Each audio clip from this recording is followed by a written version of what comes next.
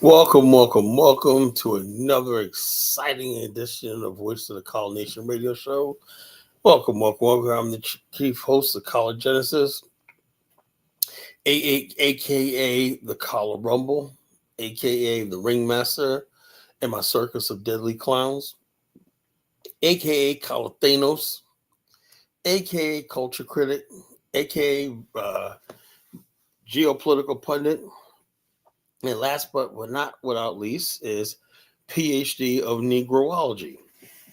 Now, I've been around a long time, as you know. I started my internet career about 20 years ago, and something.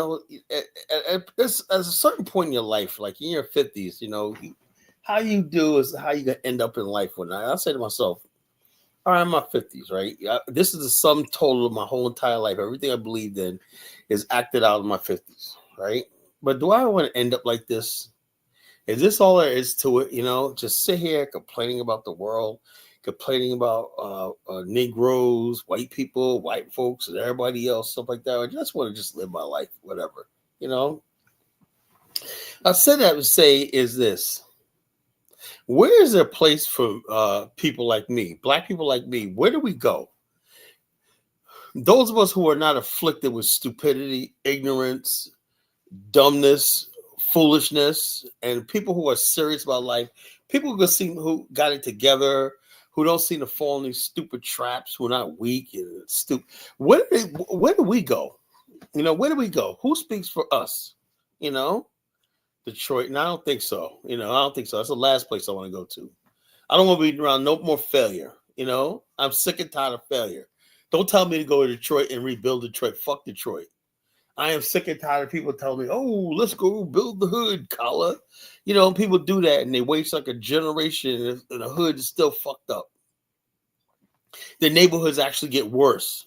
No matter the more you do, the neighborhoods get worse. So, like I said, it's the triumph of ignorance and stupidity. They won. They won. I'm just looking at online right now. Internet will tell you a lot about how people are.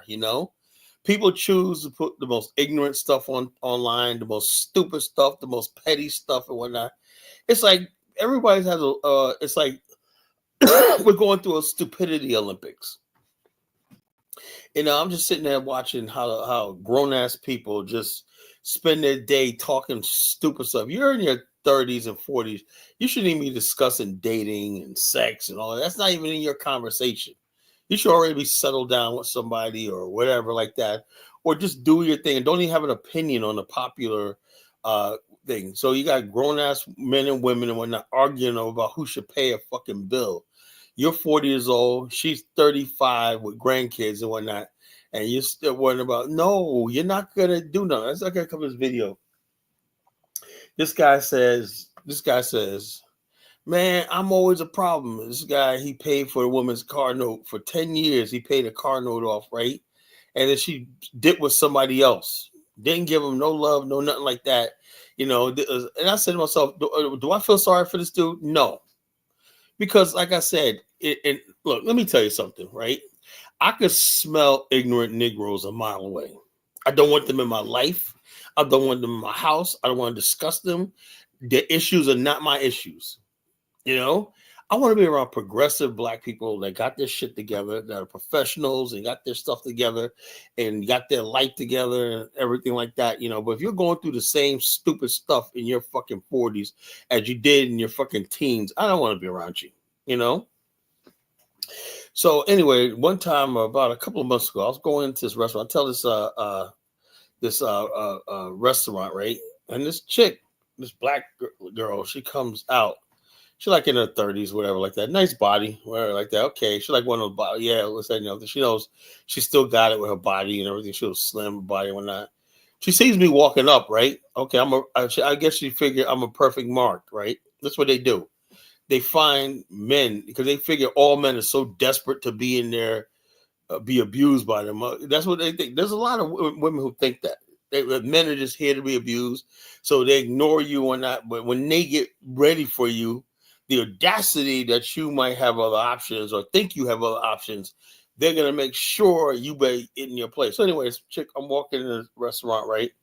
His chick comes outside and says, "Sir, can you help me?" I said, "Absolutely not." Well, I said, "I don't give a flying fuck what you need. Get the fuck out of my face. I'm going here to have lunch." "Well, excuse me." I said, "What you in the hell you come up to me for?" And I said, some people say, "Colin, why you got no mood to her?" Because I don't like fucking female. Cause you know what it is? Because it used to be a time a female like that looked pretty good, whatever like that, would just bring and have me, and I'd just go out there. Next thing you know, I'm in all kinds of freaking problems. I mean, halfway killed by some baby daddy somewhere, some boyfriend, whatever. So now, as you get older, you say to yourself, you say, "No, whatever you're offering, it's not worth it. I don't want to be involved with you. I don't want to take your kid to Chuck E. Cheese. I don't want. I don't want to pay your light bill. I don't want to take you to get your car fixed, and then I know you're $50 short, and I got to come up with it and stuff like that. You know. So so it's no, it's a non-negotiable.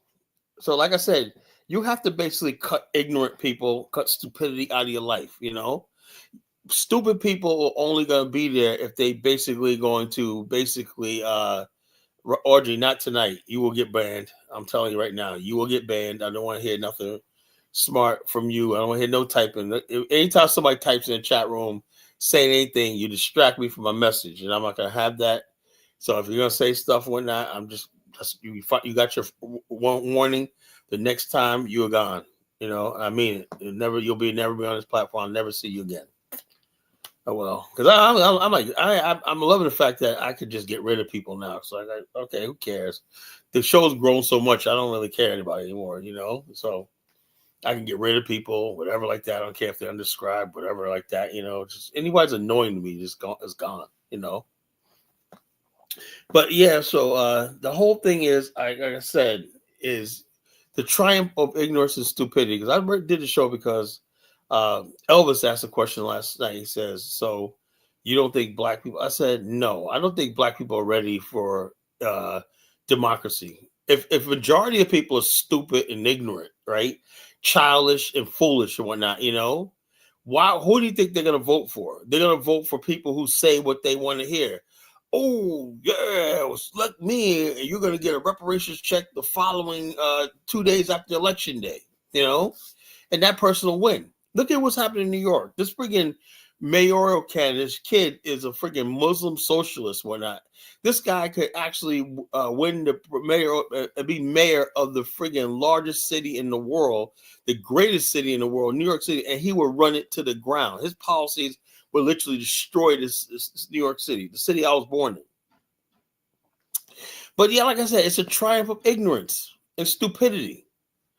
Saying people on the air, say you're gonna make a $30 minimum wage. How the fuck are you gonna do that? How is a company's gonna afford to pay every deadbeat $30 an hour? It's insane. But the ignorant people are triumphing because they use emotion and stupidity. They care about your feelings. They tell you, "Oh, the rich are getting rich," and blah blah blah. We got to redistribute wealth and all this kind of freaking foolishness. So, with that being said, what chance do we have? Why am I doing this? You know, if we build a nation, a new nation, and whatnot, you know, how do you basically guarantee that the people that's running the country and make the decisions and everything won't get voted out because they won't give everybody freebies? You know, how do you know that ignorance is I just feel like this. I look at what happened with Liberia, right? The ignorant people got in power in the country and whatnot, and they drove it to the ground. That's all it was, you know. People, we need democracy and whatnot. And I'm saying to myself, no, you don't deserve democracy. You know, you don't deserve democracy. You know, so I'm saying to myself, no, you don't deserve democracy. You know, democracy is a farce. I don't know who came up with the idea that democracy works, whatever like that. I don't really know what that says. I think it's just propaganda. I think people don't even know what they're talking about. But the white man does. What do you think? Do you think the Americans, are going to let democracy reign in Saudi Arabia? It's a crucial point of getting oil? No. You think America's going to promote democracy in Kuwait? No. Where was democracy when America was propping up Imelda Marcos in the Philippines? These people were so freaking rich. The the Marcos, the oligarchy, the Ferdinand and Isabella Marcos regime in the Philippines. They were super, super rich. Imelda Marcos and which we call. So where was democracy then? It didn't exist. Where was democracy in South Korea? It did not exist. So this farce about democracy, and you got Negroes talking about democracy.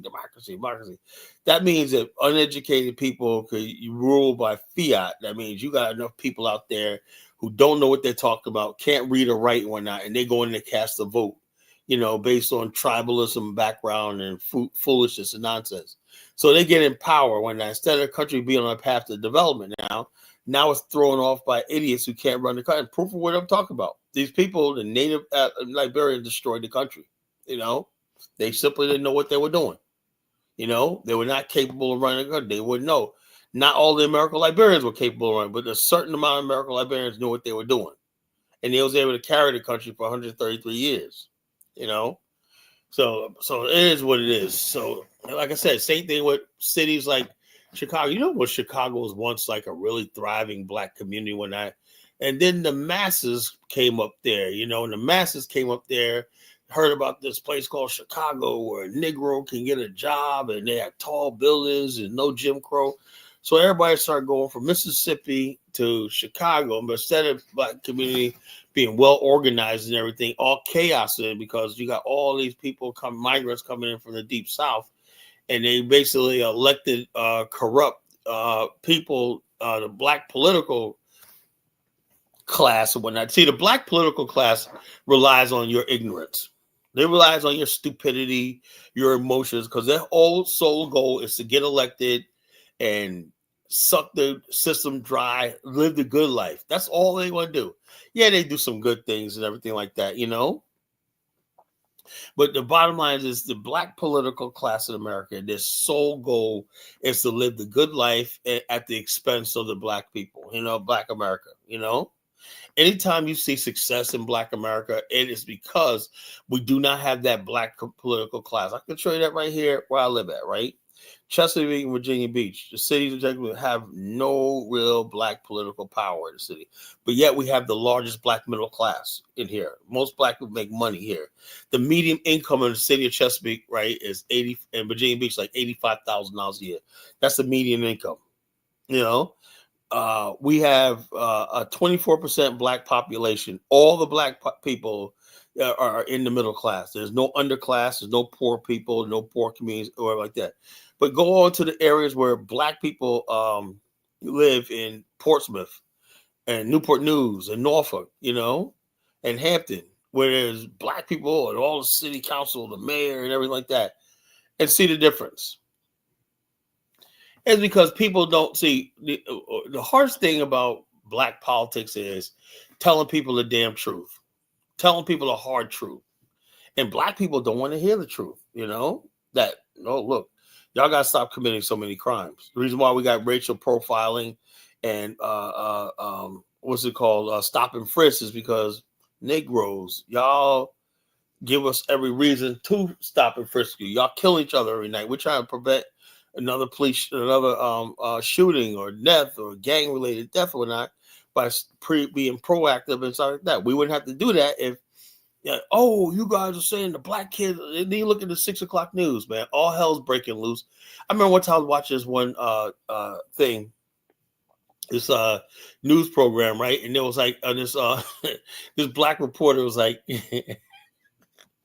I'm sorry, I don't mean to laugh, man. I don't mean to laugh, but this Black reporter's out there. We're on the scene of we had a shooting out here, 3 people shot and whatnot, and they're interviewing the police, and the people like, I saw this, blah, blah, blah.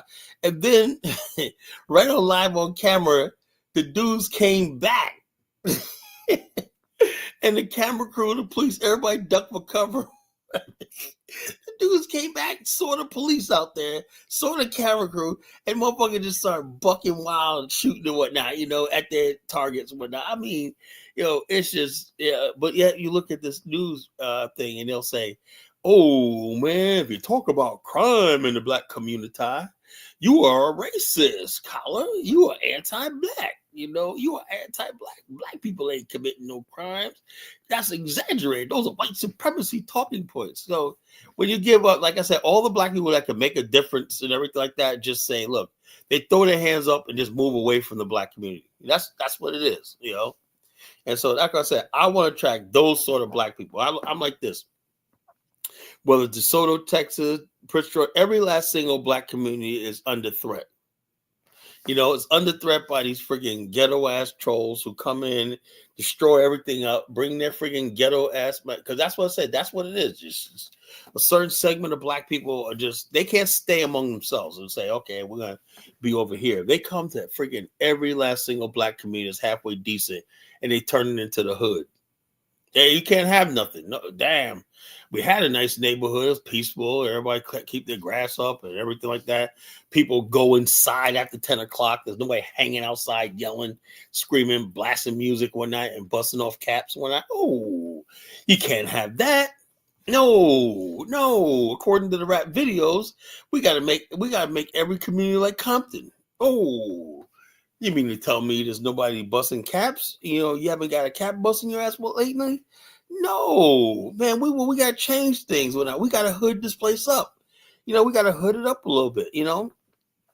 The triumph of ignorance and stupidity. Now, when you got titles like the triumph of ignorance and stupidity, you know it's going down in Colin. You know sparks are going to fly tonight, you know. I wonder who's going to rumble tonight, man. I mean, 3 nights ago, we had friggin' Amara in 1776. Woo, that was classic. That was classic, man. I'm looking for another one like that. I cut it off after a while, man, but that was classic. Amara, man. Oh my God, man, that was great. That was great, hysterical, and that. So we want to basically say, yo, look, when you got topics like this, you know you need to like, share, and subscribe. You know you need to tell a friend. You know you need to stop what you're doing, hit that like button, hit the subscribe button. You know, it's the right thing to do. You know. Oh, here's Kwame. White supremacy play. I'm sick of the white supremacy boogeyman.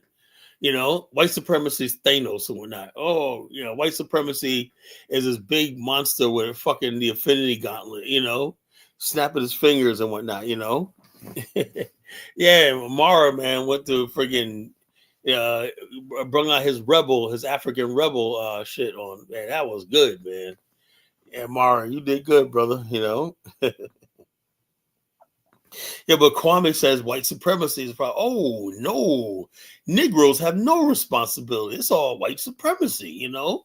That's what I said. That's why I said us black people we're tired, man, you know? All y'all white supremacy being oppressed by Negroes got to go. We want to do our own fucking thing, you know? We want to do our own thing. When y'all think white supremacy is oppressing you, man, hey, y'all on your own. Those of us black people who are not oppressed by white supremacy, do whatever we want to do. We're getting together. We're building something, you know? Yeah, that shit is so fucking old, man. Kwame is a fan, you know. He's one of these dudes that listen to these old ass, dusty ass Negroes on 125th Street in Harlem and whatnot, you know. All these niggas sitting there on government assistance and whatnot, living in public housing and everything like that. See, the white man, blah, blah, blah. See, when you get older, Kwame, you'll look at these dudes like they're clowns, you know? I was you one time. I was young. I was impressionable. You know, now I have absolutely no respect for these dudes. None whatsoever. Because I figured, man, I would be so much further in life. You know, I could have done so much if I wasn't listening to their fucking bullshit, you know? So I say, why I say that you start insulting it. First of all, True Quote, I'm saying it from a position of I know the majority of black people are okay. You're talking like the whole 45 million black people are like that. That's the difference.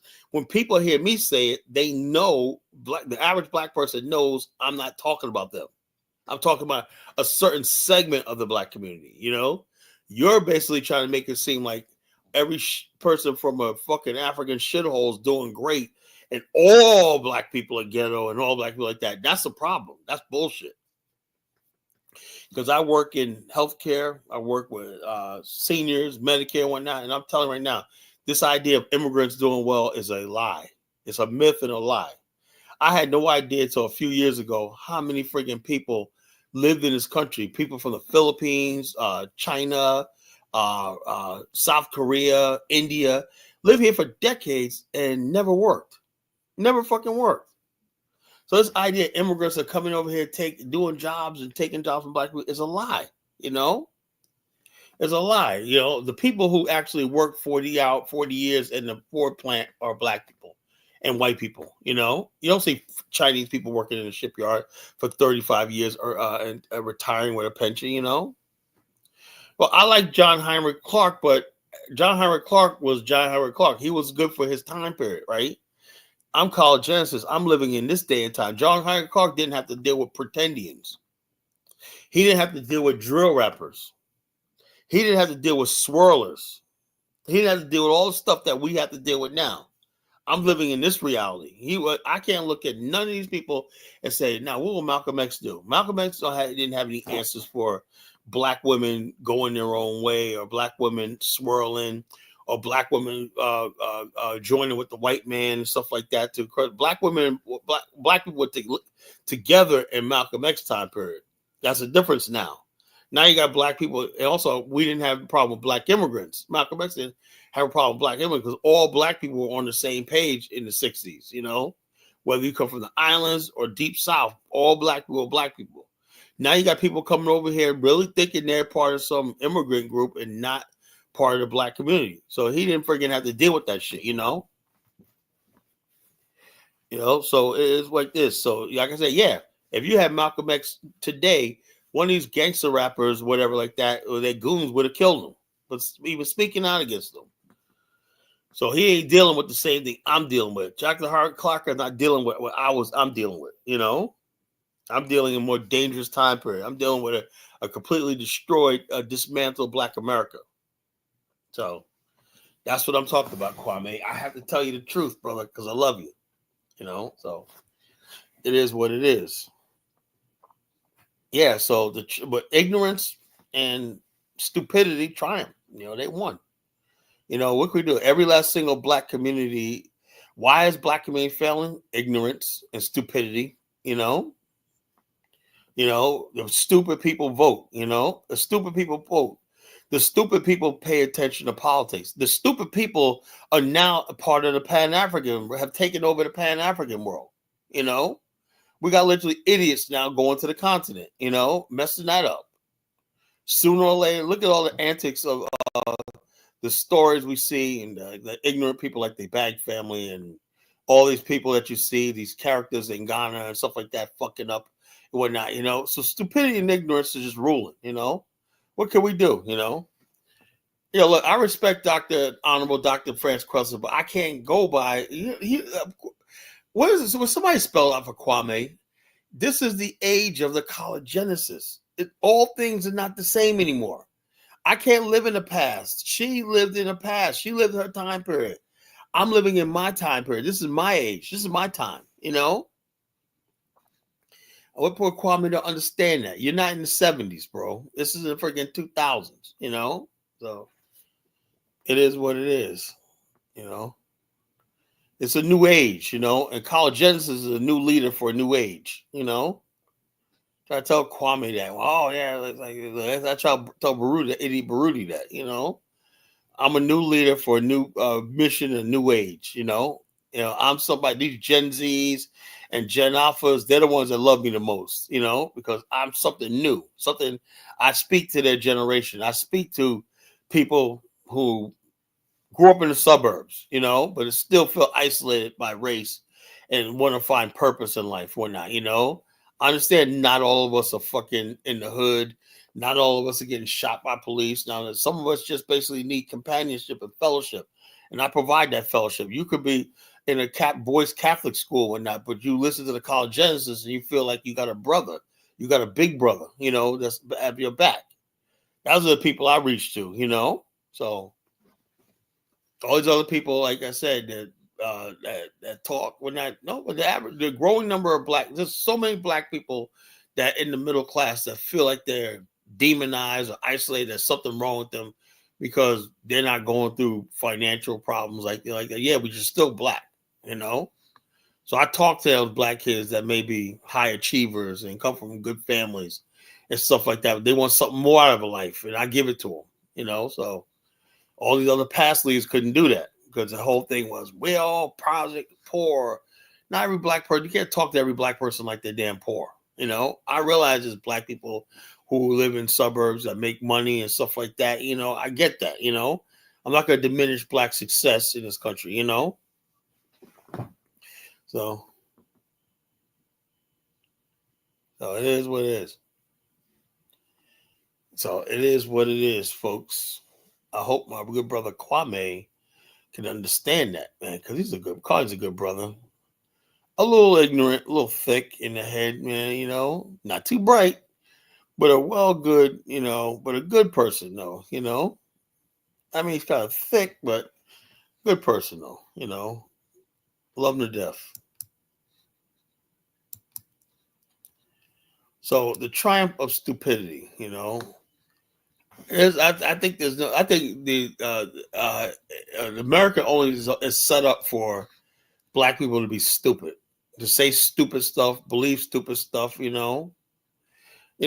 this 1776 character, only in America could somebody basically say 1776 when in 1776 it was a time period where they basically solidified the idea that the African man was a permanent slave society. After America won the Revolutionary War, 8,000 black people who fought for the side of the revolution was sold back into slavery. But you got people like 1776 talking about the manifest destiny. That's the white man's manifest destiny, fool. From Europe to the sea to shining America to the sea to shining sea. That has nothing to do with your black ass, But only in America could somebody could be that stupid to freaking take on somebody else's mission. Like I said, I wish America a lot of luck. 1776, the 4th of July is coming up next Friday, I wish America all the best. I wish it 500 more years, right? But at the same time, don't tell me I got to celebrate the shit, If I say I'm not feeling it, I don't feel nothing when I see that flag. I don't feel nothing. Every word out of a white man's mouth is a fucking lie, and America is a lie, But people want to believe a lie. Go ahead. Like I said, there's people that believe in Santa Claus. I knew this one kid. I ain't gonna say his name. Well, I'm gonna say his name was AJ, right? Do you know I was in 7th grade, right?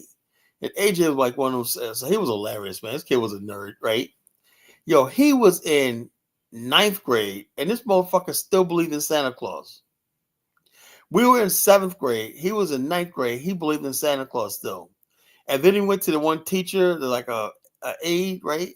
And she was like, he was like, it doesn't Santa Claus this? Yes, right? I never forget it, man, because one night, man, we were like his house, on mischief night, we're gonna bomb this. We go around bombing people's houses and whatnot. And we had to get AJ's house one night, and that was a ritual. We put toilet paper in this tree and whatnot, and throw a bunch of eggs at his house, or rotten eggs at his house. Then one year he came out with a BB gun. He's gonna defending his property. It was hilarious. Oh man. That was like I said, yeah, those were the time period, man. We were like, this is one of those kids. This is the type of kid that we just give a wedgie to. When I see his underwear hanging out, we just grab it and pull his ass up and give him a wedgie. Oh, So it is what it is. Middle class, upper class, black people don't face racism. No, we face racism, but we're not victims of it. We know how to deal with it. I face racism every day, but we're not victims of it. We want to deal with racism in another way by building black businesses, by connecting with globally, building cells and organizations like this. That's what we do, so this idea that we don't deal with racism. Of course we deal with racism. You're black in this country, you deal with racism. But we're not going to sit there and fucking sit on the stoop with a 40 ounce smoking a blunt and not do anything with our lives. We're going to still endure. That's the difference, Kwame. We're not going to sit there and be like, Yeah, our ancestors were strong, call America is what makes Black America. No, it's not. Black America is what makes America special. Without Black America, America would have no music, would have nothing. This country's whole story is the African story. America's story of the African. America tries to make it seem like it only has a European story, right? No, America has an African story, and African Americans are the American story, the African story of America, Can't erase that, So it is what it is. So it is what it is. Yeah, no, the bottom line is this: Soul City only fell because Black people were told that we have to integrate with white people, and the nearer thy God to thee is the best. So Soul City was conceived by Black people like me. We don't need to be around white people. We can build our own shit. But the Black people there's Black people who really feel to this day that if they aren't, I never forget this one in Alabama, Birmingham. There's a section of Birmingham that wants to succeed from Greater Birmingham, right? And the Black people are blocking it because the Black people are now going to the white schools, whatever like that. And I listened to this one civil rights type, right? He says, no, we fought so hard to be included. And the white people are like, yo, look, we just want to have our own tax base. We're tired of carrying the Black section of the city. We want to succeed. And the Black people are like, no, because we're going to miss out not having it. So in other words, just saying that you cannot build the Black educational system in your area to like this. That the only way Black people can get a decent education if they got to be sitting in classroom with white people. That's what it's basically saying. So I don't believe that, Kwame, one for one bit. Now, the people who believe like that are the reason why Soul Cities, Black nationalist movements always fail, because they told us that if we part ways from white America, like 1776 believes, that we would die, that we cannot do anything outside of white America,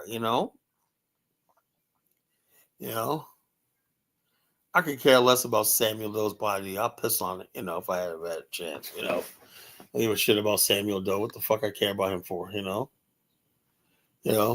it is what it is. Well, it is. Somebody says nobody loves the USA, but nobody wants to be deported. Hey, I don't. Like I said, I'm here. It is what it is. I just make the best of it. There's no way you're gonna tell me I gotta believe in something or love something I don't believe in. Yeah, will I benefit from America? Of course I do. Would I trade it for anything right now? Of course not. But don't mean that what they want, brother, you cannot have. You want my soul, and you cannot have that. My soul's not for sale. America has my body. I gotta work here.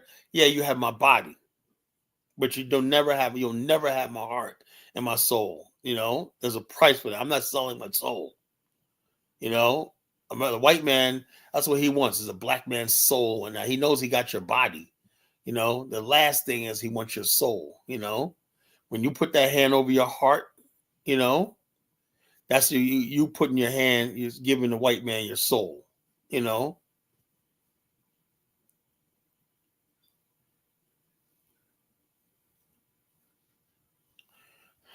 So it is what it is. I can't do that.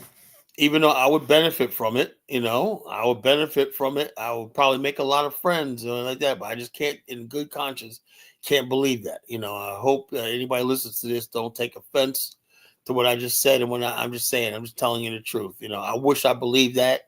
I wish I believed America was this country they say it was, because I listened to Ronald Reagan. There's all these great men speaking when now they speak such nice, beautiful words about this country and all that. But I know. I look at my people and I look what happened to us and everything. I look at what all the stuff they destroyed for us, whatnot, it was a lie. America's a lie, and I can't live on a lie, even if I wanted to. I can't live a lie. I gotta have the truth, because like I said, I'm a child of God, I believe the African Americans are children of God, Rena says, you're spitting in the white man part and smoking cigars and drinking his poison. Oh, really? So only a white man drinks wine and and smoke cigars. Okay, that's something new I know. Persevere court. You know what I'm saying? So most Black Americans mentally gave up college and accepted defeat. No, they didn't have the collagenesis around. I'm trying to rebirth all these Black people. I'm trying to pick them up. If I could spread that, college America, I'm gonna ride on that. Yeah, okay, ride on a lie. If that's all you are, man, go ahead. But I like riding on truth. I want to build on truth. That truth lasts longer. I can't tell you. You just worried about a few comforts. That's the whole set. The most dangerous Negro is a comfortable Negro. He have a little bit of comfort, so he gets complacent and relaxed. So Principally calls him a 17 slavery 6. Wow. That's rough, Principal. Call him 17 slavery 6. Wow. Ooh, it's getting heated. Didn't I tell you? Things are going to get heated tonight. What's going down in Colin. So always stop what you're doing. Like, share, and subscribe. Tell a friend. Tell a foe. Tell you what, I heard that my good friend, Black Skin is Amazing channel got canceled. I said, I don't want to get my channel canceled, so I'm warning everybody. Don't start with your shit up here. No using terms like the F word, the N word, and all stuff like that, and cursing, calling bees and ho. Just watch your loud mouth up here, because I have to delete you. Because I came all this far. I don't want my channel deleted. They'll delete it just like that. So if I had to rock with 1776 or 1804, I would go with the 1804, bro. Those are Black people fighting for their liberation. So greater, Wow, man. 1776 sounds like a fucking white man,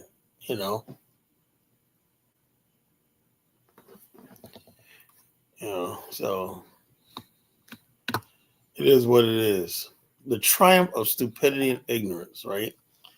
When you have Negroes talking about they are American, I'm an American Negro, And as soon as you go, you ever see one of these Black guys, they always get in front of white people.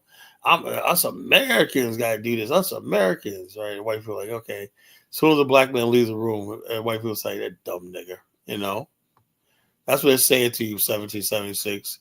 When you're up there talking about us America and America first, MAGA and whatnot. As soon as you leave the room, they're calling you a nigger behind your back. It's just a sad situation, man, The triumph of ignorance and stupidity. I don't know what's worse, ignorance or stupidity, Yeah.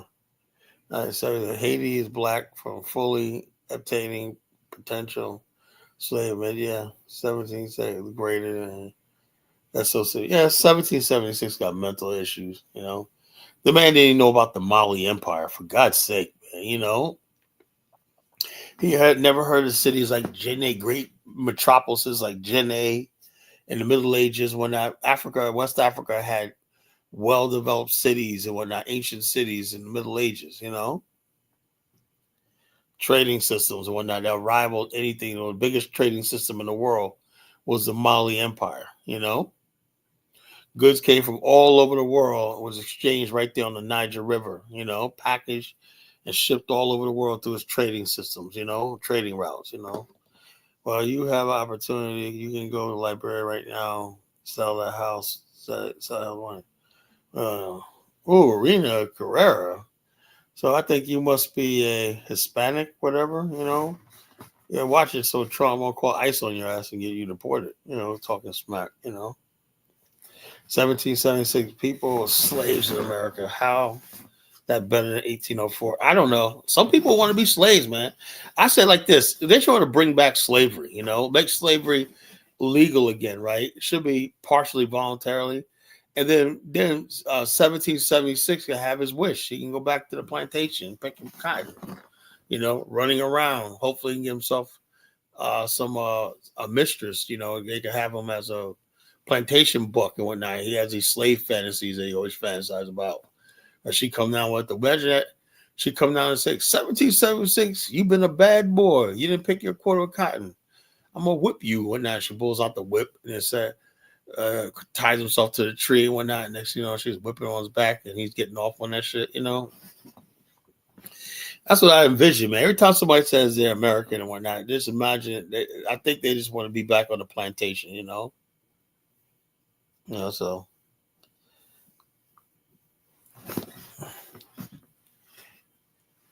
I think you mean Warren, North Carolina. I know I've been there before. I think you mean Warren, moron,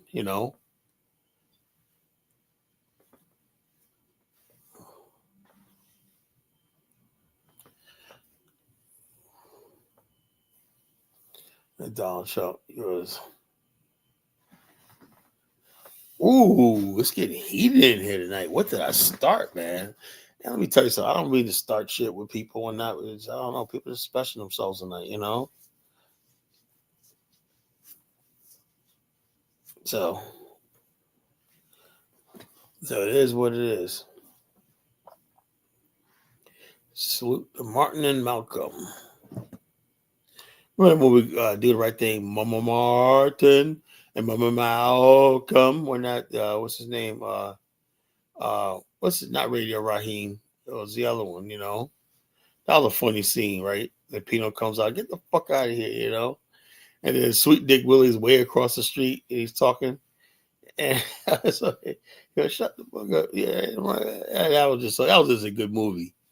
They yelling at each other from a long distance and whatnot, And Danny Aiello comes up there. Okay, Willie, blah blah blah. He has to keep everything quiet and whatnot. That was a good movie, I got Spike Lee. To me, that was Spike Lee's best movie. Do the Right Thing. That was Spike Lee's best movie. Yeah, I picked Cotton when he was a little bit. Bears, real North Carolina. Oh, good for you, man. Good for you. Good for you. Good for you. You picked Cotton. Somebody got to do it, Yeah. Oh, I got to see that movie then, Yeah, the Patriot. That's exactly what happened. The black people, fighting for the Americans, so he could send his ass back to the plantation. Yeah, that's what you were fighting. You were fighting to preserve the slave system in 1776, man. 1776 was all about the white man's ability to have slaves. That's what it was all about, Same thing with the Civil War, all rooted in the slave trade, So I was like, if I was 1776, I'll be hiding right now, How can you be proud of that shit? Change your name, bro. 1776, man, Yeah, black people who basically fought for the British, right, which I would have done, were called loyalists, and they were basically evacuated to places like Jamaica, Nova Scotia, and then Sierra Leone. They found Freetown, Sierra Leone, Some of them made it to Liberia eventually, So the bottom line is this: they got their freedom and they were out of here. The black people who fought for the revolution would turn back to slavery. Your natural state. The natural state of a black man in America is a slave. Or suffering. That's why we're still suffering today. Because the white man wrote the natural state. So it just us having, like, as I said, I don't respect much out of America. Right? The fact that we walk around, we have careers and stuff like that. It's really remarkable because we were never supposed to have any of this shit. So I don't know black people thinking they're gonna get reparations. Shit, your reparations is, nigga, you don't got a chain on your neck. That's how bad it was. They were like, damn, man, we don't want to give up our slaves, but damn.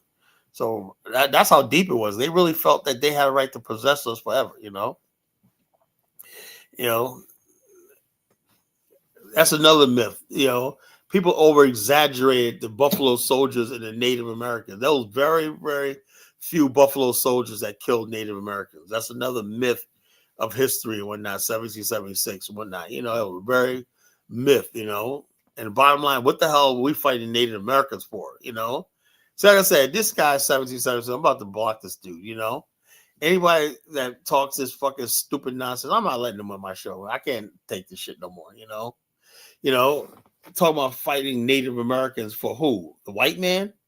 No, we don't do that shit. Let the white man fight. Like I said, as many things I say about the white man. I say, look, if you guys are fighting your own wars, fighting your own battles, do what the fuck you want to do. I say, render unto Caesar that which is Caesar's. If you believe in this American manifest destiny, that means you're going to conquer Mexico, conquer this person, use the Chinese and whatnot. That's that race is on you.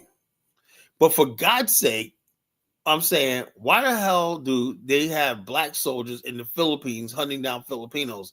Why do they send us to fucking Cuba? They send black soldiers to Haiti to fight the Haitians. They always fighting us, send us around the world fighting their battles, a country that fucking hates us and whatnot,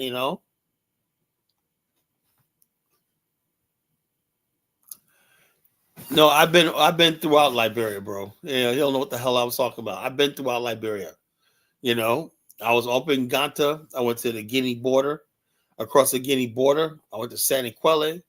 I was in Robertsport, and I was in the Sierra Leone border right there. The only place I have not gone in Liberia yet is Maryland County. That's it. And Grangita. I mean, all over the rest of the country. So you don't know what you're talking about, Raina, or whatever, who the hell you are, Yeah, no. Bottom line, it was all logistics. Who was going to pay for those soldiers to go over there? That's the whole thing. Reparations should have been a transport and the financing of black people's exodus out of America. Millions would have left.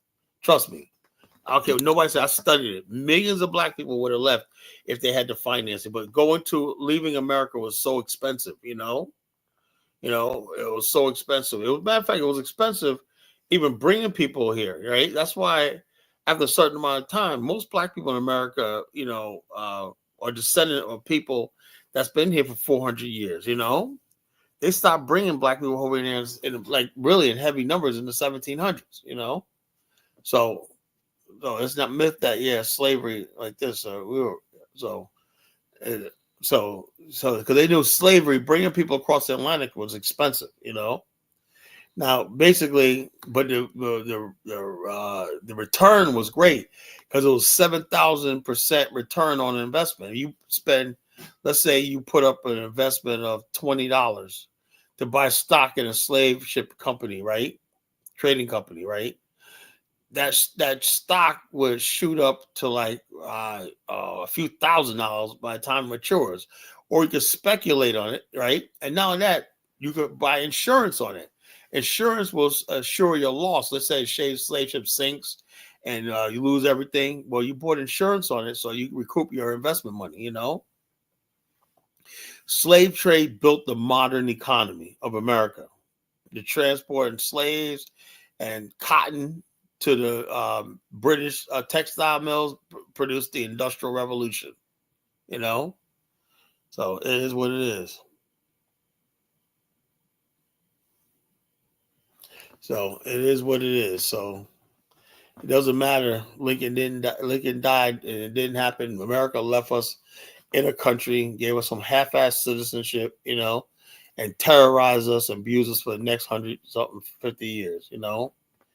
It is what it is. But it is what it is.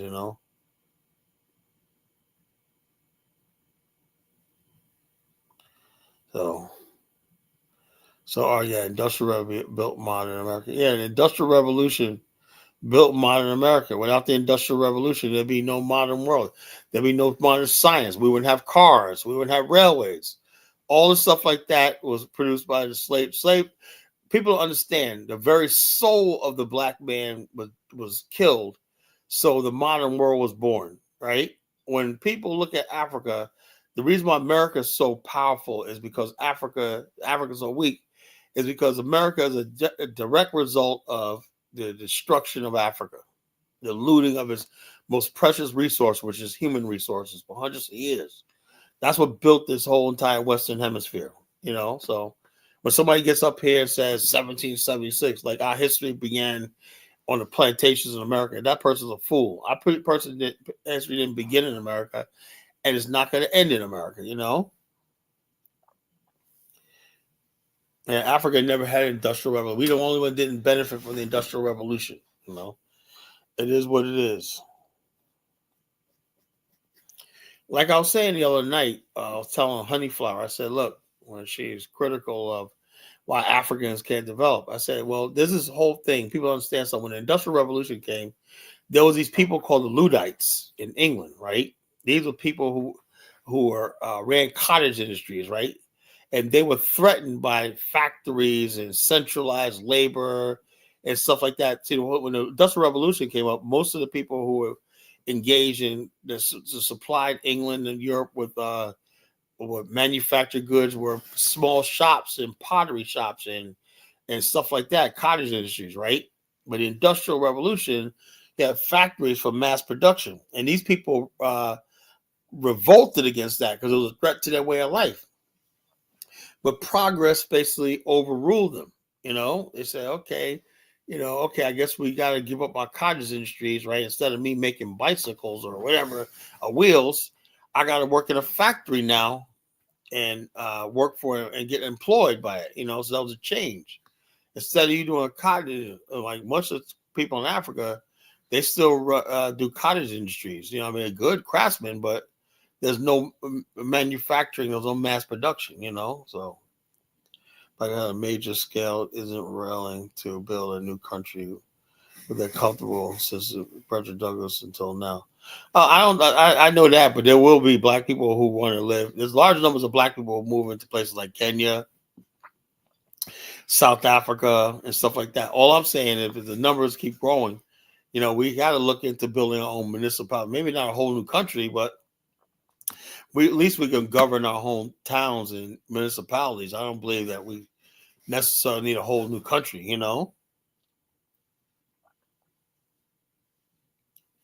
Yeah, Africa, like I said, that's what happens when you got ignorance triumphs or ignorance, the triumph of ignorance and stupidity. Africa is unindustrialized, is backward because of ignorance. Most people on the continent are ignorant, and backward. Backwardness and ignorance and whatnot is the reason why Africa is not developed. No other reason. Ignorance and backwardness. People choose to be ignorant. What can you do? Africa has a continent that has never had large scale industrial manufacturing. So yeah, it is what it is. Maybe because Africans don't want it like that. How do you know Africans want to work? Do you understand? I'm gonna play something. I'm gonna tell you how it is. I'm gonna show you something. I'll be right back, folks. I'm gonna show you something. What I'm talking about.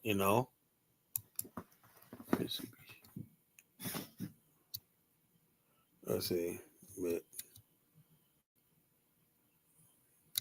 So Beach Island. Let's see here.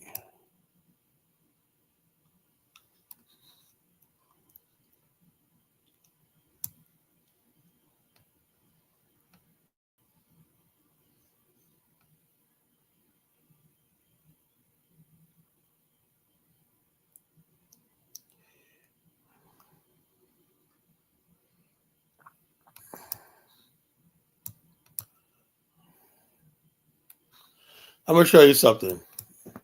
I'm gonna show you the reality, the ugly reality of industrialization. What it takes. There was one island called Mitsubishi Island, right? Built battleships, right? Battleship, right? The people were put on this island, right? The workers couldn't even leave. It was a brutal place. The mortality rate was so freaking high. People died.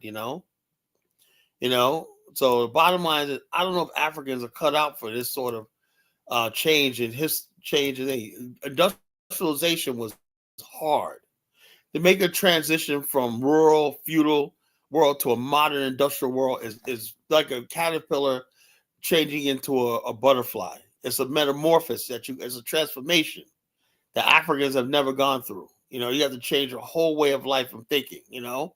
The fact that Africans choose to come over here and battle with Black Americans instead of seeing that they need to industrialize is sad.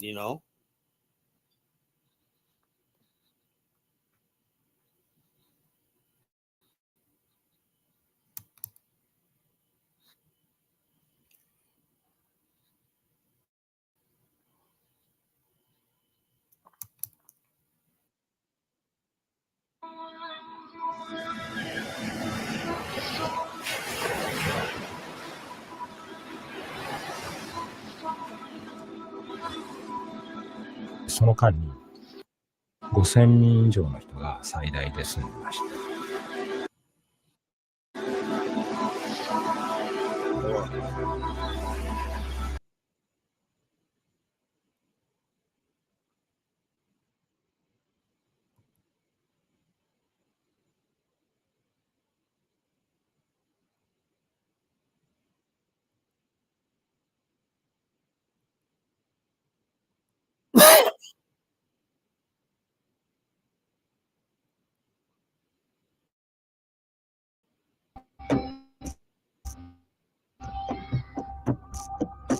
私たちはこれまで6年間、羽島に存在する建築物の調査を行ってきました。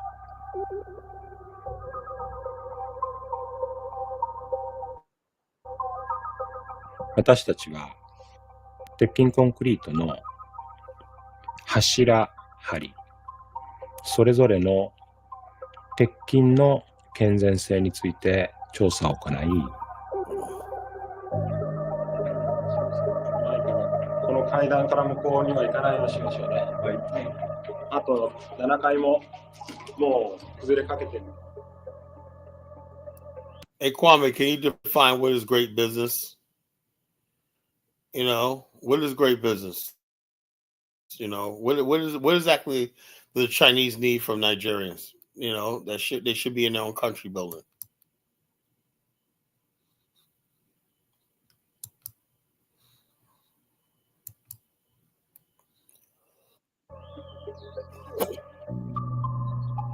ここに鉄筋があるね。かぶりが30ミリ。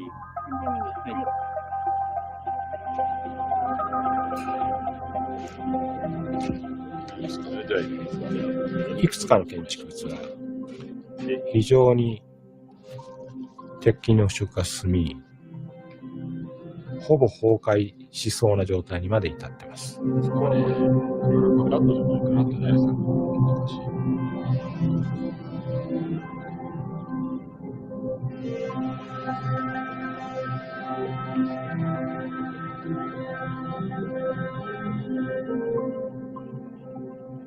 当時の羽島を知ってる人は、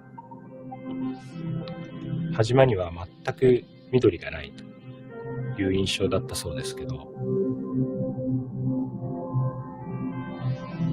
非常に人工的な島でしたが、人々が去った後は自然の島に戻ってしまいました。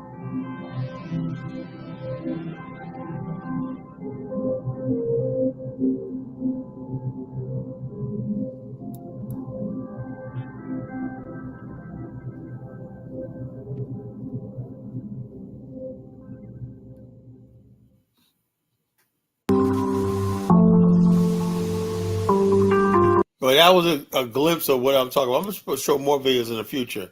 You know, the Japanese basically, that was an island called Gunga-din. You know, it was a man-made island that Mitsubishi factory. They would import coal and steel, iron ore and stuff like that, you know, natural resources, and convert them, process them. It was so grueling. Men lived in dormitories, single men dormitories. Women lived in there and stuff like that. It was a really, really grueling life. You know, the people just really, really suffered on these islands and whatnot. But the bottom line is they were taken from their rural areas to work in these industrial factories. But that's what people had to do to develop, you know. Yeah, the Japanese are massive delayed gratification. You look at their culture, look at the way they practice martial arts. You know, it's very patient. You know, it's patient and timing and stuff like that. You know, they delay gratification for a thing. The Japanese wanted to strike at America in 1853, but they said, look, we have to wait for 80 years. It was like 80 years when Japan flew over, said, climb Mount Nikitaka. That was the attack on Pearl Harbor, right? They waited 80 years for that. They had to build modernize their country, do all that stuff like that, because they figured the one country that was threatening them in the Pacific was America. America's manifest destiny had pushed it across the islands and reached Japan. So Japan said, we're no match for America, but we will build them. We will be one day, you know? And so they waited. You know, it was like 75 years, you know? People sacrificed, worked hard, everything like that. Savings, studying, everything like that. And then 75 years later, Japan was ready to confront the United States. They waited. They're like the Arabs. The Arabs can't wait to build their country up. They rather strap a bomb on themselves and blow shit up, right? Instead of waiting and building their society up to like stand up to America, they rather strap a bomb on the short way or the easy way and strap a bomb to themselves and use active terrorism, which is cowardice.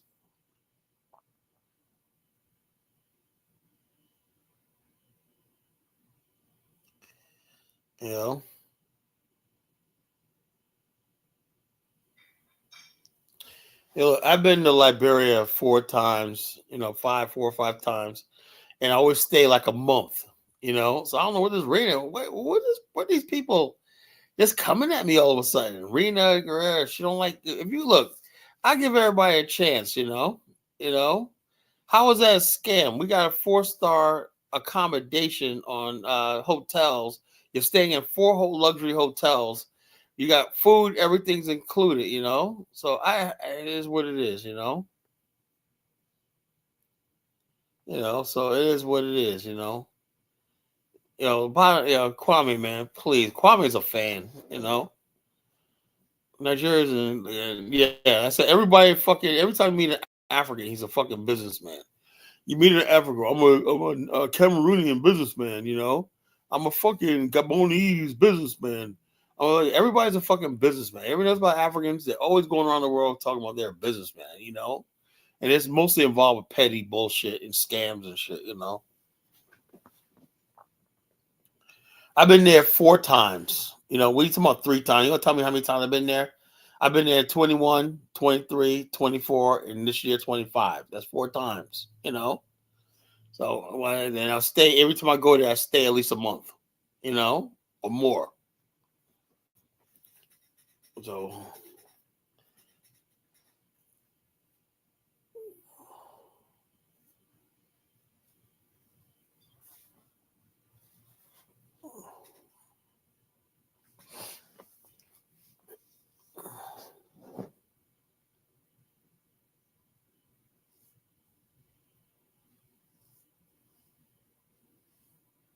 I remember 5 years ago, I was supposed to bring my wife. Never happened. What are you talking about? What are you talking about?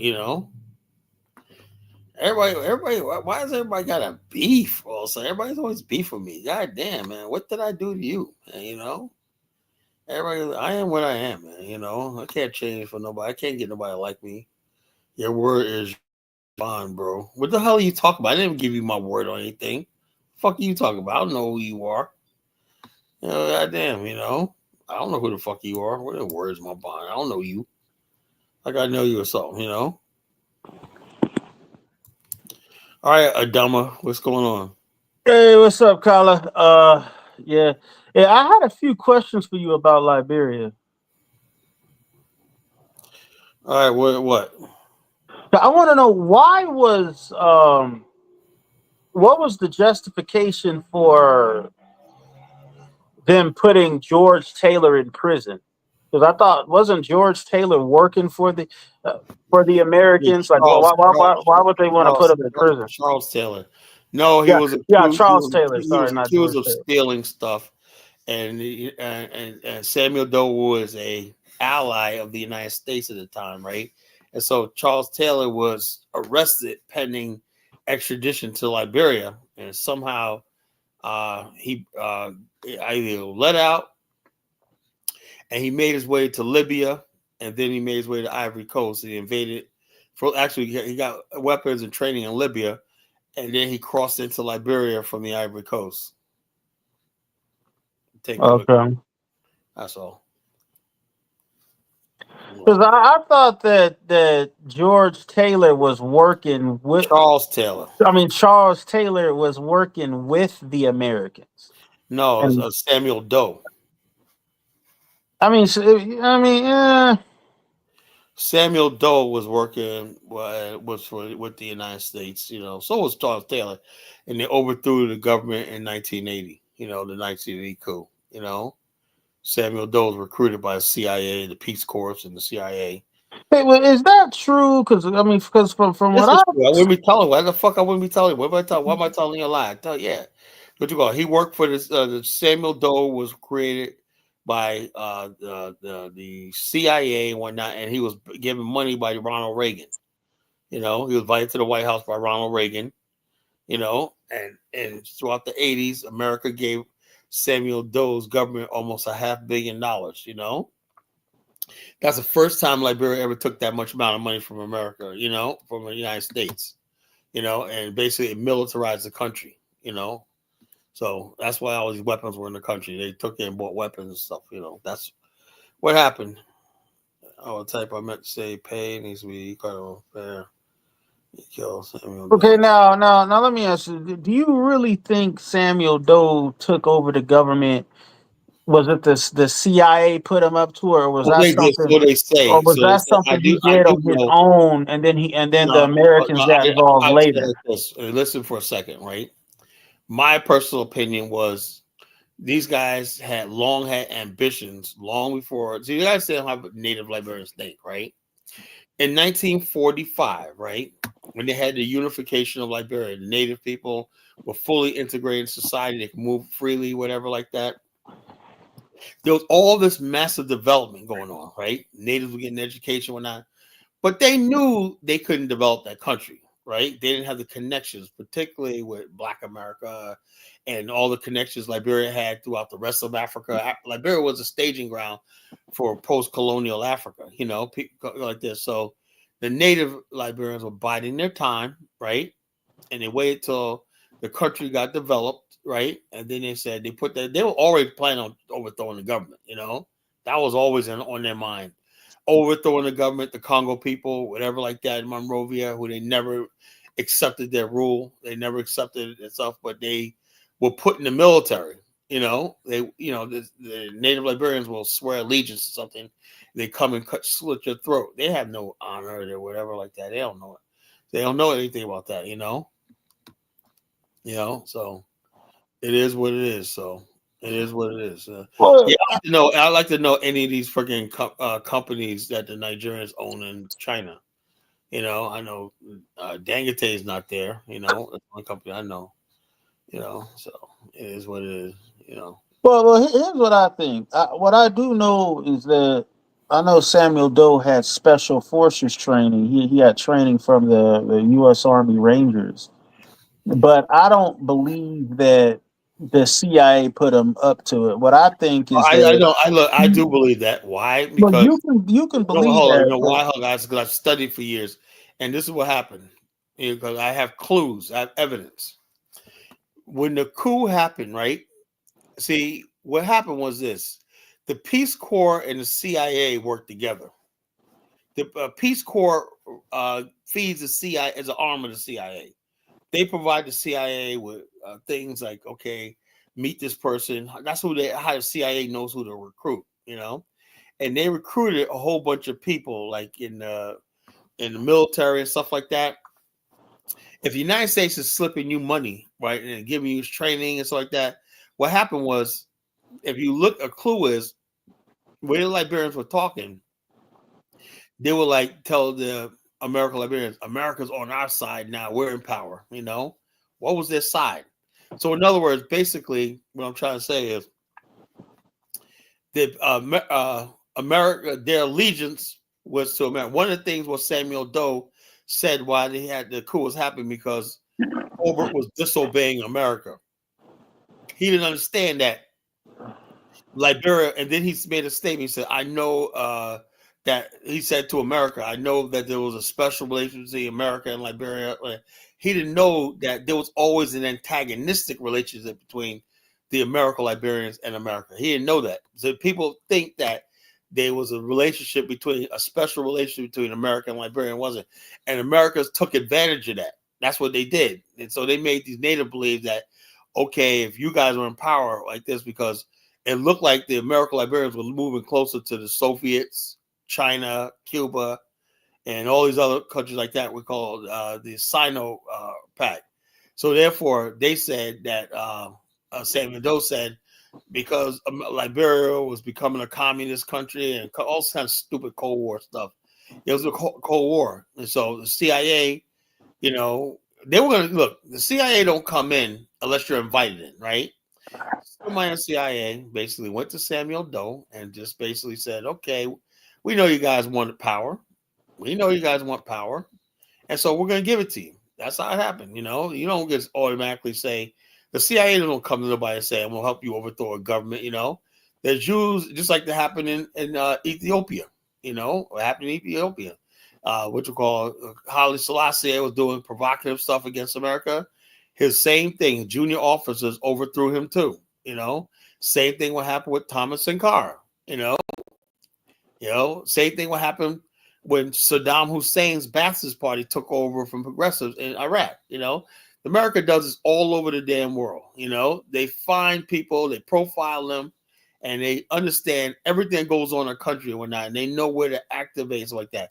Now, people like Cuba and Libya was able to counter that because they had a counter inspiring in their countries. When they Libya spied on their people overseas. They knew who you were meeting with, and so and they set assassins overseas. You know, watching everybody. If you gave a speech or you met with the wrong people, if you're a Libyan student living abroad, you had to know you were being watched. You know, Liberia didn't have that. You had people where the coup was plotted was here in America. There was a lot of Liberians that lived abroad who basically plotted the coup from over here. You know, and then people like Balkis Matthews and all the people came back to Liberia and implemented their plan. It started in America, you know, but people getting radicalized and brainwashed, you know, and stuff like that, you know. But here's somebody coming here to disagree with me. Let's bring Elvis on. I know he got something to disagree with, you know. You can just never go on. All right, Elvis, what do you disagree with now?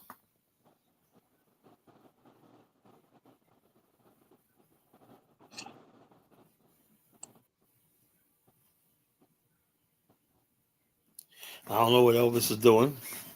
You know, yeah, get rid of that Obama phone. But the bottom line is this: the coup didn't start by Native people like that. It was an educated Native people who said, you know something, instead of going overseas, getting education, building a country. And to be perfectly honest with you, right? Be honest with you like this, the country was doomed to fail.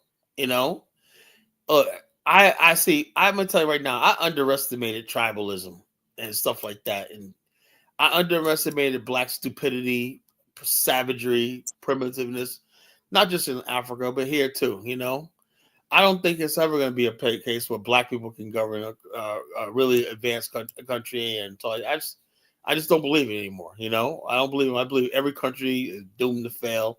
Liberia was no different and everything like that. So the coup was going to happen regardless. You know, that's all the Black people know is war, chaos, and going to somebody else's country to live. You know, so it is what it is. You know, so that's my answer. The coup was going to happen regardless of what happened. It was going to happen. You know, that's what Black people do. You know, all we now do is kill each other and fight each other over power. You know, and have nothing. You know, that's what's up.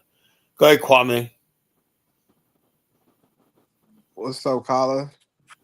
I say, Kala. What's going I on? say to the panel.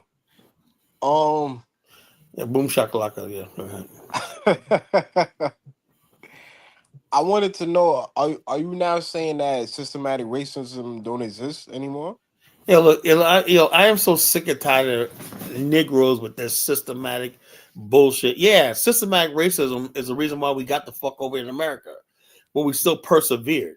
You know, I'm sick and tired of people using systematic racism to sit on their ass and do nothing. No, I'm really serious. I'm talking about. I'm just talking Yeah, about. hold up. We know it exists, but hold up. If I could be successful, my sister could be successful. Everybody I know Black is successful or whatnot. What is that doing for holding anybody back? I'm saying it exists in certain Yeah, areas it exists, but other. hold up. But it exists. It affects weak Black people, you know, and weak Black people are a liability. You know, we can't afford you no more. You know, the Black So people would you say? hold on, Black people, like when they say Black people, like, yeah, man, they put the crack in our community, but who told you to pick up the fucking crack pipe, sell it, and smoke it? You know, Take This, no responsibility as a person. But yet you want so much, well, I want some respect. And other people are like, no, you don't get respect, you know? You know? the systematic racism affect Soul City, Colin? Well, it's like this: black ignorance and apathy affected Soul City. You know, it was black people who said, for the most part, that we don't want it because it smacks of reverse racism. We're going backwards. We fought for integration. That's what Andrew Young said. We fought for integration, integrating America, and this is basically taking us back. So, is that white people or is that black people? As black people, but Yeah, there's no but. That's it. Black people, you know. So the bottom line is this: we're like our fucking own worst enemy. You know, we just sit back and we know, like, when you look at Soul City, they know people like you will say it's the white man, white supremacy. We don't take no responsibility for stuff like that. I'm just done with it. I'm done with making excuses for some Negroes. I'm like, if they want to be like that, hey, that's fine. You know, I just want to get together black people that want to build. You know. now I understand your point. I'm just trying to understand where you coming from with it. I'm But I saying understand your point. ignorance and stupidity have won. Yeah, you guys won. You know, okay, the white man's Thanos and whatnot. We can't do nothing, man. We just gotta keep fucking. We can't have nice communities, whatnot. Well, I'm saying, do you think we're entitled to have nice communities, Elvis? Kwame. Oh, you hear me, Kyle? I just want to get my mic. Yeah, you're all crumbly.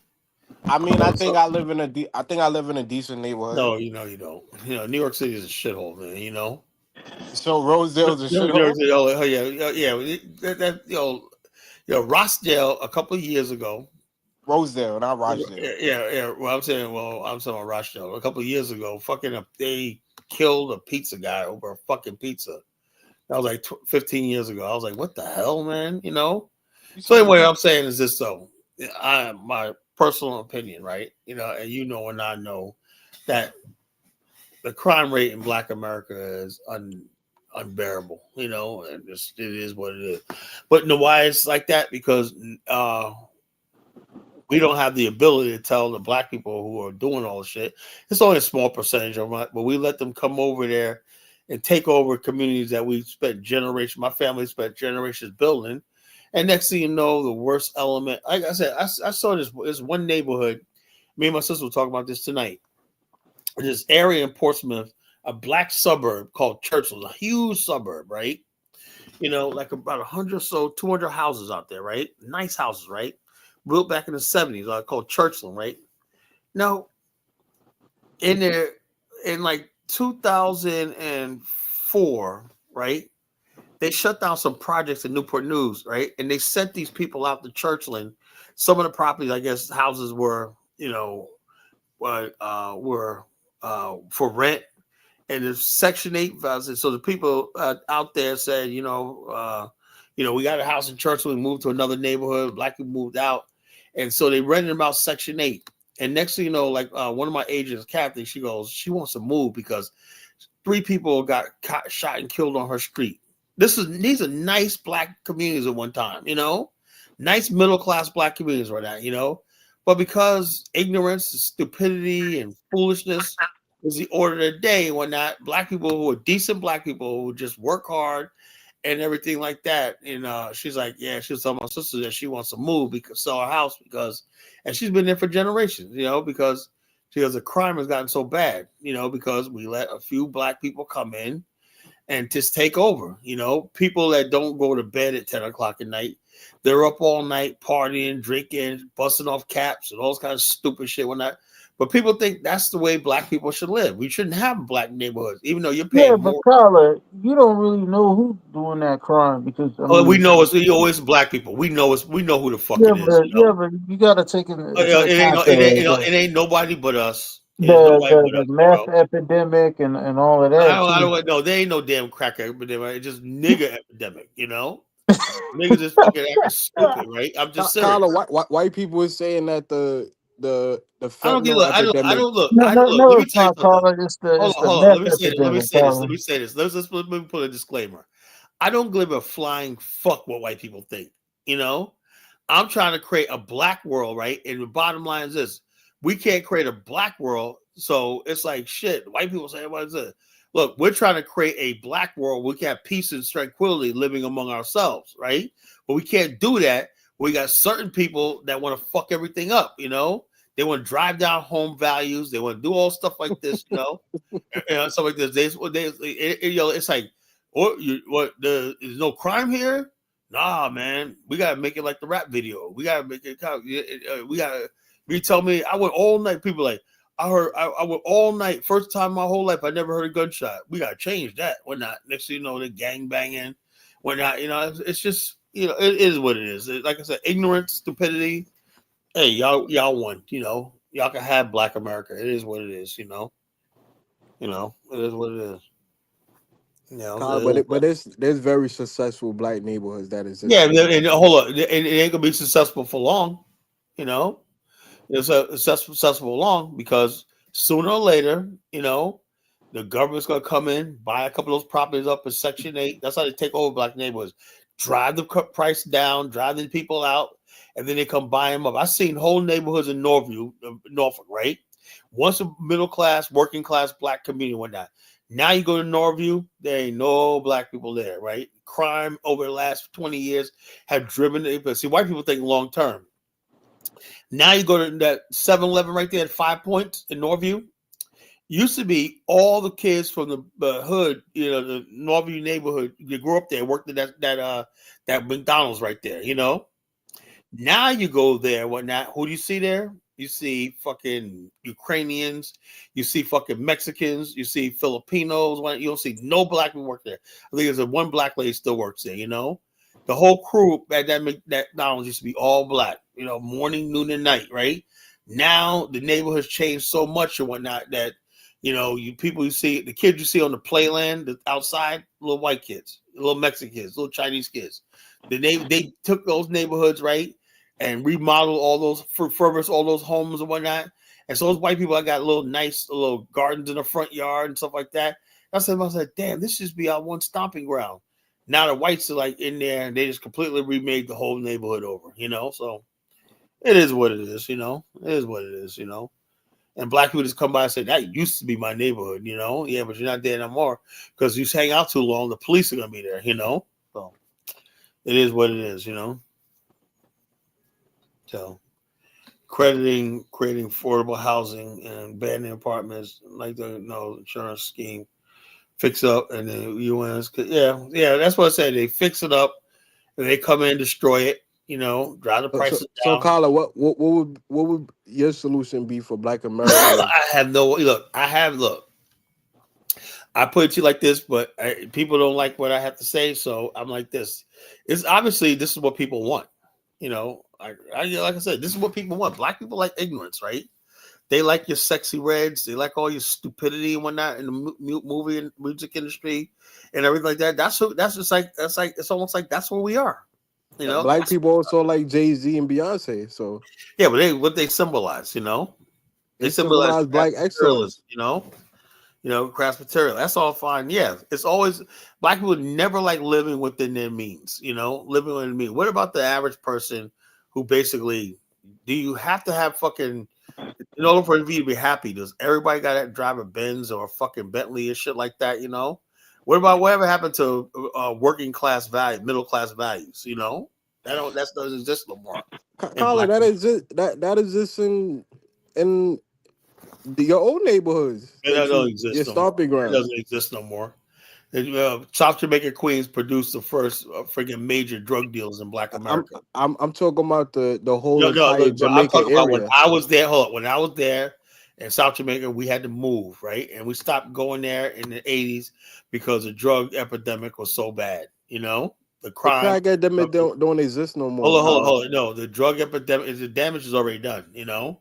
The drug epidemic, the crime epidemic was so bad, you know, drug gang, drug lords, and stuff like that. So it was started out was a good gesture in the 50s, 60s. 90% of the people in the Jamaica area are black and they own their houses. Yeah. But bottom line, yeah, like I said, you can have it. You know, I don't ever plan on going back there. You know, so not even to visit. It's a middle class neighborhood. I don't believe that. You know, I believe that. I have my family out there and Jamaica states and shit like that. But I don't want all those neighborhoods are failed societies. How You they know, failed societies? they are Is failed the societies. They are failed societies. You know, they are failed societies. Name me one. Name me one grocery store out there on Merritt Boulevard. on Merrick Boulevard? You Name me have one. Hold on. Name me one grocery store in Glassboro area, Sutton Boulevard. That's black owned. I'm not too sure about South Yeah, I know Jamaica, that. See, it doesn't exist. I told you, it never will. And it but I was could none tell. there when I lived there, and there's none there now. You know. But I could tell you a few. I could tell you a few in the Rosedale, Springfield area that's black Well, they're owned. not no black owned. Because all y'all got out there is Green Acres with the path marked and a fucking and The Pathmark don't A&P. even exist no more. They So stop you and got shop. A&P, you got ShopRite, you got all stuff like that. I know what people do in New York, you know. Ain't no damn black owned grocery store. Stop it, you know. So all right, They do. let me get Elvis on. Elvis, are you on or what? No, you're all broken up. You gotta call back in. You're breaking up.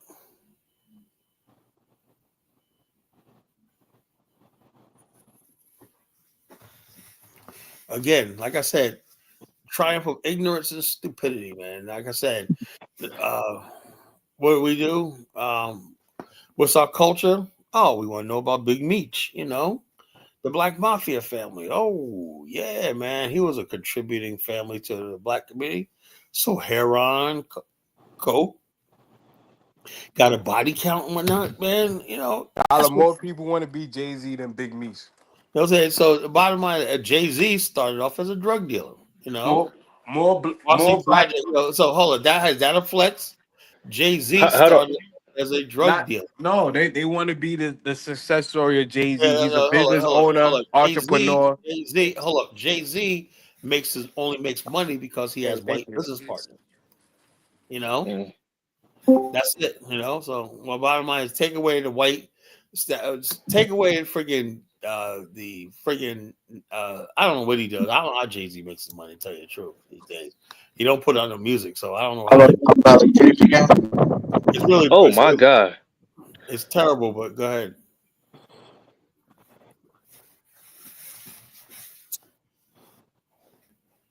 All right. Is it still noisy? It should be Oh, It's better. better now. It's a much little better bit. now. Yeah. You know what I wanted to say already. You know, you About start talking Liberia, crazy. Liberia. Yeah, when you start talking crazy, I'm going to push back. You know, that I'm not idea talking that. crazy. Hold on, I'm talking about crazy. I said, look, I did. So let me respond to it, right? Hold on. Let me put before you respond to that. I said that the coup and all that was eventually going to happen because that's what black people do. You know, you cannot. If people feel that you're something else, you're a different group, whatever like that. You're dominating shit. You know how tribalism in Africa works. When that, there's always going to be a coup. So that was bound to happen. So you know, so I'm not mad at Samuel Doe when he did what he felt he had to do. You know, so it is what it is. You know, so people try to rewrite history and be like, oh All well, right. So I know you try to take away the point, but that's not even the point I was trying to make. The okay, point I go was trying, the point I was trying to make is you made a statement that there was animosity between the United States and America, Liberia. it You was. can, well, hold on. You could say for some presidents there was some animosities, and other president was working closely with the United States. If you take somebody like a Charles D.B. King who brought in Firestone, you know, that brought a lot of jobs, brought some, you know, economic Well, growth it to the wasn't country. Charles Lee thing. When you That talk, when you look at Tubman, it was one actually second, Thomas Tyler. Barkley. When you look at Tubman, who, you know, after World War II, got a lot of investment from the United States. A lot of infrastructure was built by the United States government in Like what? collaboration with the Liberian What? government. The airport, That the was built by the Freeport, United States. The the, only thing that was built by the United States that was Franklin Roosevelt. It was brokered by black people in America. the airport and the Freeport. I Oh, mean, look, Carla, they tapped into the Lend Lease. That was the only time America ever did anything major in Liberia. the, That was the our executive mansion and our Capitol building was all that was money borrowed from the Israelis. United States. Israelis did that. Israelis It did was that. money borrowed from the United States. No. Actually, the Capitol Hill was actually funded by Liberians themselves. The executive mansion was like $11 million that was borrowed from the United States. So the United States has supported Liberian government, successive government throughout the years. The country that supported Liberia the most was Germany. You know, that was Liberia's number one trading partner. That was a trading partner. They wasn't giving us aid. Also, Germany basically built the fort in Sino. It did a lot of infrastructure. It built hospitals, same thing with the Netherlands, whatnot. So all these countries basically was involved in Liberia right now. Talbert started talking tough because he thought this idea that this myth he thought he was an African liberator. Look, America. If you look at Tolbert's speech before 1970 for the joint session of Congress, he basically condemned America for abandoning Liberia, not doing enough. That was his speech. You know that he was right, and also Cecil Dennis had a fist fight with the Undersecretary of State at the White House. Had a fist fight in the lobby in the White House. You know, they got into a fist fight, a fisticuff. You know, yeah, because he was a thug, Colin. He was a thug. No, he was a thug in Liberia. Also, he was disrespectful to the native. He was a supremacist, and he got killed. And he was one of the people put on the pole and shot. Everybody's a thug except for Elvis's crime people who killed. Nah, I'm telling you, just even think about the statement that you just made. He's a dignitary, went to the White House and got into a fist fight. Think about that. Cecil Dennis basically graduated from Lincoln University in Pennsylvania, in New Jersey, you know, and he basically was friends with Thurgood Marshall, and he was a protege of Kwame Nkrumah, you know. He was the one that was radicalized and whatnot, you know, and that was against American imperialism in Africa. He was a very black nationalist, you know. Even you're talking about foreign stuff, right? Even in the country, he had a notorious reputation for being very arrogant and disrespectful. Oh yeah, so that's what he's a thug. Yeah, but that's what people like that. But yeah, but look how the average Liberian acts. So there you go, Kai. Now you want to justify it. That's the point I'm making. What's the difference between him and General Butt Naked? No, I'm telling you, General Butt Naked is a mass murderer during the wartime. He killed a lot of people. This guy was a dignitary who shitted on his own people, shitted on the natives, made him feel small, went out in foreign affairs and got in fist fights, abused and insulted other foreign dignitaries. He was a thug, bro. We know that. He deserved to die. He was a great man. Nobody say he deserved to die. I'm just telling you that. When you try to do that as a moment of pride that he fought a U.S. Undersecretary in the White House, think about that. No, I'm saying no. The secretary. Yeah. You think that's a man who is measured and have good control over his emotions, Colin? Yeah, that's out of control, Colin. Hold up, Elvis. You know why it happened? Because the Liberians told America that you cannot keep using Robertsville Highway to engage in warfare in the Angola war and whatnot. They said, no, you can't launch. So America kept friggin' flying planes over the executive mansion in Liberia to intimidate Liberians, you know, flying their planes low, real loud and whatnot, you know. And so that's what the fist fight came from, you know. And Undersecretary. No, you know, in diplomacy, it's warranted to get in a fist fight if you have a diplomatic disagreement, Colin. It's warranted. America was coming into Liberia, flying and refueling planes. Fine, you don't get in a fist fight as a foreign minister, right? Right, that's not a reason, Colin. His ass, you know. But that's not a reason, Colin. You gotta, gotta have more decorum. Hey, look. It's sometimes it happens, you know. That's what I'm telling you. He was a thug. He was a thug and an arrogant guy. You don't thug. He didn't let the United States push him around, you know. Oh, so you go in there and fight the Undersecretary in the White House when you're a guest of the United States? That's what you do? This is a difference between you and me. I don't worship America, right? It's not just about America. It's any country that you go to. That's not diplomatic. When there, if I was him, man, I would say, look, I would told the Secretary of State, step outside and let's handle this like men. Let's fight like men. Listen to what Colin's saying. You hear this nonsense? I'm saying so. In other words, Colin, this ain't the streets, man. This ain't the street. That's exactly the point I'm making. That's thug behavior.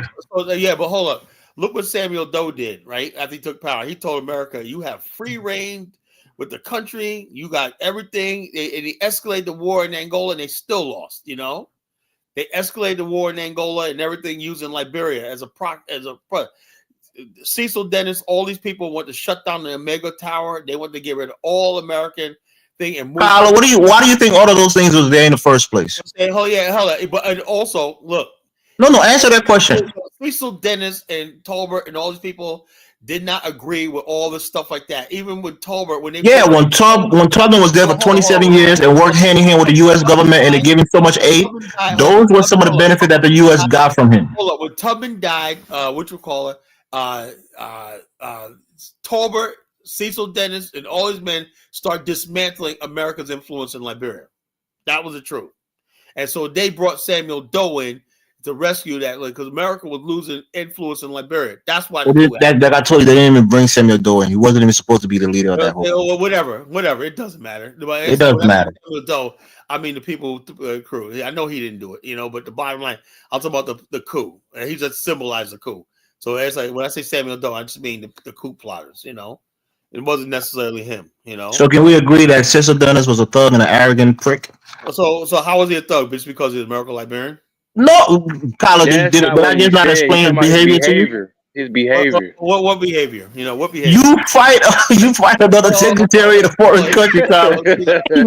How do you know the other guy didn't start it? Now you say the other guy saw that shot. You said they got into a fist fight. No one says who started it. Carla. Oh man, you can't get into a fist fight, man. It started off so worse. So what, man? I know it doesn't matter. That's something that Carla would do actually. Hey Steve, that's something that Colin would actually do himself, man. You go in there and try to fight people. Alvin, what tribe was Charles Taylor? Charles Taylor is a Gola and a Congo man. His ancestry is from Trinidad and Tobago. No, he wasn't Congo man. His family was from Trinidad. You know what a Congo man is, Colin? No. When they say Congo man, they talk about America. Like Colin, you don't understand. You don't understand the nuances, and you just want to jump ahead. Somebody that was family from Trinidad. The Congo people are a mixture of the people who repatriate. Colin, just be quiet. Let me speak for a second, bro. Let me speak, man. No, my friend Charles Goodrich, right? His family's from. This is Colin. You think you know my country more than I do? You never know Liberia more than I do. No, you don't, because you won't let me speak. You try to filibuster. Check us out. Charles Goodrich, that I'm good friends with, he says his family came from Barbados. He said he never the Barbados people and the people from the islands never called Congo people. Only people called Congo people that were recaptured at sea. Not true. You don't understand anything you're talking about.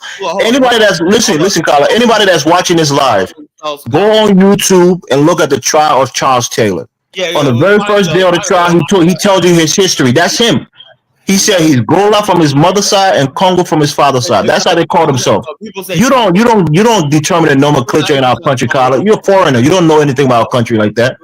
He was from Trinidad, Well, he was still part of that Congo conglomerate. Yes, he was. You don't know anything, Carla. You're just talking. I guess Ellen Sirleaf was Congo people too, right? They call her a Congo woman, but she really was her. But she had no Congo blood. No, that's what I'm saying. They call her that. So you just be called that and you're that? No, you don't understand what I'm saying, Carla. This is you guys. I hope you're hearing him, because when I really start going in, he's gonna get mad. He's gonna kick me off the show. That's what he does. When you can't, Carla, what is you can't listen to learn, Carla. You just want to argue. Congo people, they say people sent from America. Ellen Sirleaf didn't come from America. No, that's not the Congo people. The American Liberians are the people that came from America. But hold on, but when you say listen, Carla, just listen. There were two. Oh my! You see, you can't even let other people speak, bro. Carla, let him finish. There are two groups of people, and again, people call other people in Africa. Most people get their tribes from their neighbors because the neighbor describe who those people are. Just how you got the Yoruba getting their name from other groups. Most people, even the Gil come from the Bassa War slave. They call them a slave. Most of the names, the tribal name are derogatory and is gotten from other tribes that neighbors the other tribe. So yes, the American Liberians maybe they didn't call themselves that, but the other groups call them that to describe where they came from or their beginnings. So just listen, Carla. Listen. Can I ask a quick question? Literally. 1 second, brother. Let me get to the point, Carla. Carla, I can't even get 30 seconds, bro. Carla, so you had the American Liberian, who was, you can say, A1 in terms of prestige and class. And you had the Congo people who were adjacent to the American Liberians, right? And those Congo people included people who were captured and brought and settled into Liberia. Also included people who repatriated from the Caribbean, people from Jamaica, Barbados, and other Trinidad and other places like that. They were also part of that Congo group. They wasn't American Liberian, but they were a step above the quote unquote native, and they had some closeness to the American Liberian in terms of class and culture. That's what it is. Question. So you're saying that Liberia had a caste system like India? Not a caste system; it's a class system per se. And people from America had the most prestige because they funded the country. People who came later through the recaptured slave and people settled from the Caribbean. I was listening to a lady named Miss Carr. She said that indigenous people was always a part of the government from the onset of the country. Is that true or false? Elvis a liar. Don't listen to him. What are you talking about, Colin? What did I lie about? Hold on. The two most educated families in Liberia were the Fambalas and the Massacoys, who I'm friends with. I can have to name Massacoy. Colin, when did we have a family president? No, when did we have a family president or vice president or Massacoy president? Look. The Massacoy family is probably the most educated, the most business. Colin, you don't even know what you're talking about. Family, Henry Boyman Family Sr. was prosecuted by Tubman for trying to overthrow him and was put in jail. What are you talking about? It was most educated. It was a Massacoy family. He was the ambassador to Kenya, and they tried to prosecute him for sedition, thinking he was going to overthrow the government. The Massacoy family, right? Basically brokered the Mbong mines, the largest investment in Black Africa. Do you know who the Massacoy family are? You know what I'm saying? So the bottom line. No. Do you know the history, Colin? Do you know the history? I don't want to hear what you don't know the history because that's what I'm saying. You don't understand the nuance of these things. You just talk. The Massacoy family are the royal family of the Vai people of Liberia. So they always have prestige in the society. They were a ruling family, a royal family of the Vai people. That's who they are. You don't know what you're talking about. People were freaking on the bottom.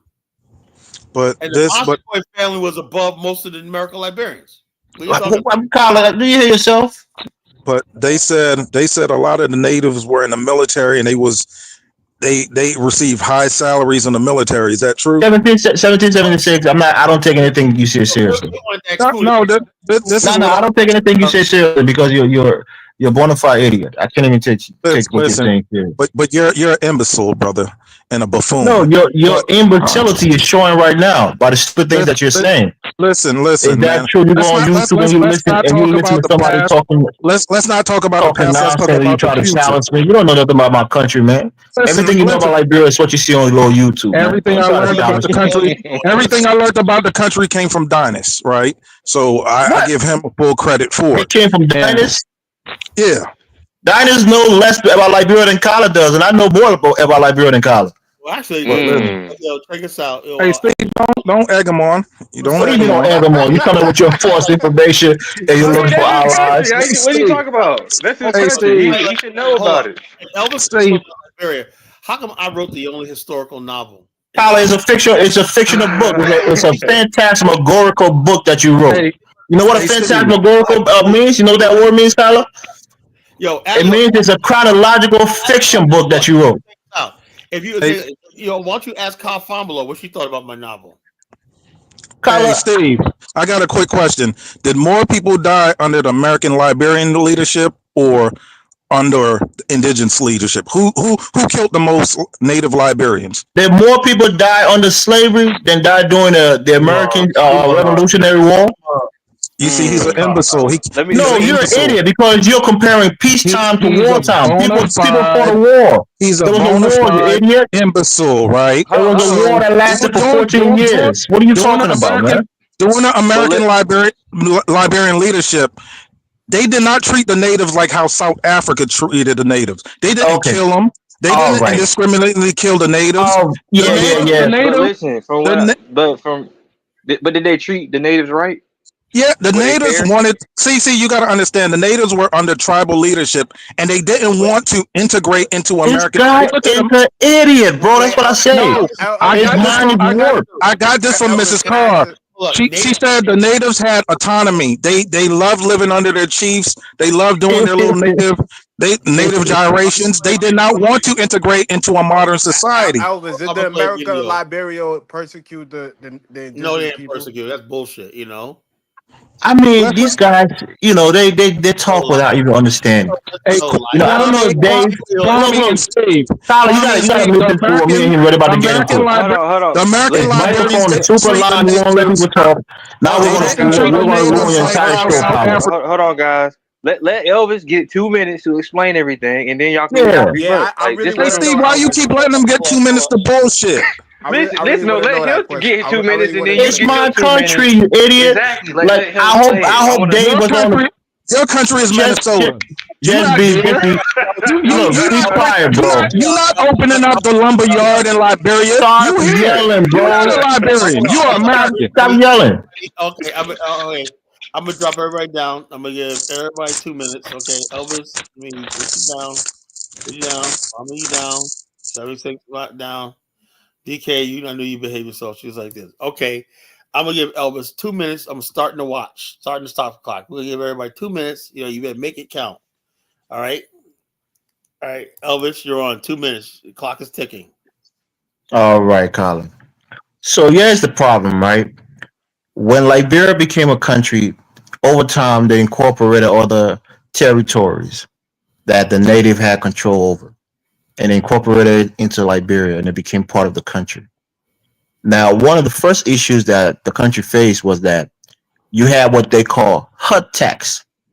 So people who were living in villages, living in huts, as people would call it, mud houses, right?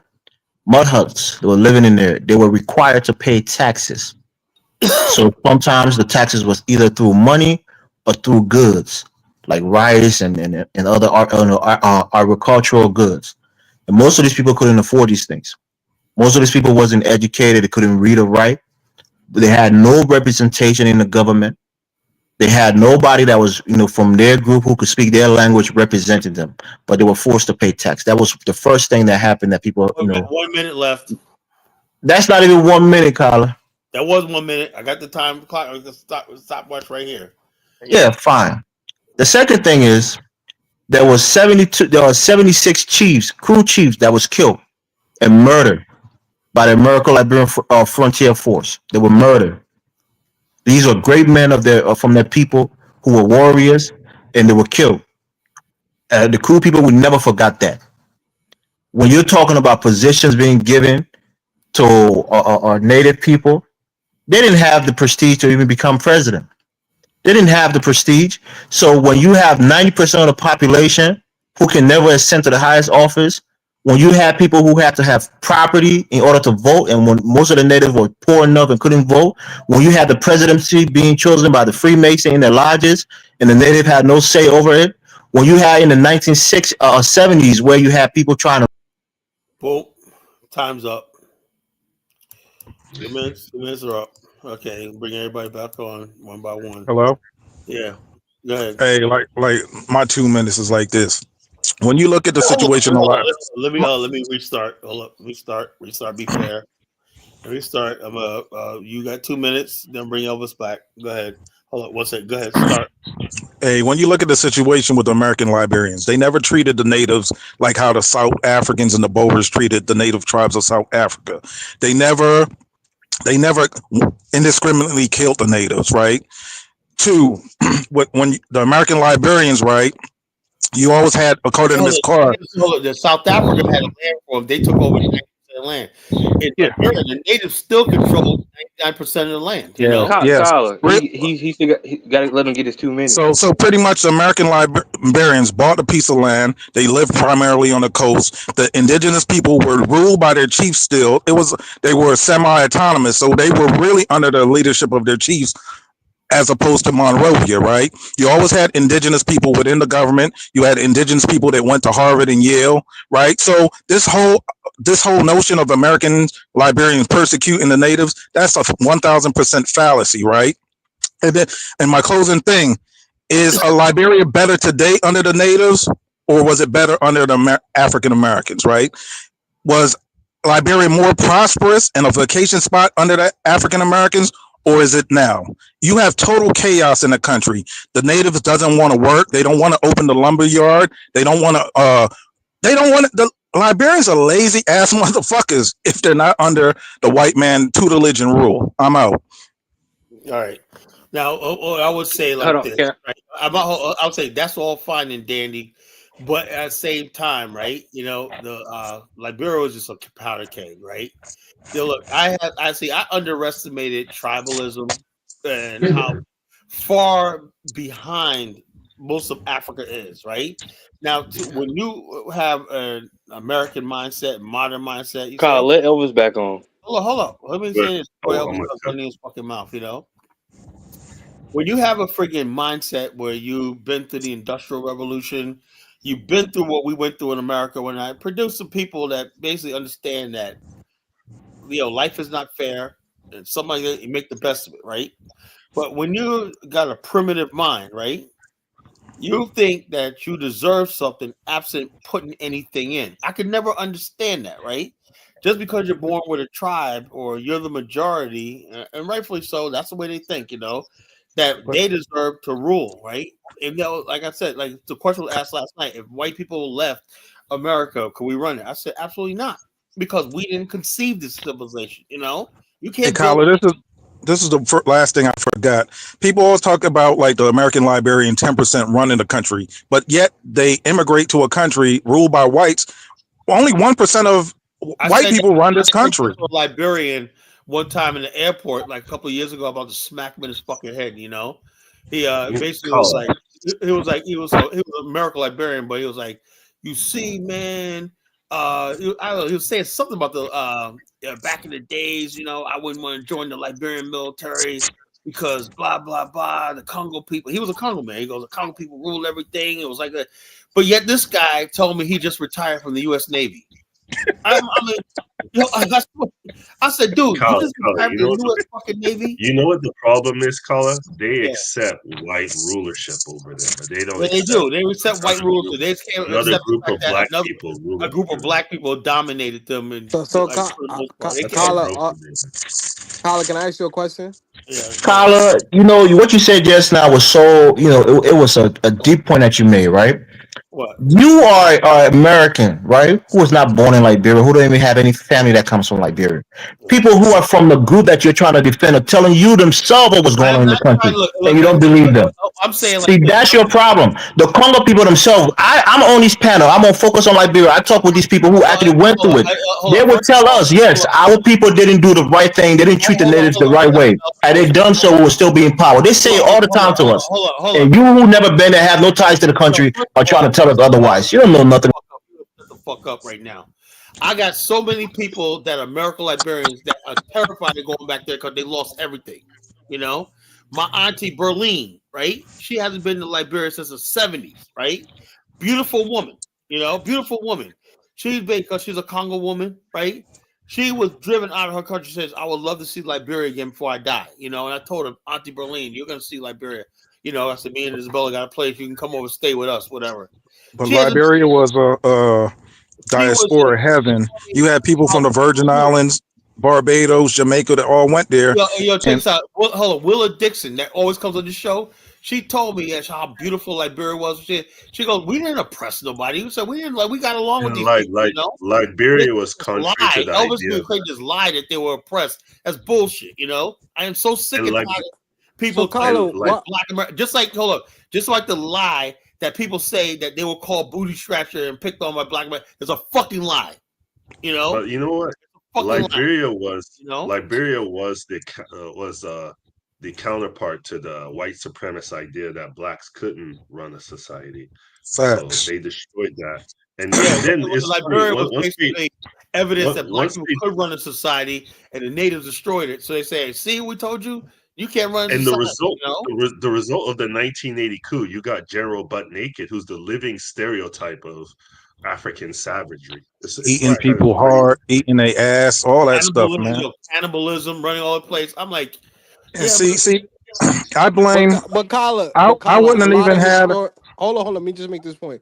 But Kala, you gotta admit, a lot of historians on the situation always say that the American Liberians. You know, hold on. A lot of historians basically they want to create a narrative, right? Because just like if you ask historians what they thought about Black Wall Street, they'll instead of them celebrate, but they'll start saying, yeah, but a certain amount of Black people had wealth, but they'll start pointing to the poor Black people, still sharecroppers. But Colin, Kwame, I have a 1776 mindset because Liberia doesn't exist.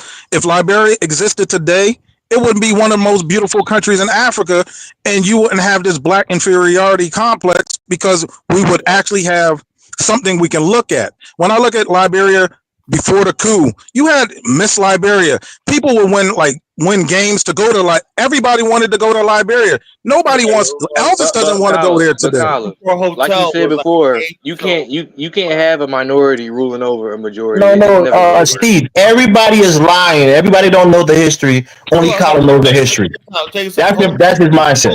Everybody's lying. Okay, let me get 2 minutes. Right now, he just said you can't have a minority ruling over majority. I get that. I agree. Right, I agree. But the whole thing was this, what should have happened, right? Since the American Liberians were not the majority, right? I think in 1945, right, they should have just all came back to America and let the native. You know what Liberia be right now? Nothing. So you're saying like what the British did to Hong Kong? Yeah, well, the Hong Kong was developed, But I said all that time they put the post Liberia. Really, modern Liberia is only 35 years old, from 1945 to 1980. That's 35 years. They made it remarkable. The Duke Corps appeared, the airport appeared, the Freeport appeared. In 35 years, the country had caught up, and then just like that, it was gone. But this is the truth. Samuel Doe and his crew regime oppressed the natives way more than African Americans did over 100 years. Look, bottom line is this: it's like I said, there's a whole saying: you rather have bad rulership that's your own than good rulership that's somebody else. They consider, like I said, Black people just like Black America, right? They'll never consider us them. They'll never consider us them. So it's like that's where you're at right now. That's why I said this idea of Pan-Africanism and Black unity will never exist. Liberia's one chance to take off was when Marcus Garvey was trying to make the connection. Once they missed that, once they missed that boat, DK, what is Biafra one chance to take off? It's coming soon. It's coming soon. Man, shut the hell up, man. It's coming soon. You said a bunch of stupid shit on the platform, and you're a whole ass evil man talking shit about other African countries. Talk about what's going on in Igbo land right now, bro. What did I say that's not true, Elvis? You keep talking shit, bro. They kidnapped Nnamdi Kanu. They kidnapped the dude, put him in a crate, and took him back to Nigeria and put him in jail. Your leader of Biafra, the IPOP. It's a bullshit country. Okay, so why don't you talk about that Nigeria? You always try to talk shit, bro. You're not African American. You're an Igbo guy. Why you keep talking like you're some kind of African American dude? You're African coming from Igbo land. Speak on your people, man. Biafran American. Samuel Doe. He was a good guy. Let's speak about your people in Igbo land, brother. I like the Igbo people. I won't let you try to derail me from that. Well, talk about your people, bro. Come on, man. I'm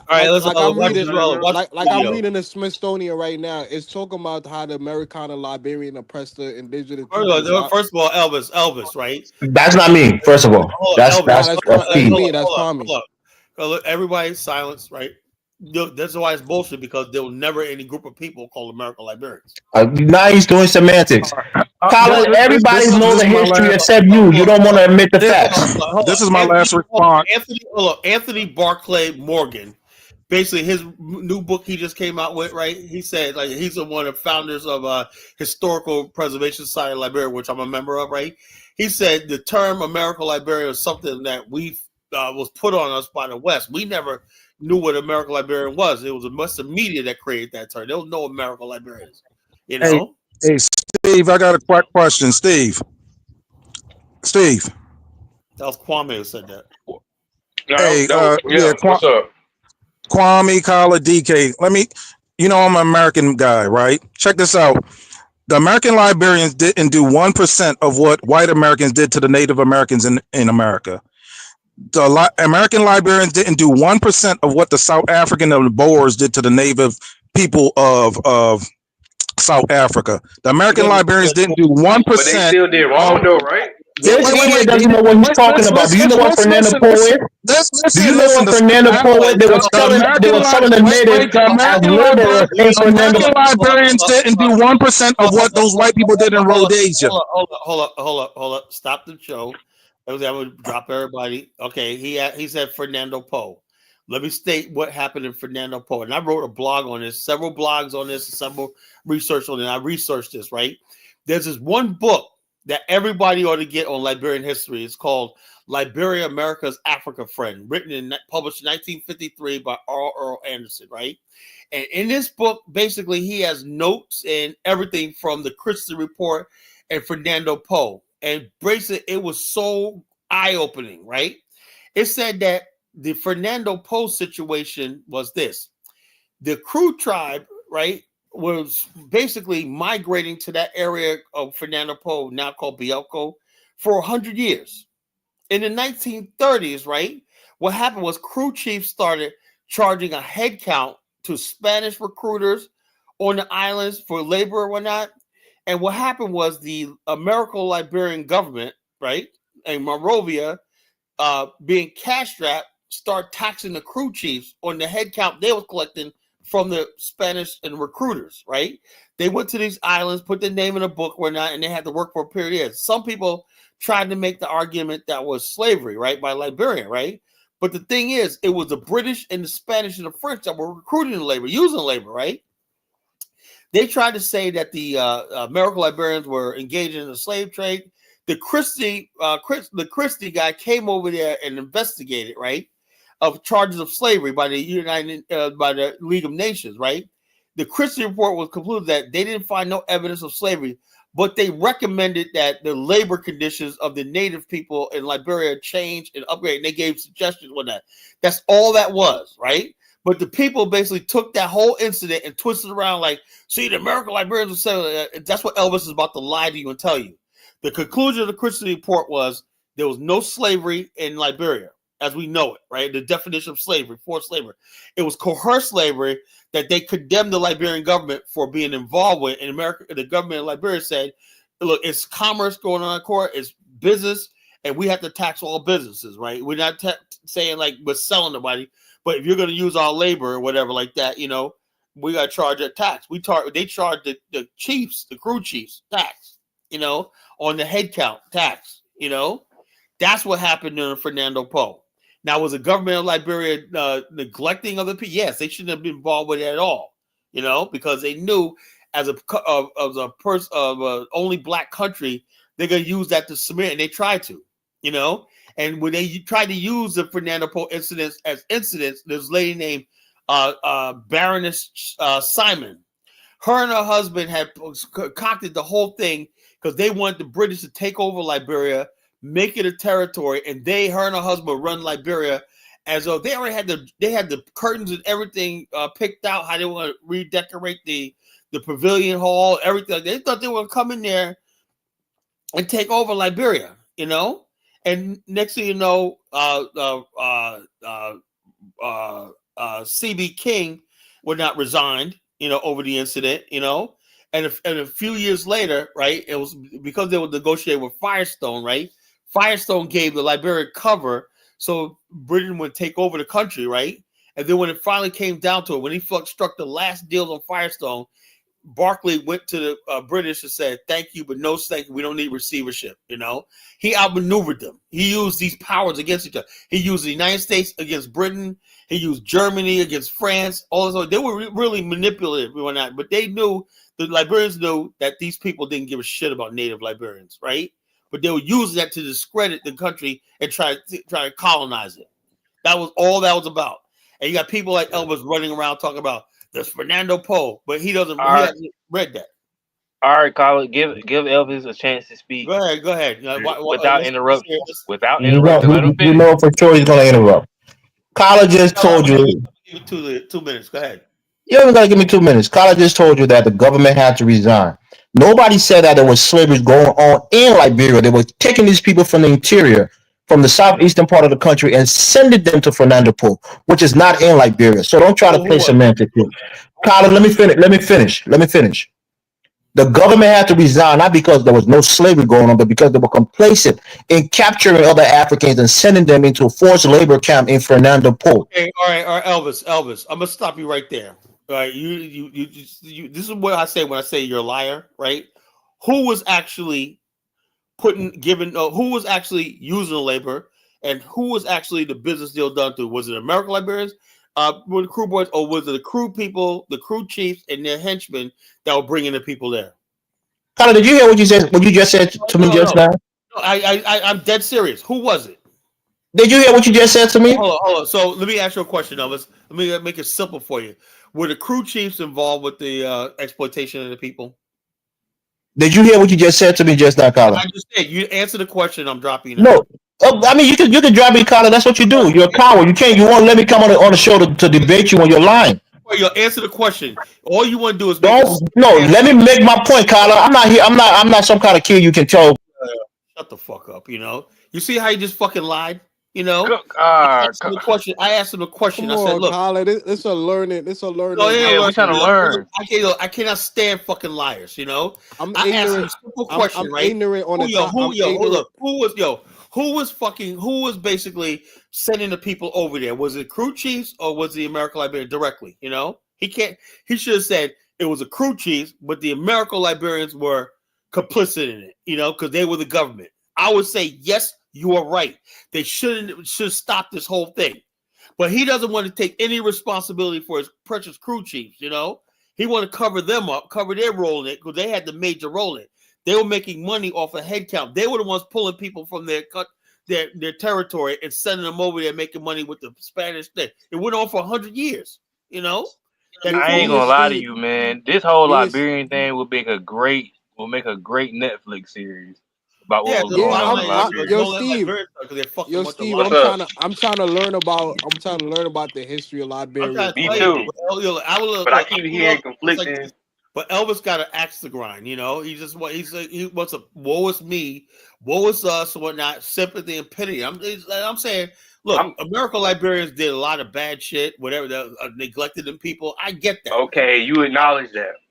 What? Yeah, I acknowledge that. He won't acknowledge the fact that his people were the primary responsible for that shit. He won't do that. I mean, I heard Elvis say. I'm gonna get him back on. Let me say, look, I acknowledge that the American Liberians were wrong by allowing that to happen and then taking their cut, whatever like that, being coercive labor.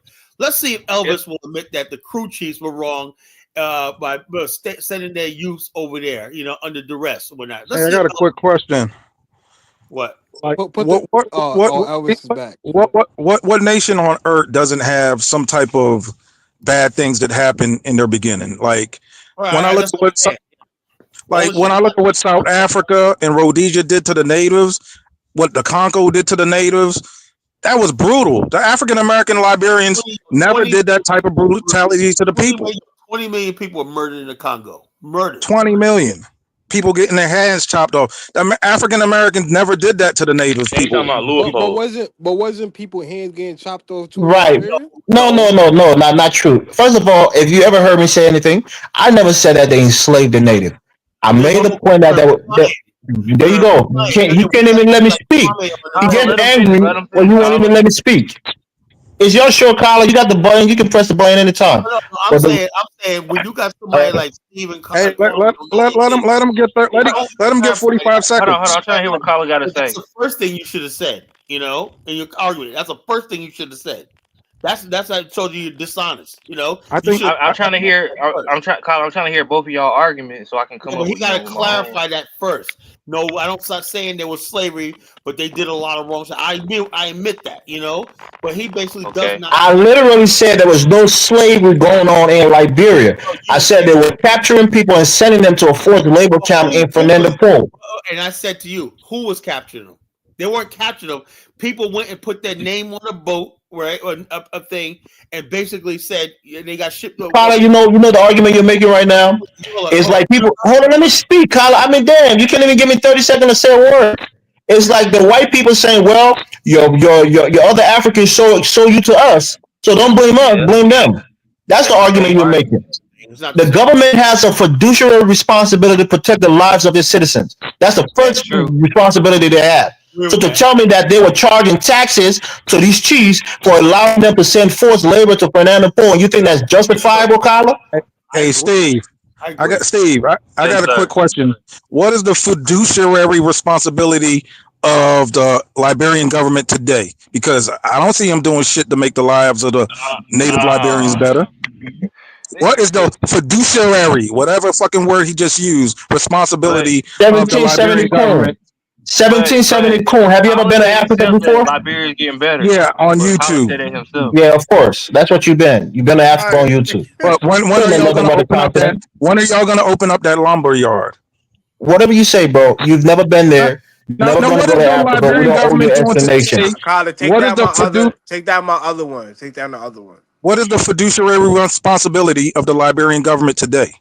What is the fiduciary responsibility of the American government when we have homeless people in this country? When you have people who can't get on health care? Every country has their issues. So don't come in and talk nonsense. You think my people in my village had health care? You think they had all the services that they needed when American Liberia was in charge of the country? What are you talking about? You think Monrovia is Liberia? According to Ms. Carr, she said that the native indigenous people never really wanted to integrate with the people of the coast. You sound stupid, bro. They were incorporated. That's what Ms. Carr said. She said those people who cares about I don't even know who Ms. Carr is. Maybe she might be related to Jason Carr, who is a historian. I don't know who Ms. Carr is. I don't know who that is. Elvis, when they signed the Constitution, right? Was all the tribes a part of the Constitution or just America? No. The thing about Liberia, like Kyle said, and I agree with him on that point, right? Liberia really was a small territory in what is now Montserrat County, right? And Monrovia was its capital. The other places there, they had autonomy, but because the U.S., sent military through the ACS to try to enforce or keep, the American Liberian safety, they started to have autonomy over those nations or over those territories. So they became like a province of Liberia, even though they hadn't been officially incorporated. But over time, they brought these people into the fold and they made them what are called counties. So the counties now make up Liberia. So now these people who became part of the country, they should have the same rights as everybody else. They should be able to vote. They should be able to have agency in their new country. But that didn't happen. They were made a part. They were made a part of it. My county of Grand Gita County became a county in 1960, right? A lot later on. But then these people wanted to be representative. They wanted to be able to vote. They wanted to have the full right of a citizen, and they never had that right. They never had that right, but they were still being charged taxes. In the United States, people said no taxation without representation, and they went to war for that shit.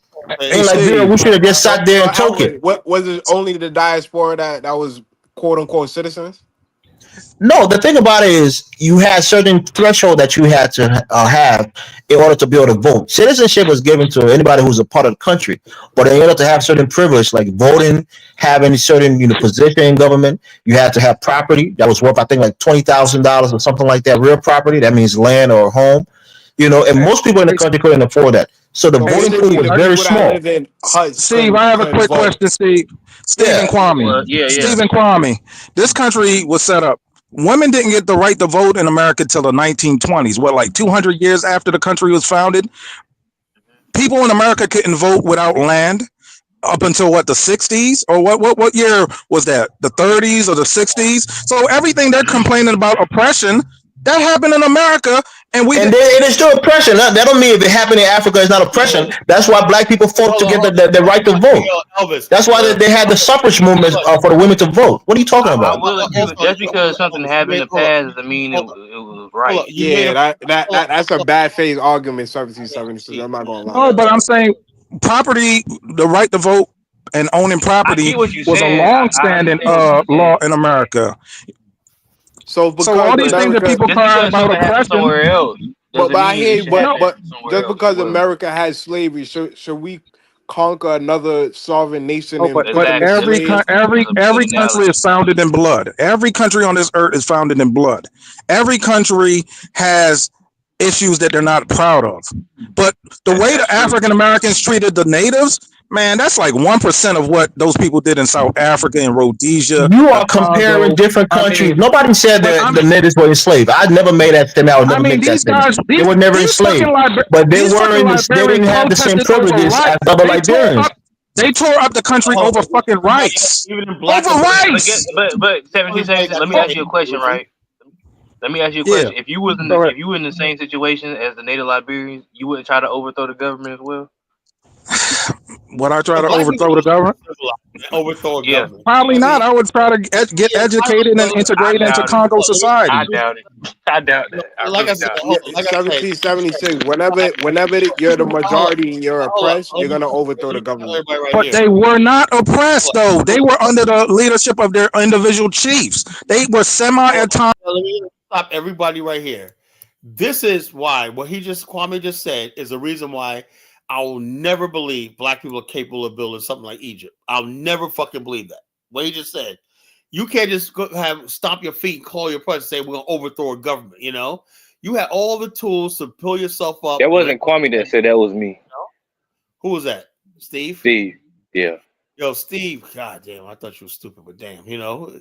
Yo, look, I would never believe black people as a race are capable of building a civilization that lasts. I'll never believe that shit.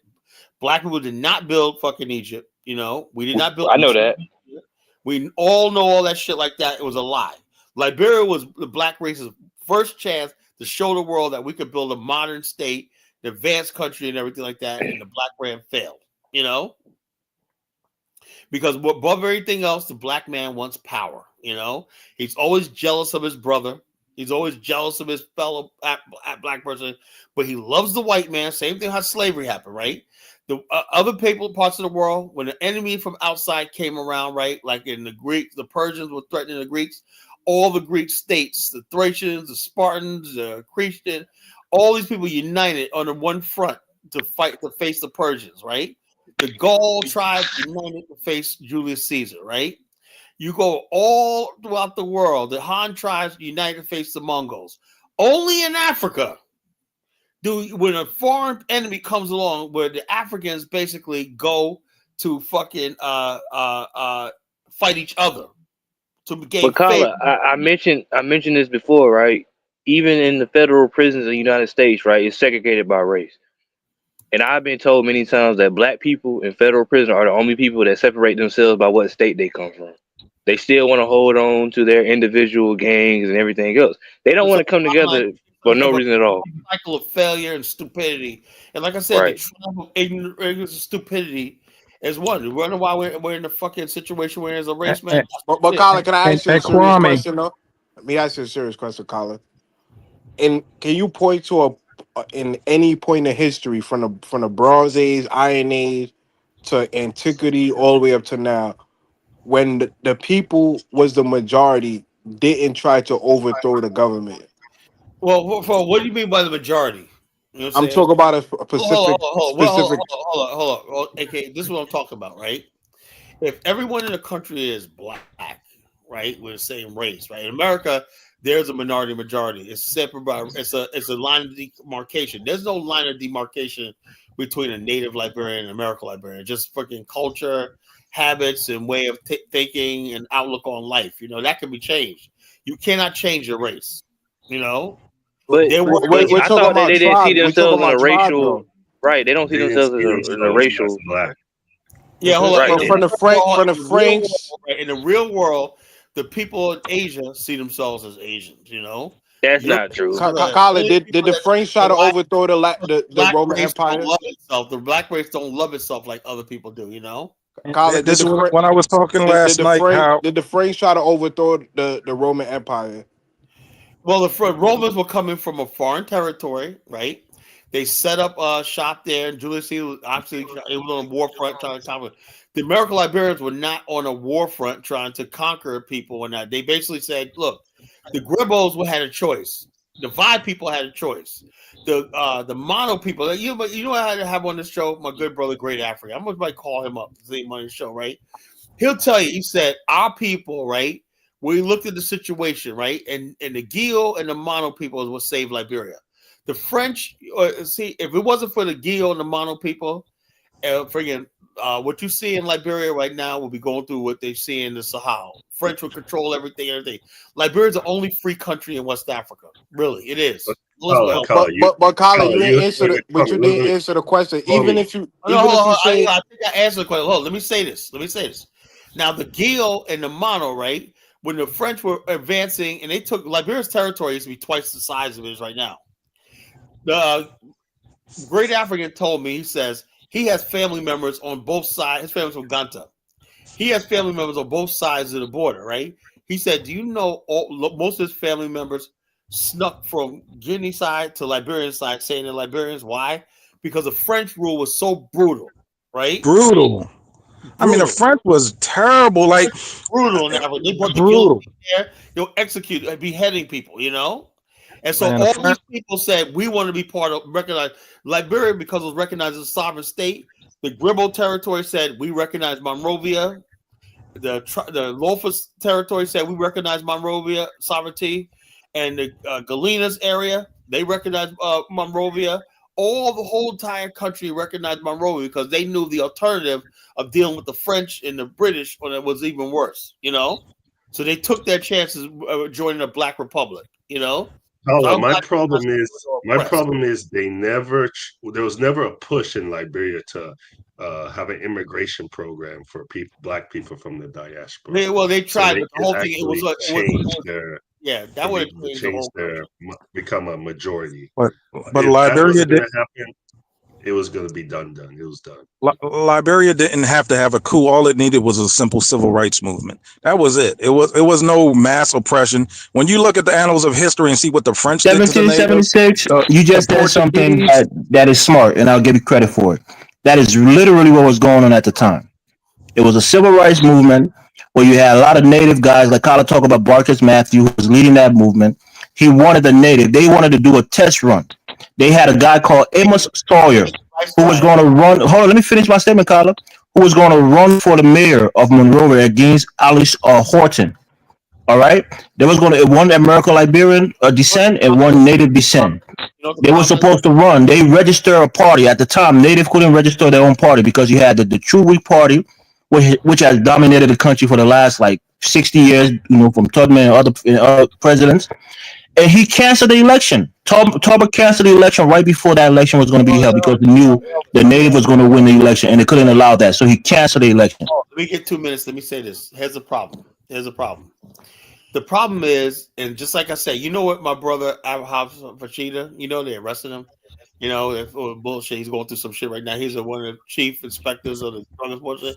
He told me the other day. He says, he said it on Facebook when I asked him about. He said he traveled throughout West Africa and the world. He says Liberia is the most politicized country in the world. He says nowhere in West Africa do youth participate in politics the way they do in Liberia.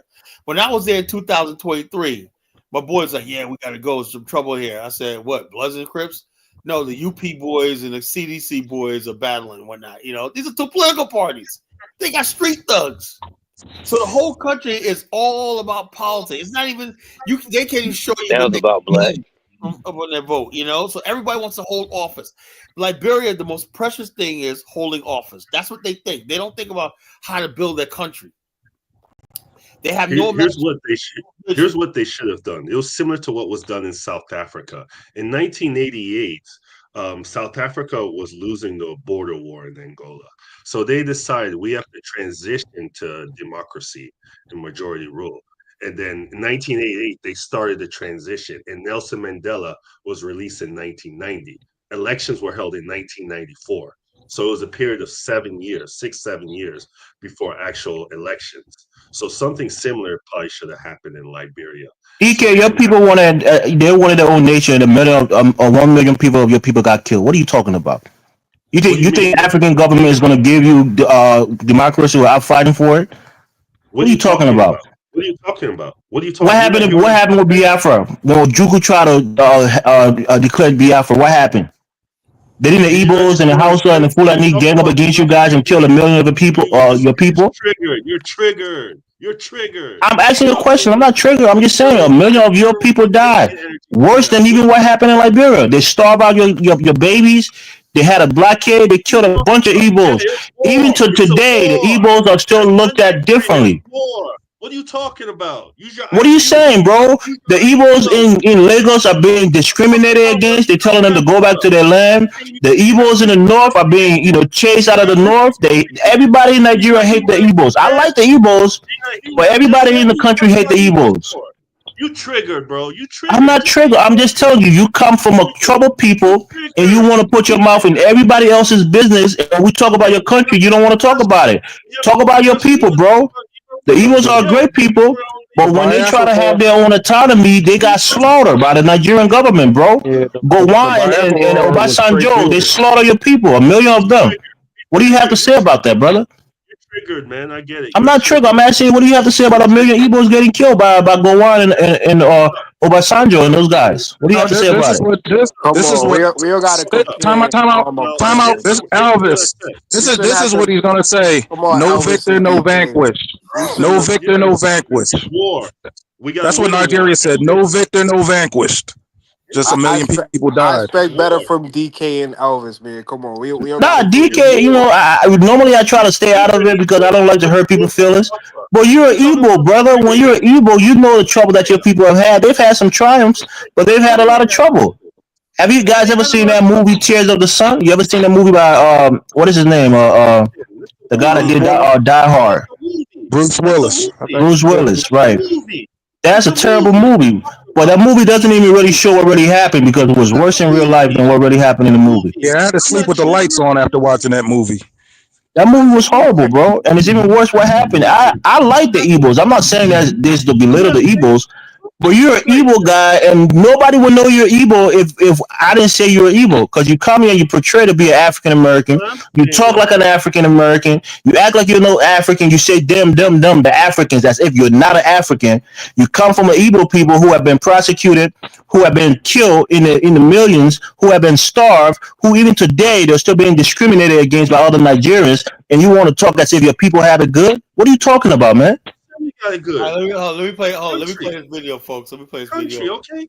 Y'all had a country founded by black people. You destroyed it. You destroyed it, Elvis. Your people. All right, show us Igbo land, brother. Show us Igbo land. Monrovia, named after the Nigeria's fifth not president founded of the by black United people. States. You got a country your It's own. an overcrowded city of 100,000.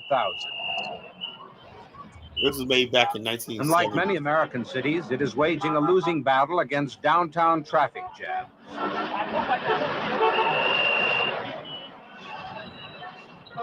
Monrovia's high society is fond of parades and elaborate funerals. In the regalia of their secret societies, like the Eastern Star of Africa, they resemble, except for color, the social elite of old Savannah. Most descend from the American settlers.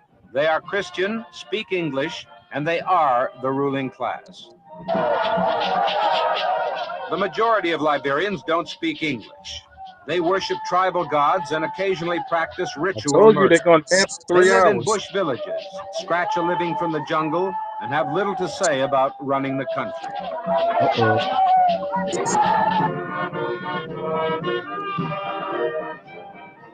The majority of the people have very little to say about running the country. So Kyle thinks this validates his point. You had a chance. You fucked it up. DK, start being triggered, bro. Let's talk about the Igbo people. Don't come and talk to me about my country, bro.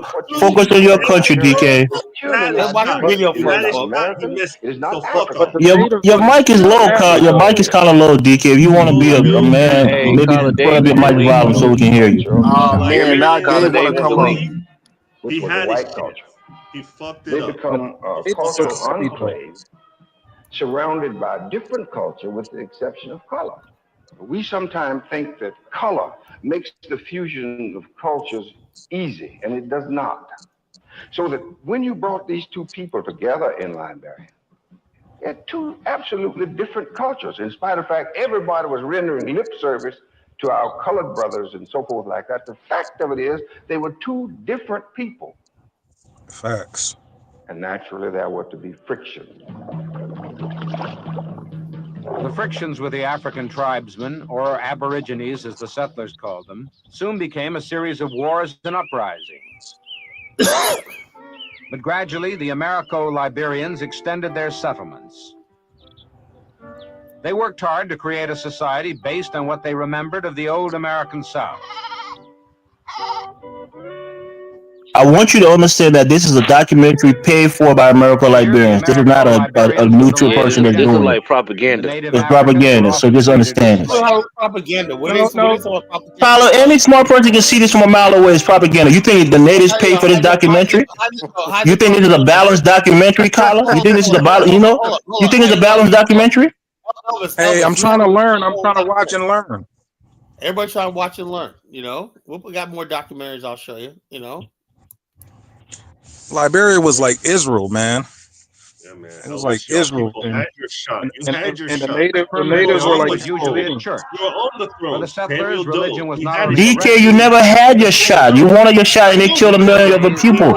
So you never had your shot. Come on, guys. Nah, don't try to come at me, bro. I'll hit you back 10 times harder. Don't try to come at me. I'm gonna come at you. You try to have your shot, and they took all your money to change the currency. So every wealth that the Igbo owned, they lost it. They did you guys dirty, bro. You have to try to rebuild. Hey, Elvis, I don't have to play this over again. We're missing DK talking. Tell DK to shut up first, Kyla. Don't try to come at me. All right, everybody be quiet. You know, so watch this.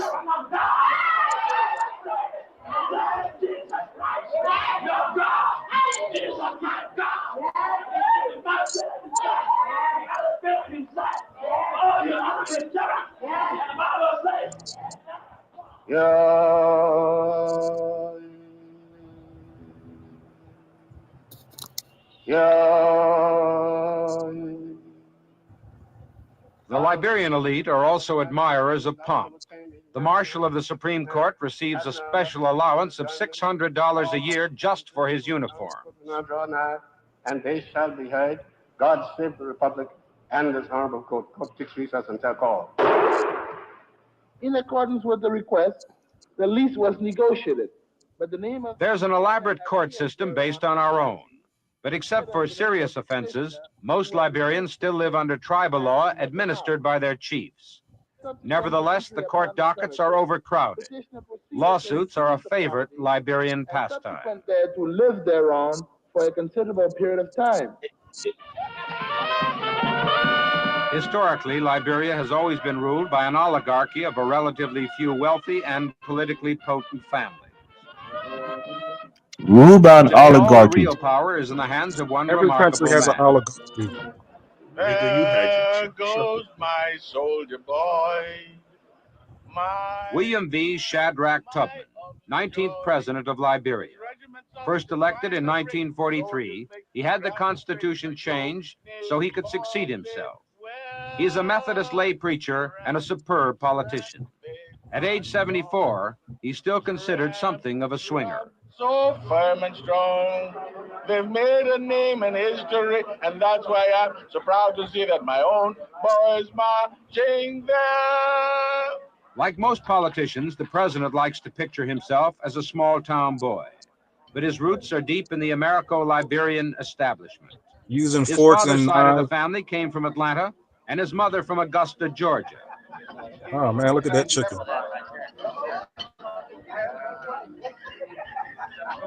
When the Hey, where the president fufu attends a at? party, the menu usually I includes ain't gonna lie, this barbecue seems like pork, America. fried chicken, hot biscuits, and rice with red gravy. A selection that would make even Lester Maddox feel right at home. This what makes Samuel Doe mad. All they want to do is preserve their culture. That's all. Because of Tubman's absolute power, the game of making points with the president is one of the most profitable occupations in Liberia. The president once served in the army, and the song "Old Soldiers Never Die" has become a sort of Kyla, personal those days are gone, man. It's over with, Kyla. You can never you can relive it. You wasn't there to enjoy it. None of your family members were there to enjoy it. It's over with, Kyla. Let it be. Hold on, let Dave talk. Let Dave talk. Yo, my grandmother loves Tubman, my nigga. She loves Tubman. Is Jesus her husband? Then Tubman. You heard what they said in that video. It was a little dig at Tubman, but most of you guys didn't catch it. He was a swinger. He literally was a swinger, bro. But Samuel Doe had a bunch of outside women. He slept with his ministers' wives and shit like that. had orgies and shit like that, changed the constitution so he can be in power for 27 years. And you guys think that was a democracy in Liberia? Come on, man. Dave, what tribe you are? What tribe is Dave? Hey, but people complain about oligarchies, right? 27 years is a power. If African Americans were being ruled by one person for 27 years and they didn't have a chance to become president, I guarantee you that would be a just struggle to get equality in that nation. Trust me. What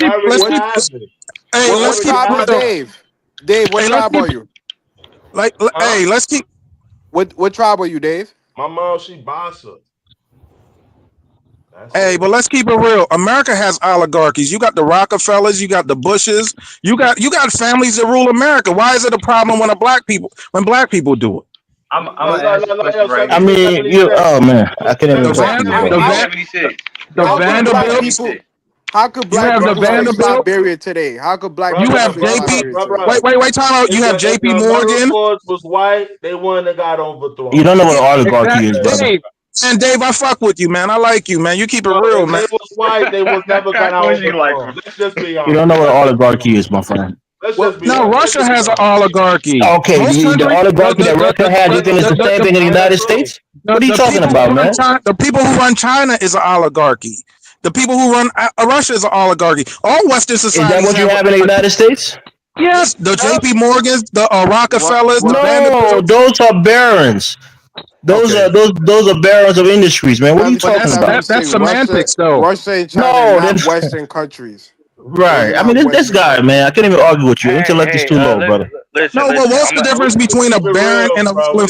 You know what an industrial baron is compared to an oligarchy? I know what it is. But I'm saying those families still have influence in America. They still have 1776. Let Dave talk. He just got on the panel. Yeah, go ahead. I fuck with Dave. We gotta keep it real, bro. The country was better off when the Americans was in charge. We gotta keep it G. Come on now. Well, you living there, Dave? Was it better off for your mom? No, but it's better than what we got. Was it better off for your mother, Dave? Yeah, it's better. She went to America. Yeah, got it. Oh, it's better she went to America. Why did she come to America, Dave? Man, I can't waste my energy, man. Yeah, coming from Cockatoo Bush and coming to America and being. When did she come to America, Dave? When did your mom come to America? In the 70s. So that time the natives didn't take over. So the country was so good she had to leave and come to America, right? That's what 1776 was saying. Your mom didn't stay there to build a country. She fled and came to the United States in the 70s when America, Liberia still had control of the country. No, the government used to send natives out of the country for education. You had the government still do that today. What are you talking about? They had natives that went to Harvard. This whole oppression of the natives is fictional, man. Who was the native that went to Harvard? Hold on. He had a very long name. Hold on. Yo, 76. Hold on. Dave, did you see Madam Janine Cooper, her picture from when she was at Michigan State University? She was fucking fine. You know? I didn't see it. Stay focused, brother. I posted it in the group, you know. Yo, she was friggin'. She knew Magic Johnson. She grew up there with Magic Johnson. Look. When you talk, look. Elvis is a young guy. You know what I mean? When you talk to the old Dave, how old are you? You think you're older than me, Dave? Y'all talking about the same age. He said, right. I mean, this dude, man. Elvis is young and stupid, man. We all understand, man. 1776, you're old and brainwashed in a corn. Who hits your black body? That's what you are. Can I talk? I can't wait to go to him and get rid of my Okay, can I explain something? Elvis is a young guy. He doesn't know any. You understand? Similac Brett. You got two type of Liberians. You got the Liberians that came before the war, and then you got the Liberians that came during the war and after the war. It has two different perspectives on Liberia. You understand me? This guy's coming, he's a wartime Liberian. Then you got the you know what I mean? You understand me? Dave, your mother is a bossa woman like my mother, right? My mother and your mother from the same tribal group. The Bassa people serve the Congo people. They always say that the Congo people were doing good for them because they were their house boys and their house girls. I guarantee your mother was a house girl for the American Liberian. Okay, Stop can it. I That's talk? disrespectful. You No, it's You true. went too far. can't Elvis, you crossed It's the true. line. I'm telling you had this. your Don't tell me You it's shot. crossed the disrespectful. I'm line. telling you this. You had But no, your I don't shot think he's in trying to be disrespectful. But 1980. somebody, Can I say? Yeah, I'm Can I telling you talk? this. My people come from that. Can I talk? Elvis. Can I My mother talk? group come from that. Man, drop Elvis. He's crossing the line, man. Yeah, man, he's Ellis, crossing the line, man. finish. I'm not gonna Daniel have no Doe chance to had his talk with this shot. guy. He didn't do shit with it. DK, Colin, you gotta talk to DK because if I get on him, you're gonna put me down. You gotta tell him to be quiet. Daniel Doe had his shot. He's an Igbo who have no right to even be in this conversation, bro. let's not do that. Let's not do that. Hey, Dave, finish. Let's watch I want another to explain film. something. Hold on, let's explain watch something. another film. Bring the temperature down. Watch the film, and then we'll come back. Yeah, everybody mute up. Everybody mute up. Yeah, everybody mute up. Dollars? Then BioLife is looking for you. Because at BioLife, you can get up to 7.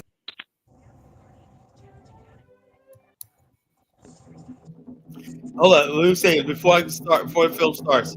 This was 1949, when only Liberia and Ethiopia were independent. 1949. This will be way before Ghana. Way before this is colonial. Hey, Kyla, can you enlarge the screen so we can see it properly? This is a Firestone film.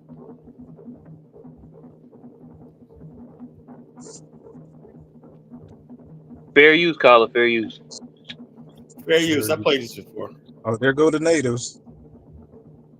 But they had clean villages, though. You know, very clean. This is the story of Liberia, Africa's only republic.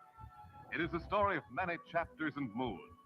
A story of people and the land that sustains. And also, we never tried to interrupt their native way of life. You know, can't do it. If you do that, you say you ruin our way of life. Colin, who's the we? You have no part to play in it. Stop saying we. They're my people. They're not your people, Colin. Let's just listen to the video, guys. Let's just listen to the video. I'm trying to hear the video. Elvis, keep crossing the line, man. This land. It was not easy. Yo, 1776, stop snitching, man. Stop snitching. Sacrifice and hardship, these colonizers and their children. He was doing the same thing on the plantation, Kwame. Free men. The name Liberia means liberty. It did not take the colonizers long to discover that the land which they had chosen to settle was abundantly fertile. Plentiful sunlight and rainfall combined to create a climate that encourages growth. Food crops, timber, fibers, luscious fruits, and dense tropical vegetation. Another testament to the rich soil is the abundant floral growth.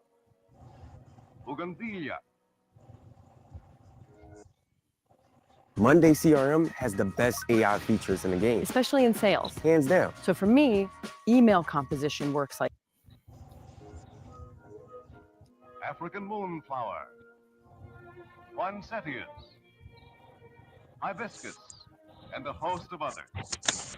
The story of Liberia is also a story of people, including 23 long-established tribes.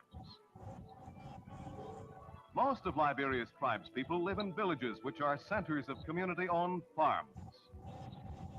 Self-sufficiency remains. I ain't gonna lie, that looks very beautiful. Which is a way of life, Yeah. as well as a means of livelihood. However, nobody lives in them. I have yet to see a hut in Liberia.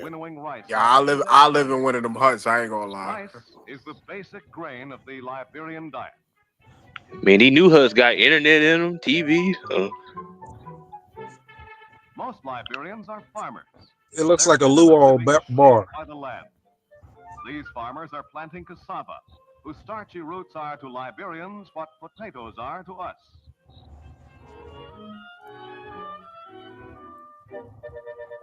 The African oil palm, the most important crops in the world today, supplies fats and gravy for the native diet and provides a valuable export.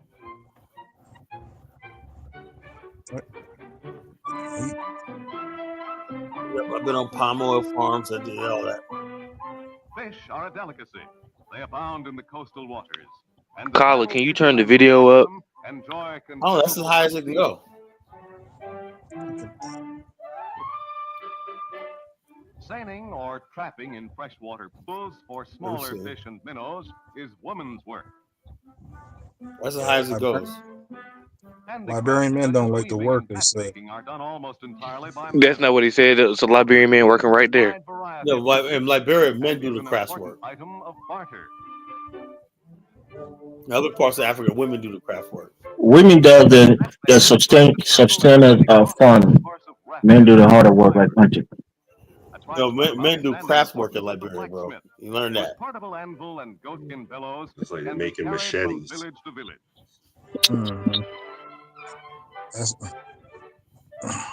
A highly necessary application of native skills is house building. This is a community project with many villagers lending a hand. The materials for these circular huts, small logs, vines, mud thatch, are See, that's what you call a real community right there. all-purpose building tool is the cutlass. With the family and neighbors helping, Go ahead, Kwame. Go ahead, live one. single day at a cost of You said what? $5. Yeah, Kwame. Go live one. That's Steve talking, man. Me and Kwame don't even sound the same. I know Steve's an immigrant, you know. At least it looks clean, man. This is what they think. They think this is beneath them, right? And this is the mindset. It's the prejudice mindset. But I'm It's the saying prejudice mindset that this is primitive. Hold on. When we came to Liberia, we brought our own way of doing things. We brought wood frame houses. Brick I houses, understand you know? that, Carla. Yeah, Colin, where did you learn that from? Who beat that into your head to bring it to Liberia? Let me. In other words, basically, we black people have their own side of architecture. You know, shotgun housing. Who gave that to you, Colin? Who taught you it? We're supposed to forget this all that. Liberian thing.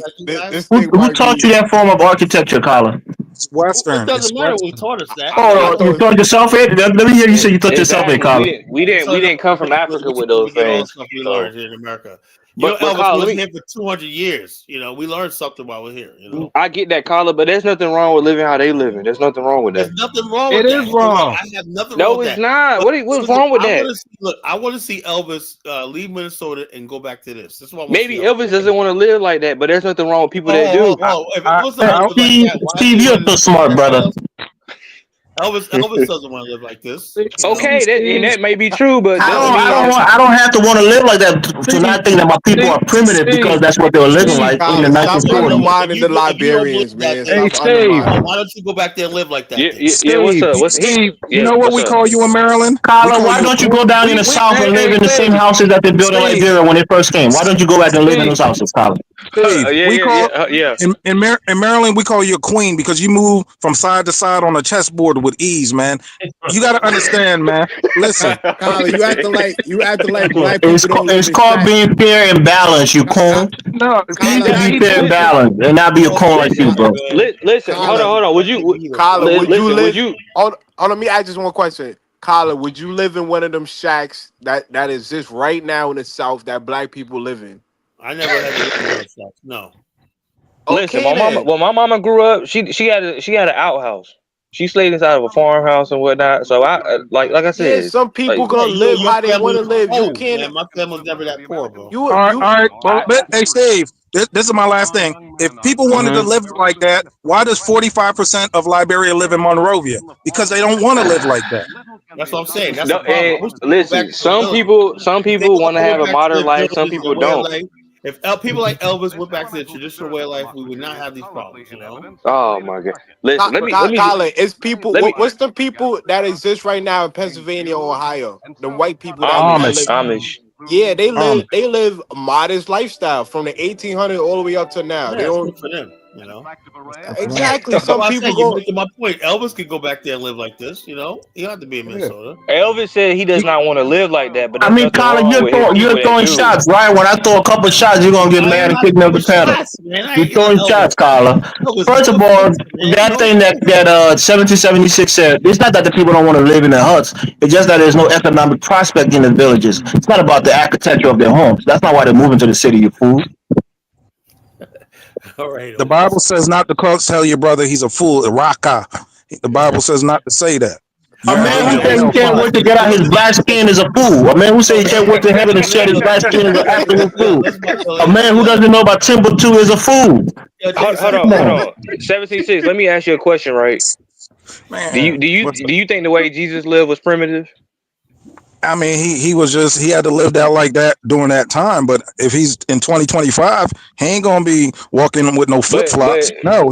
So Jesus will live in a car. So Jesus will live in a car. Jesus gonna have a high-rise condo in Miami. Jesus lived like that 2,000 years ago. No, 2,000 it's years the ago, Bible. that's appropriate.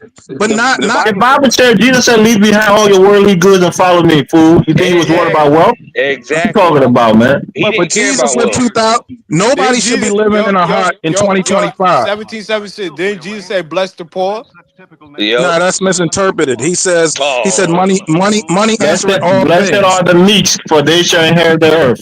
Yeah, it says that. You ever see that Je- movie History of the World Part 1? It said, I said, how do we feel? Should we? There was a Roman Senate. They're like, how should we spend the money? Should we build palaces, dormant, or should we basically build more charity for the poor? I was saying, which shall you vote, Senate? Oh, the Senate got up. Fuck the poor. Okay, well, just fuck the. Okay. But 1776, what I'm trying to say is that the man slept in the wilderness. He slept at other people's houses. He But didn't that's even. 2,000 This ago, is Steve. Firestone. This is Harbell right here. They have bars. They still got them there, bars and whatnot. You know, people are chilling. People are talking about they're oppressed in Firestone. Elvis, you ever work in Firestone? Nobody should be walking around with 30 pounds of shit on their head. Kyla, are you saying that the natives were living in those Bro, homes in Firestone? 1776. That's an African tradition that occurs everywhere, Hold bro. on. This is what I'm talking about. This is freaking native people running a bar in Firestone. Do they look like they're oppressed to you? They were workers. What are you talking about, Kyla? Do you know who Donald? No. Do you know who Donald N. Swinger is? You know who Donald N. Swinger is from Firestone? You know who that is, Kyla? Hey, Steve. Yeah. Liberians complain about African Americans, but they'll come to America and work for Amazon for $15 an hour and not say shit, man. These Africans be running through the aisles, jumping on forklifts for Bezos and don't say shit, man. 1776. I want to make a point though. Black Americans used to carry stuff on their head too. Nah, not that much weight, man. All these Liberians can play football, man. They fucking neck strong as shit, man.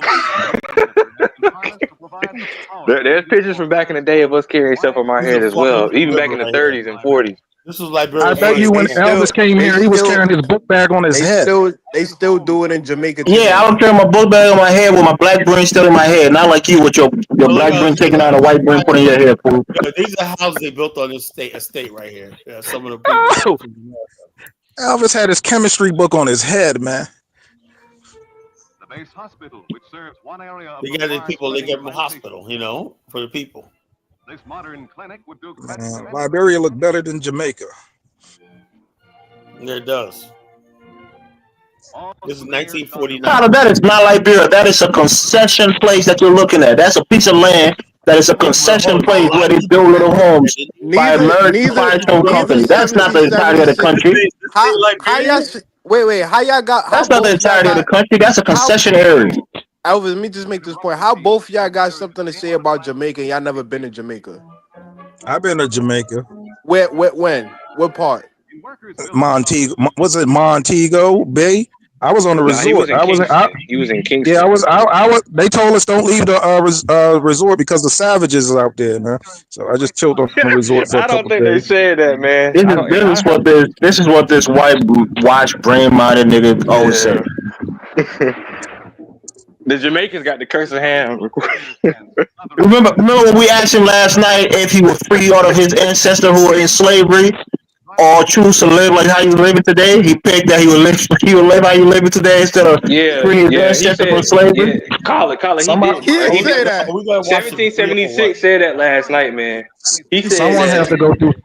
Someone has to go through the struggle. He said he'd rather his ancestors go through slavery. Yeah, so he can live in America today than be back in Africa. Live in America today. The bottom line is that I'll tell you this: that was 99% of black people. That's how they feel, man. They're like, oh man, do you feel like that, Colin? Tell us that today, and I'll never come on your show today. Do you feel like your ancestors deserve to be in slavery just so you can live in America and not in Africa? No. I'm saying that's what most Negroes think.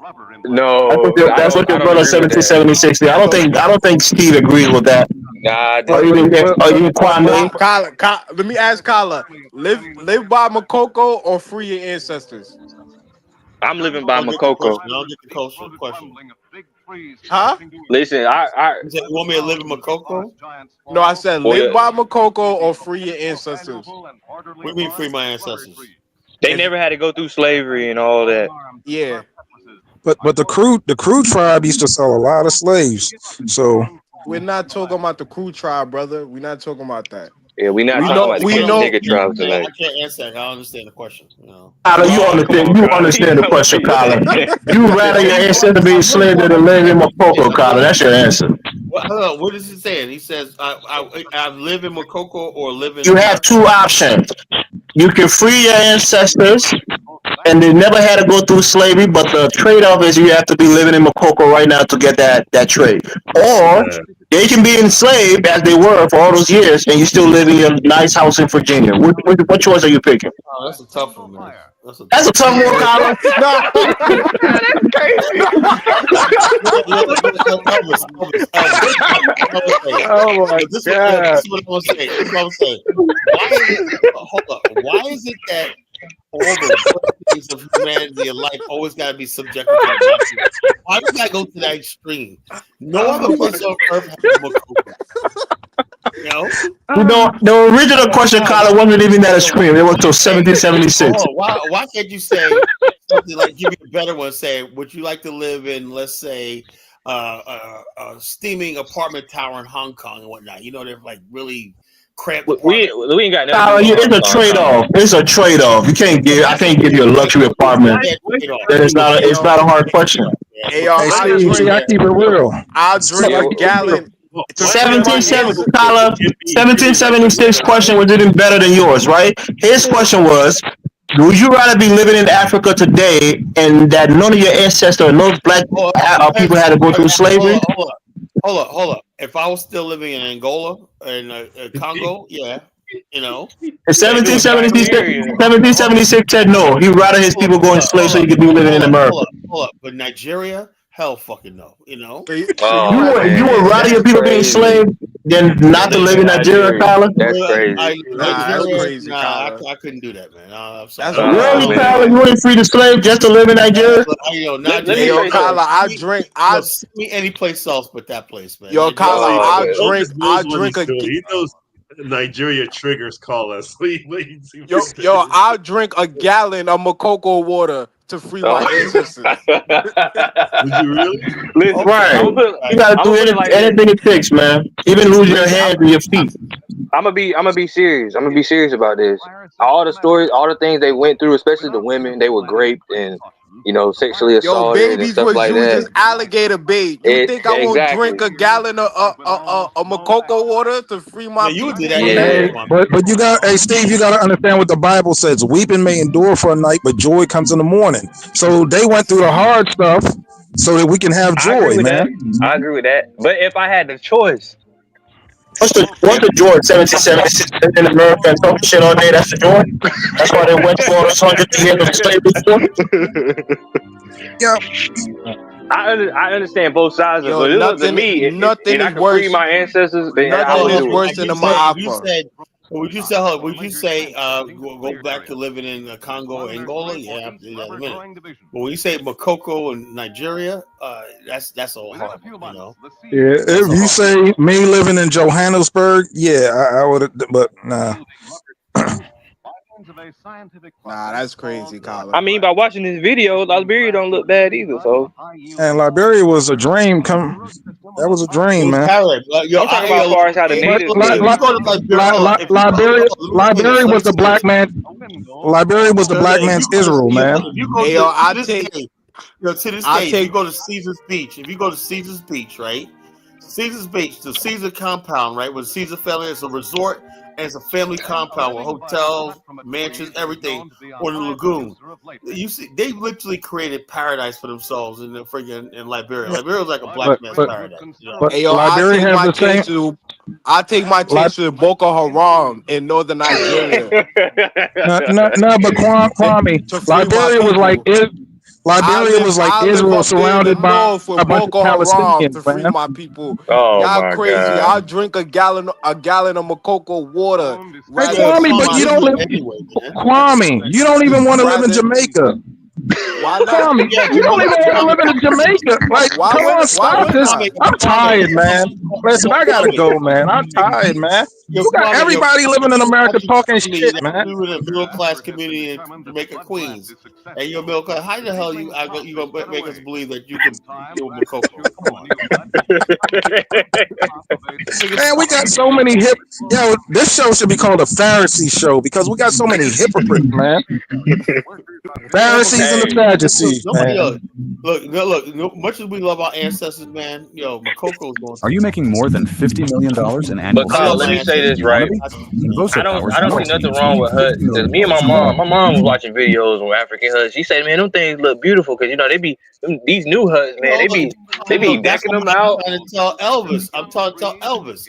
He can go back to Graham Gita, right? Yeah, Play on listen, and live. maybe Elvis doesn't want to live like that, but there's nothing wrong with people that Yeah, do. but hold on. Why But you you trying can to convince understand me? it. You trying to convince Elvis that, you know? I don't But listen. don't Elvis tribe have their own little Freemasonry click organization, man? Like that he can go back and join and build a society that his ancestors fought for. I mean, the Crew tribe fought for the country, man, and he's chilling in Minnesota. Like, Monrovia or the United States. I don't understand that Even shit. so simple a task as digging a hole. I'll do a trade for you, right? So I don't want to get that. It's kind of mean. I want to say. Go ahead, Elvis, say it. We No, grown, no. man. It's kind of mean. It's kind of mean. I don't want to. I'm happy Elvis is here, man. Nobody wants to live. That. Well, ain't nothing wrong. Ain't nothing wrong with village life in Liberia, man. Yeah, ain't nothing wrong with the village life. Like I said, maybe because I So grew up in a why rural does area. 45% of the country want to live in Monrovia? Because they want first world Job living, man. opportunity, more than likely, I would like probably to see. because I would like to see them all go back to the village, But village life we isn't probably bad. the job Village life isn't bad. If you can have some cows and some cattle, some goats, village life is better than hard Also, if city you life. if you got Wi-Fi and shit like that, all you really need is like a place. Kala, there's a I problem. mean, 1776. Why did African Americans leave the Deep South and go to places like Chicago and New York? Why they got tricked? Elvis, that's a good question. A lot of African Americans got tricked to give up the land, man. Land is money. Well, that's where the economic prosperity was at, bro. No, but land is money. When you own land, If you can't do nothing with the land, it's worthless to you. You got to sell it to get the money there. If you don't have the equipment to farm and make real money, the land is worthless. You But got to work African the land. Americans never got 40 acres and a mule. If they got that, they would have stayed in the agricultural section. If I was 6'4", I'll be in the NBA. I would rather be a country. I would rather be a country bumpkin than a city rat any day. I agree with you. Maybe that's why I like the village life because I grew up in a rural area.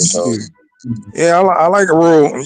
Give me a horse, chickens. That's a damn lie. You can leave Maryland right now and move down to Mississippi and be a country bumpkin. Consider that right now. You can go down to Mississippi and be a country bumpkin right now. I don't want that. Yeah, I don't really like city life. You could be a country bumpkin in Virginia, North Carolina, South Carolina.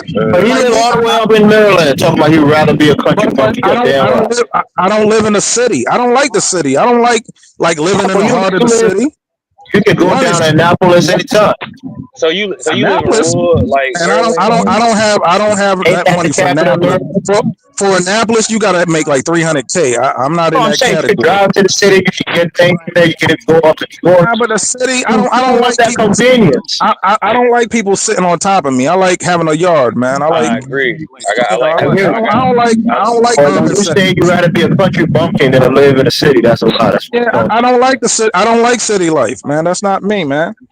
I like having a yard. I like. Right. I was raised around chickens and animal farm life. Yeah. I wasn't raised. I'm not a city boy. Yeah, you in a city with all them demons, man. Nah, man. Who are the demons in the city? I'll plead the fifth. I know what you want to say, but all right. most Liberians living in the city ain't doing nothing anyway. They don't got no jobs.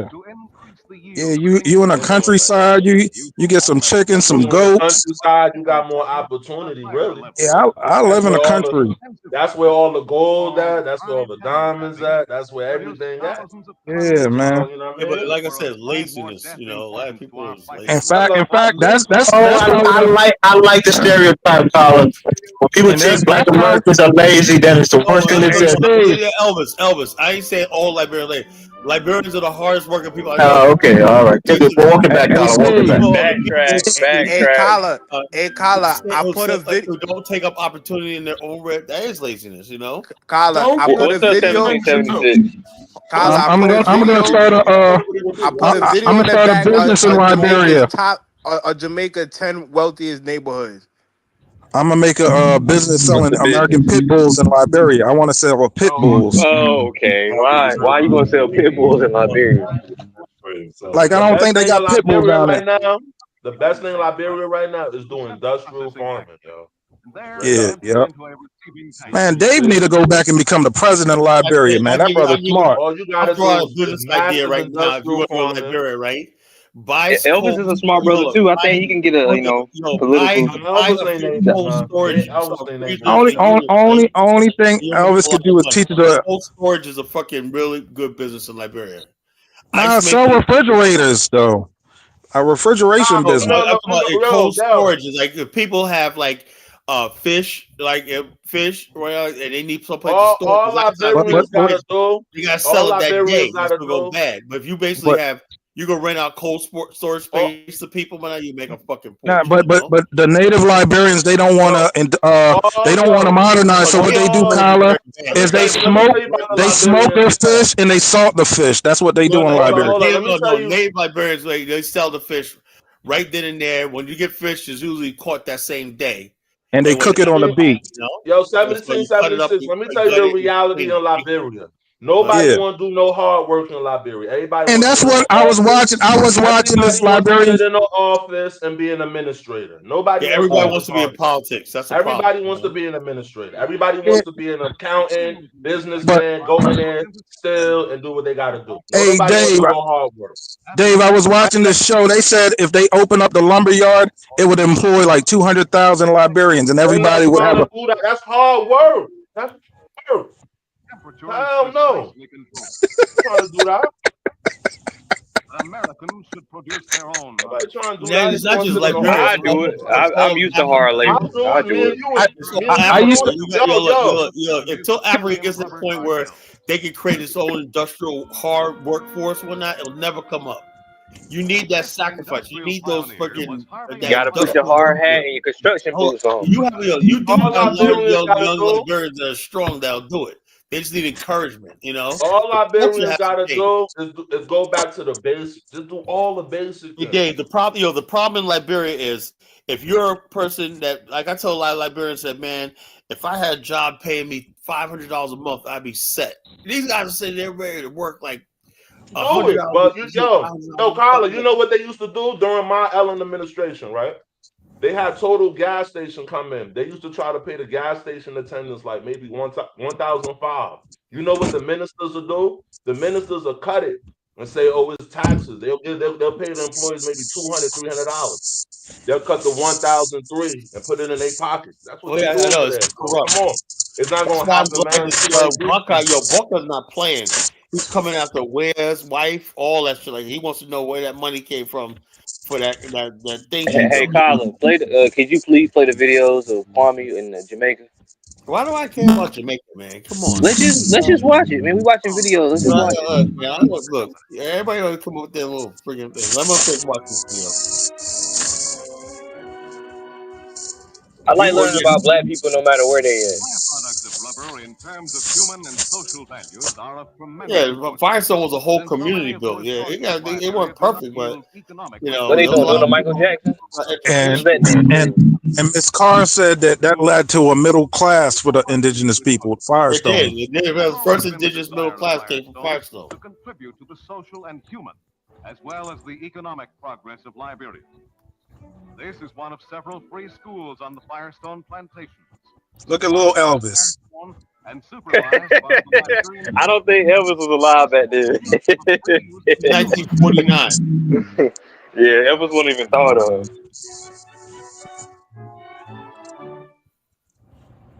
maintaining a high standard of health and sanitation. Dude, my grandma was 6 years old. 1949. Look at them getting vaccines. Come on, man. Damn, Colin, you don't want to see what my people built up after you've been Yeah, shitting on my people. I want to see the Jamaican. I want to see the Jamaican. Don't pull up those gloves, Colin. Steve, Samuel Doe wasn't doing this for the people, man. Field medical personnel. All serious cases are attended at a You're an idiot. You don't even know what you're talking about. This is Firestone. This wasn't the government's doing. This is a concession agreement from the Firestone Corporation. Yo, the government set the precedent. There was a private corporation doing business in Liberia, College. It wasn't the government buying this shit and doing it. But the government invited them there. Part of the agreement, You guys come with and sign a 100-year lease for cents on the dollar. Yeah, but hold up. That land they have in Harbel was just gonna sit there and do nothing anyway. So why not put it to use? Okay, Colin. You like to find excuses for all the bad things. You sold the land for 100 years for 6 cents to the dollar. Hey. In 1949, the whole entire population of that big country was only 200,000. I would love Elvis to talk to Miss Carr, man. Miss Carr said this brought a lot of indigenous people into the middle class. But Elvis, I guess, is going to pack up and leave and do nothing, according to Elvis. Elvis is just a professor, man. Just talk theoretical bullshit all day, man. No. Between Liberia and the United States is exemplified by the capital city, Monrovia. Look how clean it is, man. James Monroe, an American president. The motto of Liberia's early settlers, "The love of liberty brought us here," still has living meaning. Monrovia is dotted with government buildings which offer tangible evidence of the nation's... I'm not gonna lie, Liberia look amazing though. Right, Kwame.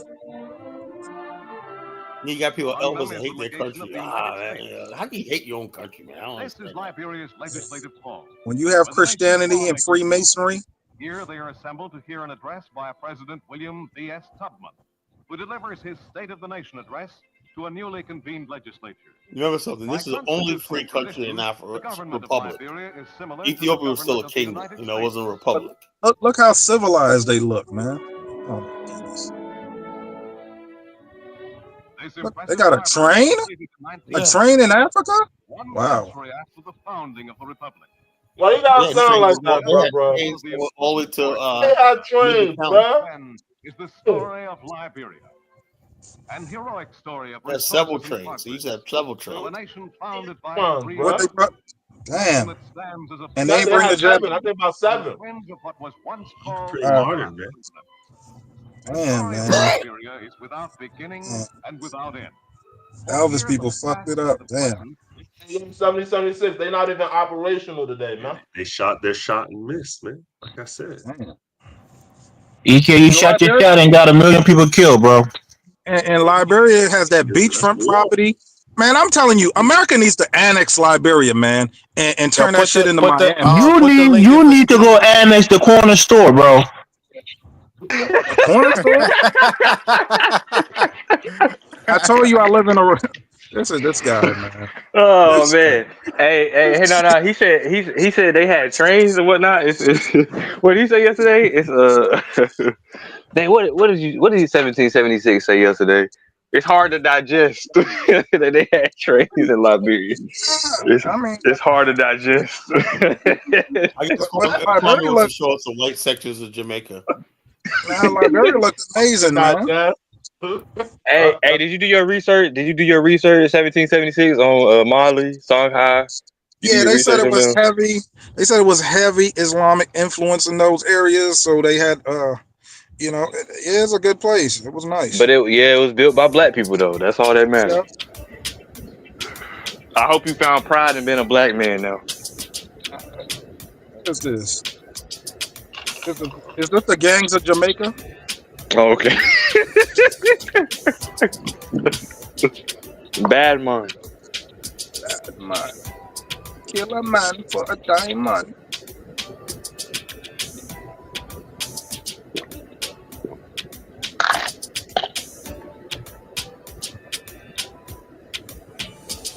Looks like AI. You want to know the crazy thing about this? Kwame probably didn't live here. He probably lived. He probably lived in the ghetto somewhere in Jamaica. Kwame was doing a trench town rock. I lived in a fluid neighborhood. Something Oh. similar. Did you have to pay for your school? Okay. I don't remember. I came up here in first grade. I came up here in the first grade. Kwame, you had to milk goats for your tuition money, man. I hear you. Oh man, it looks nice though. Yeah, but that's only one street though, you know. Oh my God! All right, Collar, give it. Hey, Collar. It's just Give like credit that. where credit's due. Judah came up on the show. Me and Bamani. Well, Collar, you want to see some infrastructure? Show me like one road in Cameroon. I give him a little props. Collar, the video just started. Leave Cameroon alone. Leave Cameroon alone. And this is Kingston. This is not Montego Bay. That's probably You claim this way. 1776. This where the so-called savages live at. Yo, check this out, yo, Kwame. But you just turned them in Utah on the same street. Man, I seen somebody. The video just started, Colin. Yo, hey, Kwame. It's been going for 2 minutes. I seen a lady in Jamaica selling red snapper bones, man. That's how Frenchie, hungry it is, man. We said Cameroon is a nice and lovely place. That's what we said.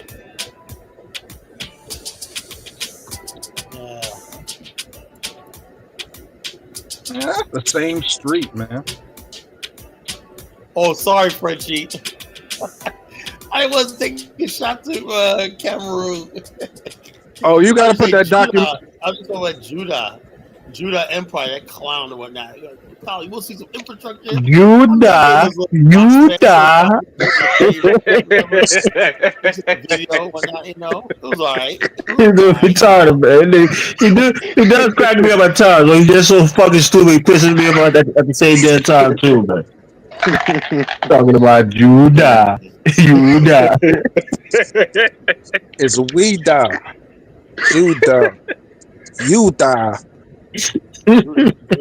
Empire. Is that Jonathan back on the panel? Nah, Jamaica looks nice, man. Shout out to Jamaica, man. But Kwame, the one thing I will take away from you guys is that you guys have white people living on that island and developing it too. And not as much as the South Africans, but that really ain't even a problem. I'm trying my best not to say anything. Now, I'd have been to Kingston several times. Oh boy, the black people don't really live in this neighborhood that you're showing. Exactly. Well, I'm gonna tell you, you grew up in an affluent neighborhood. The Indian, the white people, the non-black Jamaican, bro. They turn this shit off.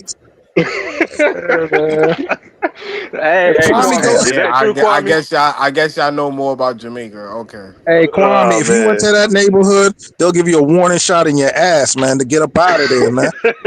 Come on, man. They got police that guards the entrances into this neighborhood, and they will blast your ass. Like, Kwame, is that true, don't man? even show it. Kwame just be lying, man. You can't trust no nigga named Kwame. See what we could talk about Beverly Hills, and we could talk about other affluent neighborhoods in America that black people don't live in. So yeah, we can do that, but nigga, this is literally just like one strip of. This is like a 10-block radius. But I bet you there's black people here though. Gotta be black people living in that neighborhood. I guess no black. There's definitely black people there. They call politicians, nigga. At the end of the day, bro. Well, I do see a power grid. I live in a transmission line. They got a power grid. They're on the grid at least. I see sewers. I see. You live where, Kwame? My boyfriend and I live in a house with 12-bedroom and a swimming pool. So I don't know. I don't know what Shut up, in Jamaica or in America? I live in Red Hills. I live in Red Hills, Kingston. Yo, why do black people always like 12 bedrooms? My neighborhood don't even make. My neighborhood is not even on these top 5, but my neighborhood is still great. You know why it's not on the map? Because it's in your head, Kwame. You lying, man. I just gave you a reference point. I just told you Red Hills in Kingston, Jamaica. Okay, let me look it up. Kwame, oh my God. Yo, Trump need to have like some type of police force to beat lying ass immigrants, man, because y'all lie too much. Shit, I guess white people populate all these neighborhoods and they only make up about 1%, right? Exactly. They only make up like 1% of Jamaica. Oh, you like the Chinese is taking over Jamaica, man. They're not taking over The Jamaica. Chinese are 2% probably. What? Okay. Red Hills is a residential east of Jamaica, known for hilly terrain. But yeah, it says lifestyle. Most mix of residential options for more modest homes, upscale properties, tourism, local attractions. Ain't got none. We was supposed to have a family reunion in Jamaica. That is nowhere near Montego Bay because a lot of people like, Montego Bay is the only nice place in Jamaica. Man, it's nice parts in Kingston, it's bad parts in Kingston. Just like you ever listen to Bob Marley Los music? Angeles, just like New Everybody York City. loves Bob Marley. What you talking listen, about? if you listen to like Butcher Bonton, that nigga just talk about the struggle. Like, yo, you gotta shoot a nigga for a mango. If you listen to these rappers, they talk about the same thing. Everybody, Black Americans ain't struggling. Listen. There's like 2% of Jamaica that looks like this, and then the rest of it looks horrible. Yeah. We gotta stop advertising these lies. Just like the person that showed Abuja, and it's like, oh man, look at Abuja. You got 1776 picture like Abuja, nice man. We're making progress. Then that nigga goes to Abuja and it's like, what? This is 5 different neighborhoods. Kwame, when you was in Jamaica, your only protein was some plantains, man. You gotta stop that, man. Just say, man, you 1776, you happy to be here. You and Elvis ain't going back nowhere, man. Elvis got a one-way ticket to Minnesota. He said, I ain't never going back that motherfucker. Oh man, listen, 1776, bro. I love you, man, but listen, ain't nothing that's worse than that. I'm gonna go to heaven, and I can't wait to go to heaven to get out my black skin. Ain't nothing worse than that, man. So Elvis may not want to go back to Liberia. The nigga literally said he'd rather be in America and his ancestors be in slavery for 400 years just so he can live in dirty ass Baltimore, Maryland, man. That's a cool to the bone, man. Man. 1776, man. Jonathan heard that shit and gave up on the nigga and disowned him, man. He said he ain't us.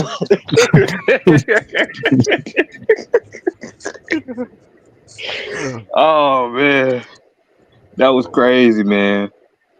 We got the curse of Ham too, man. Black people can't be shit because they got the curse of Ham. Imagine that shit.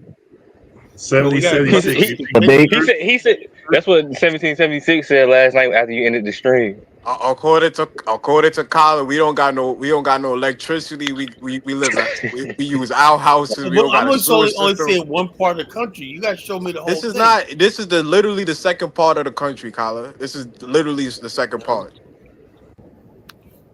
Man, show us Trenchtown. That's what I want to see. There's no way I'm believing that majority of Jamaica looks like this. Yeah, I watched that Bob Marley movie. We on 3 different neighborhoods right now. It went from Colin, 2% of Jamaica looks like this. 2%. I mean, 2% of Black America is upscale. Most of it ain't. No, come on. Black America got a large. Is upscale, man, please. There's a reason why my immigrant people rather flood Baltimore, flood DC, flood everything, flood everywhere we think is bad, and they'll make that shit their own. Cut it out. Live in Brickell? Do majority of Black people live in Brickell? Do majority of Black people live in Calabasas? Do majority of the Black people live in fucking Miami? No. But Maryland the has majority of Black people do Mitchellville. live in neighborhoods that look like this. Okay, majority of the black people in Jamaica live in these neighborhoods. No, they Come don't.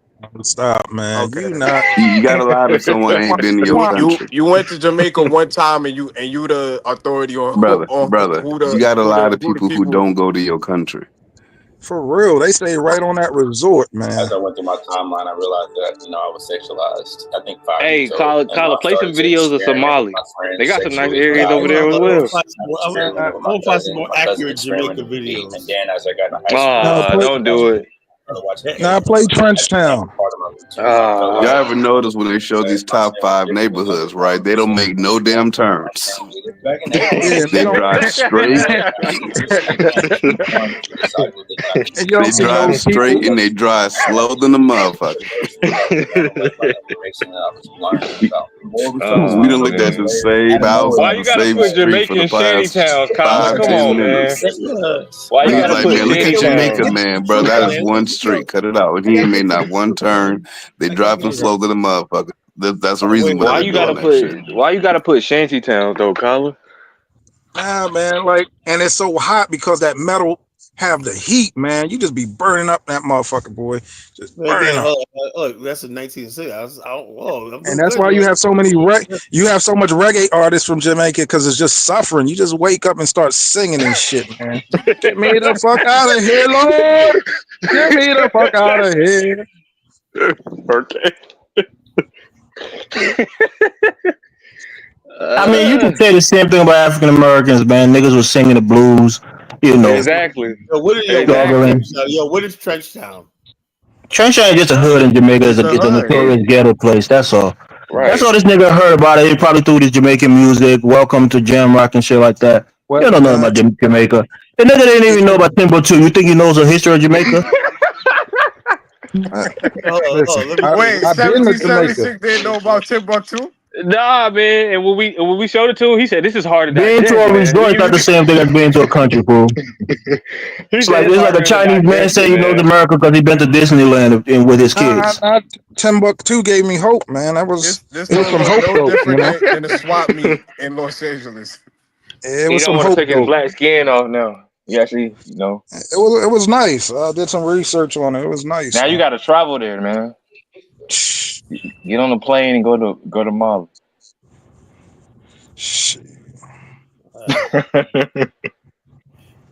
Well, you gonna go to? Kyla looking for a shack. Kyla looking for a shack in Yeah, he ain't Jamaica. gonna That's what find he's it. looking for. He ain't gonna find it.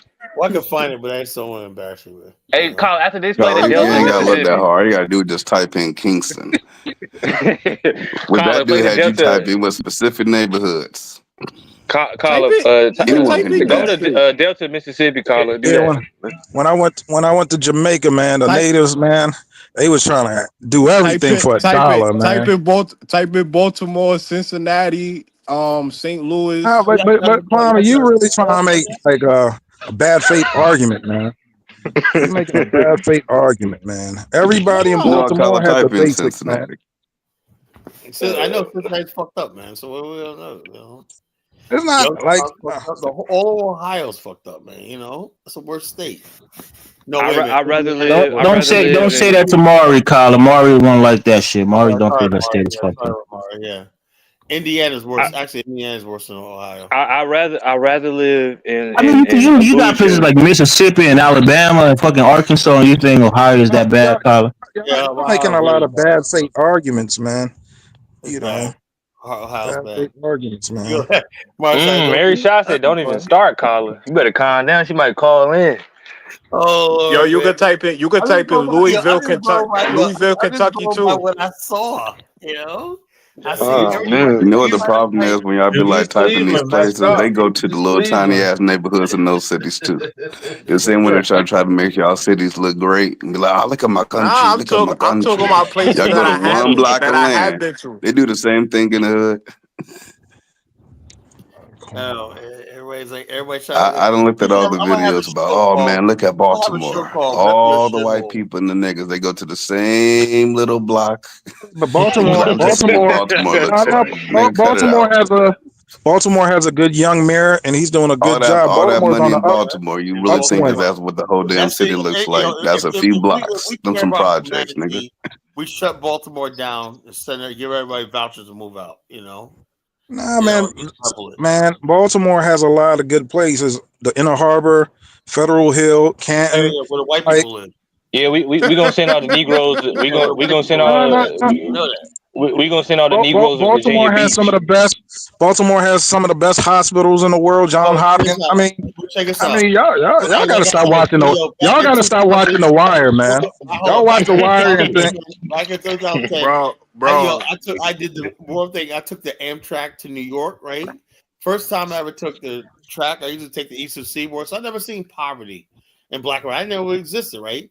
Then when I took the Amtrak from Newport News, Virginia, Norfolk to Newport News, and then we went to DC, right? You get to see on the Amtrak track, you're above everything. So you get to see everything now. Dude, when we went to Baltimore, I was like, yo, people live in houses like that. What year was that, Kyla? The house was built back in the early 1800s, you know? What year was that, Kyla? Because even DC cleaned up their whole lot.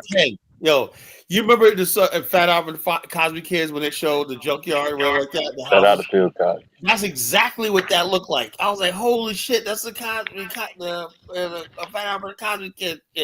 Those little tiny houses. I said, people live in them shits, man. Yeah. Them houses are old. I was like, God damn, them apartments are old. But the older the house, the more value it has. And I see clotheslines out there. I said, man, you can be. Collar, what's wrong? I mean, what's wrong with clothesline, Collar? No, dude, man. I'm saying they was like, yo, each you see clothesline in the hood or in the countryside, bro. I mean, niggas ain't got no dryer. They ain't got no coins to go to the laundromat. They got to dry their clothes in the sun. Yo, check this out. I'm not gonna lie. I know people in New York that got houses and they dry their clothes in their backyard. Yeah, well, I'm gonna go too. But hold on, you live in apartments. You live in apartments with no backyard fence, no nothing like that. Just a whole bunch of things. All right, bring. Hey, Kyla, bring up the Inner Harbor and Canton and Fells Point. Bring that up. That's Baltimore. People say next stop was Philly. Man, there's a lot of federal workers that live in Maryland. I was looking at Philly. I was looking at But stop, Kyla. Maryland is the third. Baltimore is the third. Maryland is the third richest state in Black America. The third richest. Baltimore is the third world. But the bottom line is, as long as y'all neglect Baltimore, this is what it is. I'm gonna tell you what it is. My boy Nee. Kyla, you can't watch The Wire and talk bullshit, man. His wife's a doctor. I said, they live in the suburbs of outside of Baltimore. I done drove through that tunnel plenty of times and seen Baltimore with my real eyes. You can't even see it through the tunnel. Kwame, you a liar. How can you see something in the tunnel, Kwame? You lying. The tunnel's This dude came in Harvard, Baltimore. He don't even live in Baltimore, man.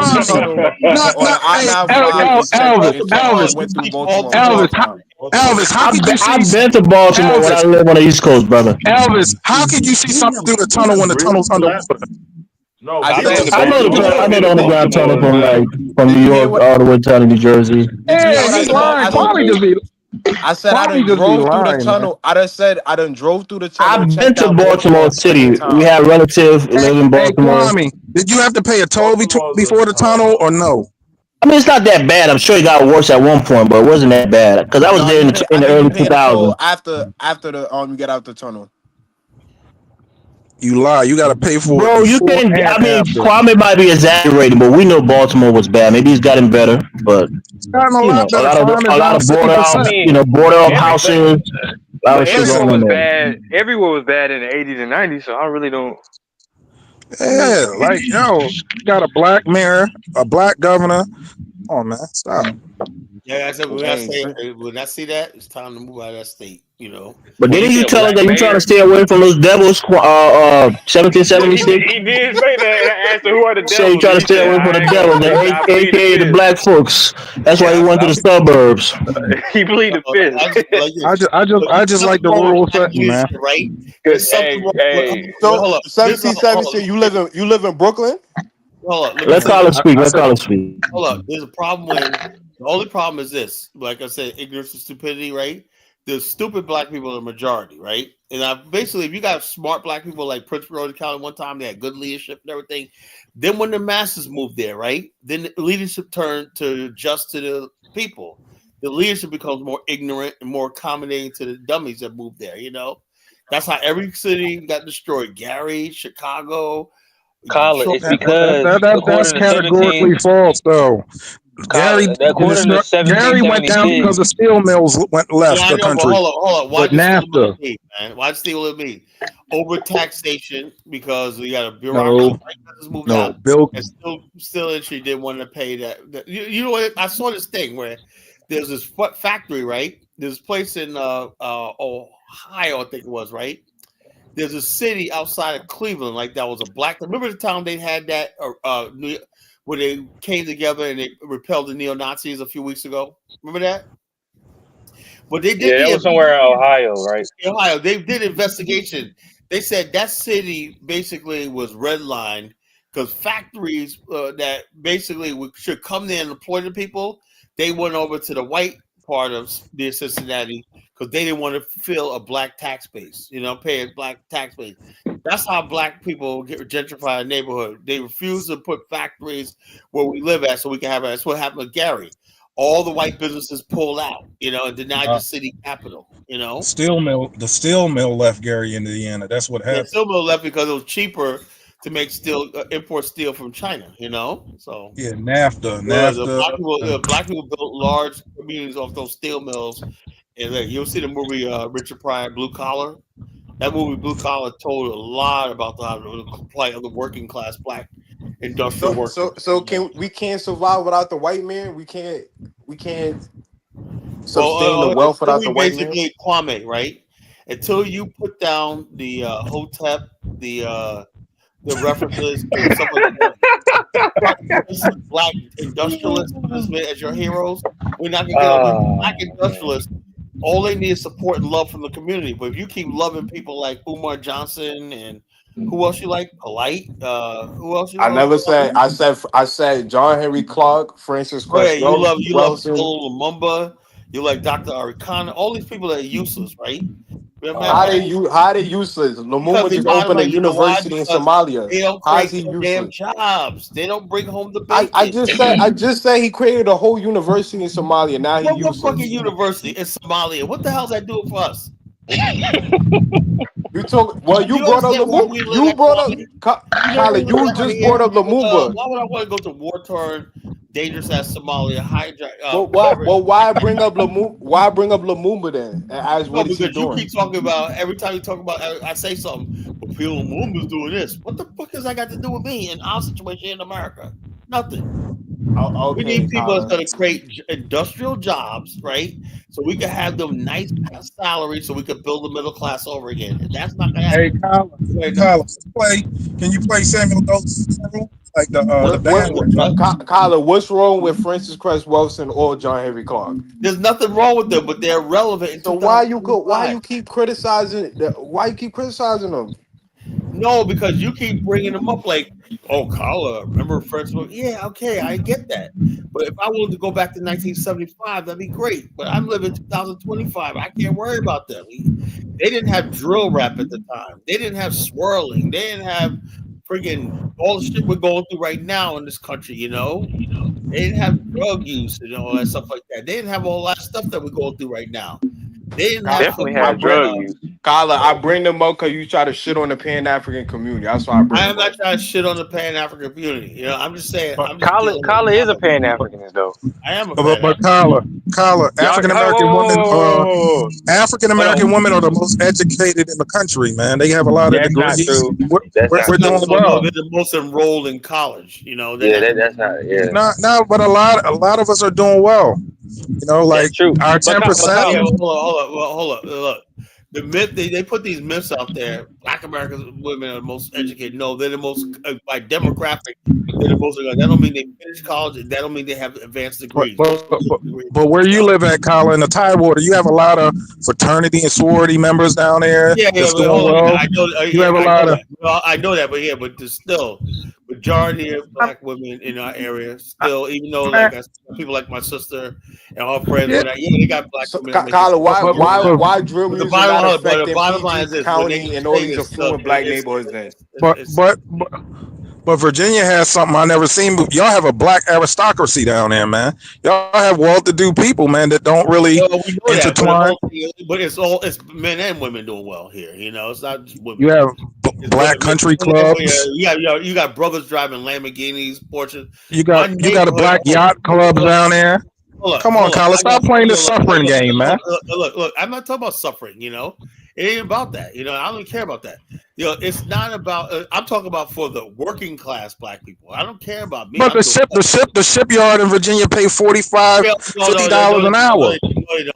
The shipyard pays shit, right? It's not about benefits and whatnot. And a lot of people, like I said, let me tell you, you don't understand this, right? First of all, let me say what I was saying. There's 6 black millionaires in my neighborhood. 6 black millionaires. Yeah, come on. But hey, Colin, you gotta stop watching Antoine Fisher, man. Let me tell you about the shipyard. Right? A lot of people I knew, right? Their fathers worked in the shipyard. Their grandfathers worked in the shipyard, right? You know what my generation, Gen X said? Fuck that. I am not working in a shipyard. Why? Because the white people, they start off. God, man. I'm telling you, most of the people in my generation basically got into things like record producing and I don't know, whatever the hell it is. They try to pursue their dreams, Yeah, selling drugs. Majority of black people ain't suffering from drill music and drugs, Colin. You gotta come on. Hey, Steve. What's up? There's a lot of large numbers of black down in Norfolk. Look, let me tell Yo, you 17 cents. Let Colin finish. Let Colin finish his point. Black people, young black people. I say you can always be shipyard. They're like, I ain't working at shipyard. My dad worked in the shipyard and whatnot. And you look what he got retired, he got checked.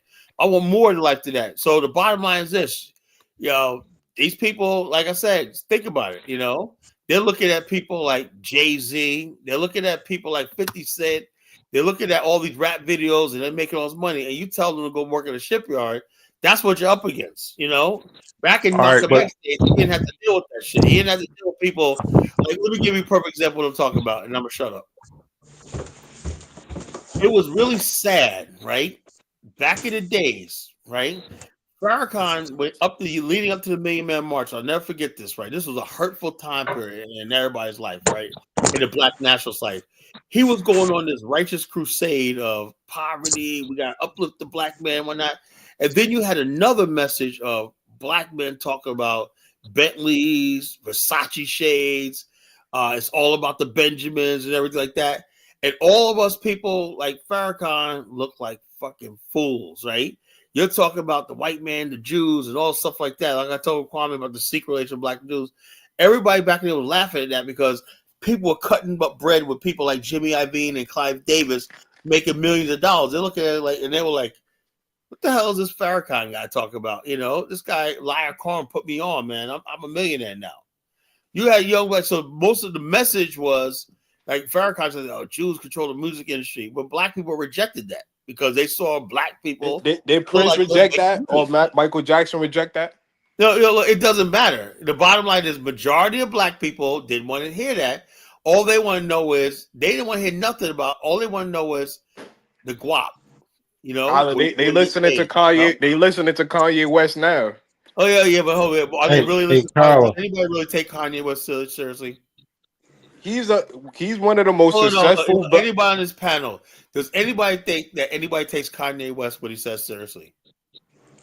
But Kyle, you have a lot of black. Nobody takes Kanye West seriously. Nobody. But Kyle, you have a lot of black people in the Tidewater area that work for the government on the Navy base. You got some people that work in the shipbuilding. You have prestigious black people who go to Hampton. But the thing is, in my area, people want more. We had all that for 30-something years. People in my area want more. People don't want to hear nothing about I got a job in the shipyard.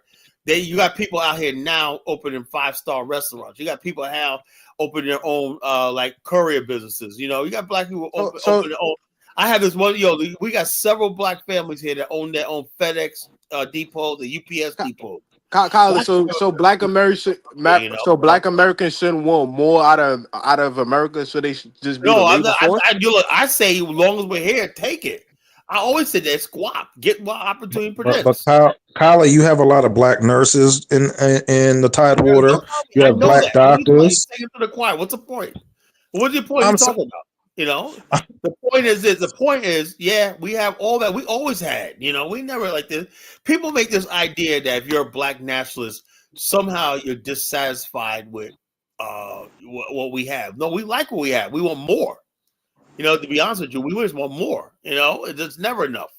So you can't just say you got nurses and yeah, we want more. We got doctors, yeah, we want more doctors. We got people working at the post office. We want more people working at the post office. It never stops. But the post office in the Tidewater is like 70% black. Yeah, so and we want more. We want to make it 90%. How about that? Hey Kwame, you can't please this guy. He's rough, man. He's a rough rider, man. I don't even understand Kyler's argument no more. Yeah, because Kyler's creating a picture of suffering, black suffering, but he's not showing you that it's a lot of black excellence, man. I never said that. I said in my area we're doing good. I can't say the same thing about your area or Kwame's area. Maryland is the third richest area. No, don't say Maryland. You're from Baltimore, nigga. I'm not from Baltimore. I live in a 97% black area where all the people own their houses. And the median income is well over 100,000. Stop it, man. Nobody out there suffering. You ain't doing that, man. In Roselle, who's suffering in Roselle and Springfield? Y'all are.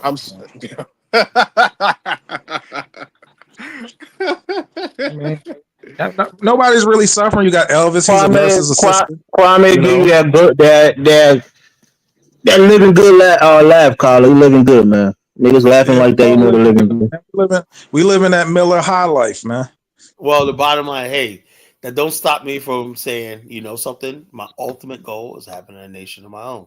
I want it all. So people have this idea that, like I said, me personally, I'm probably the first major black nationalist that is coming from like black middle America. I don't have the fucking poverty story like Umar Johnson and all these other people that came up one. Umar Johnson came up from poverty. Well, yeah. Umar Johnson, dad was a Marine. Umar Johnson's just a rebellious Pan-Africanist. To be an example. Don't let Colin fool you. Majority of black Americans are living great in America. Yeah, Umar Johnson went to college. He has a doctorate degree in psychology. He's not poor. He acts like he's impoverished.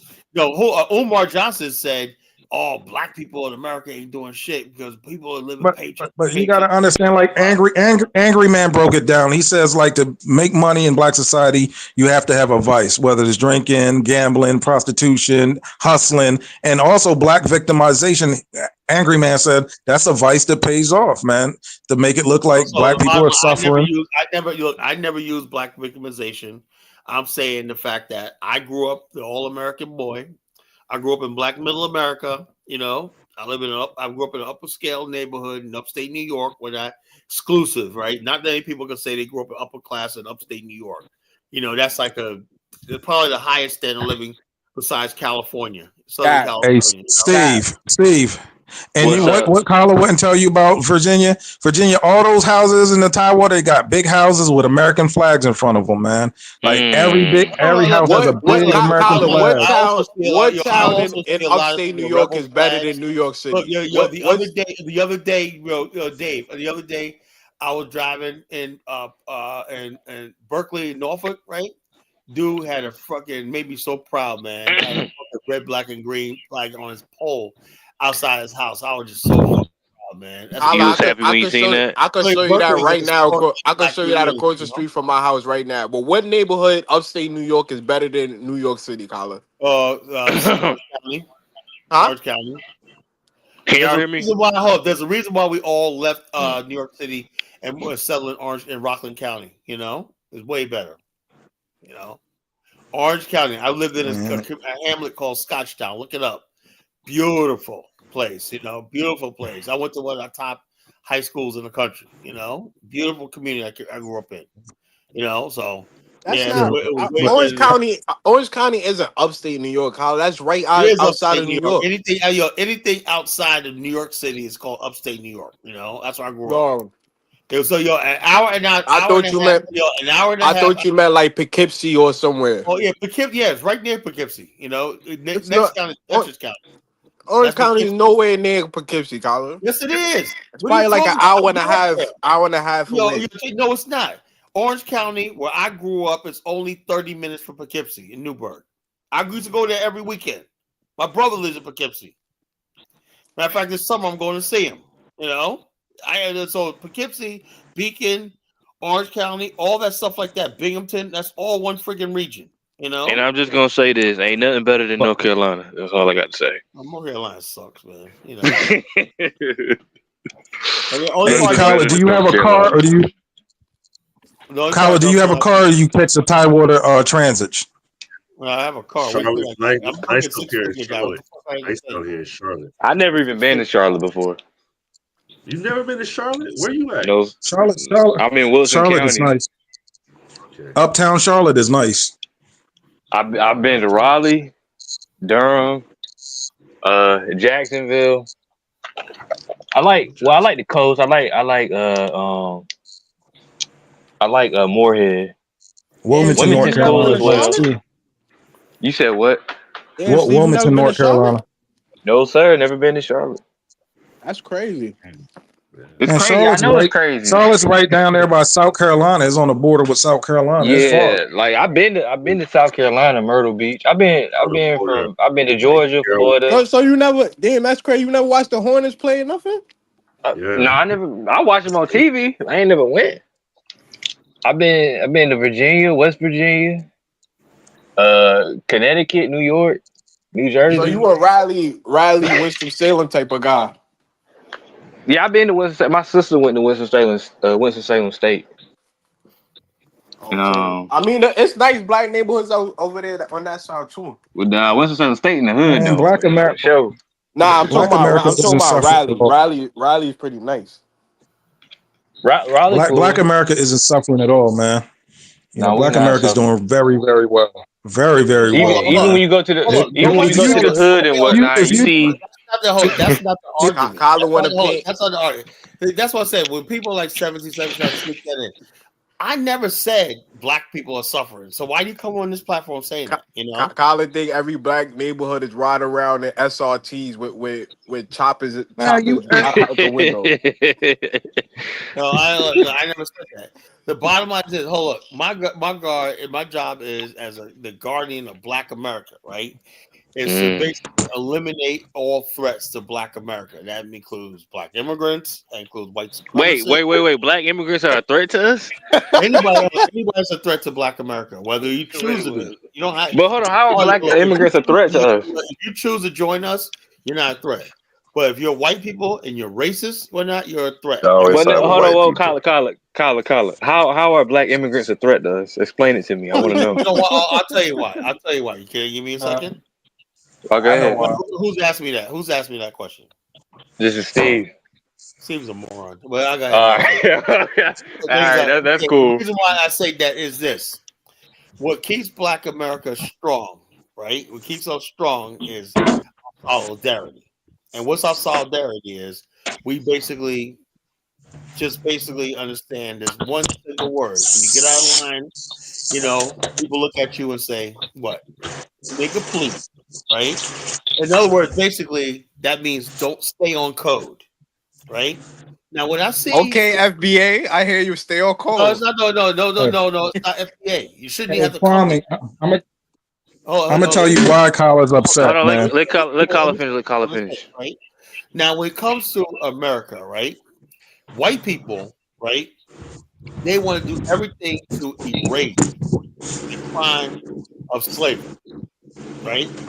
And they do the one thing they always say, the trick they always say was, well, Black people in America are better off for coming to America than if they stayed in Africa, which in many ways we don't wish it was like that. That's why us Pan-Africans, we want to see Africa rise so we could take that argument away from them, right? Because as long as they have that argument, they're never going to be repenting for slavery, right? Now, when black immigrants come over here, they sort of complicate things, right? They come over here for the first time having running water, first time But having a. but Kyle, let me ask you a question. Why does Hold it on, matter? I'm not finished. Hold on, I'm not finished, right? They come over, and this is very serious, right? And so, therefore, like there's one Jamaican girl was interviewed the other day, and I hate when they have these African American they're so Pan Africans, and they let these freaking immigrants insult them to their face and whatnot. Now, black people are fighting back. Now, you have to be an FBA, but they're fighting back. She said, in the interview, hold on, listen to what I'm saying. Listen to what I'm finished. She said, well, when I was coming here, my parents, that's another thing of lie that they say they were talking about black America treating them bad when they got here. No, they come over here with this attitude like, come over here, I'm going to work or not because there's opportunity in America, blah, blah, blah. Well, who created the opportunity? Who gave black people the opportunity where you can walk on a job and get a job? Who created the opportunity where you can get a house in any neighborhood you want to? We did. They completely ignore that, right? And they give all the credit of them coming to America to white people, right? And white people take that and throw that in our face and act like they're such a great, benevolent country. No, America, only what it is right now is because of our struggle. And a lot of black immigrants don't want to recognize that, right? They come over here saying there's no racism, there's no that. That is a threat to black America. That is really a direct threat to us, you know? Can I say something? You want them to wait? You want them to risk their status to you want them to risk their status to be deported? Hold on, they can always stay in their own country. That's what we're saying. Oh man, you know.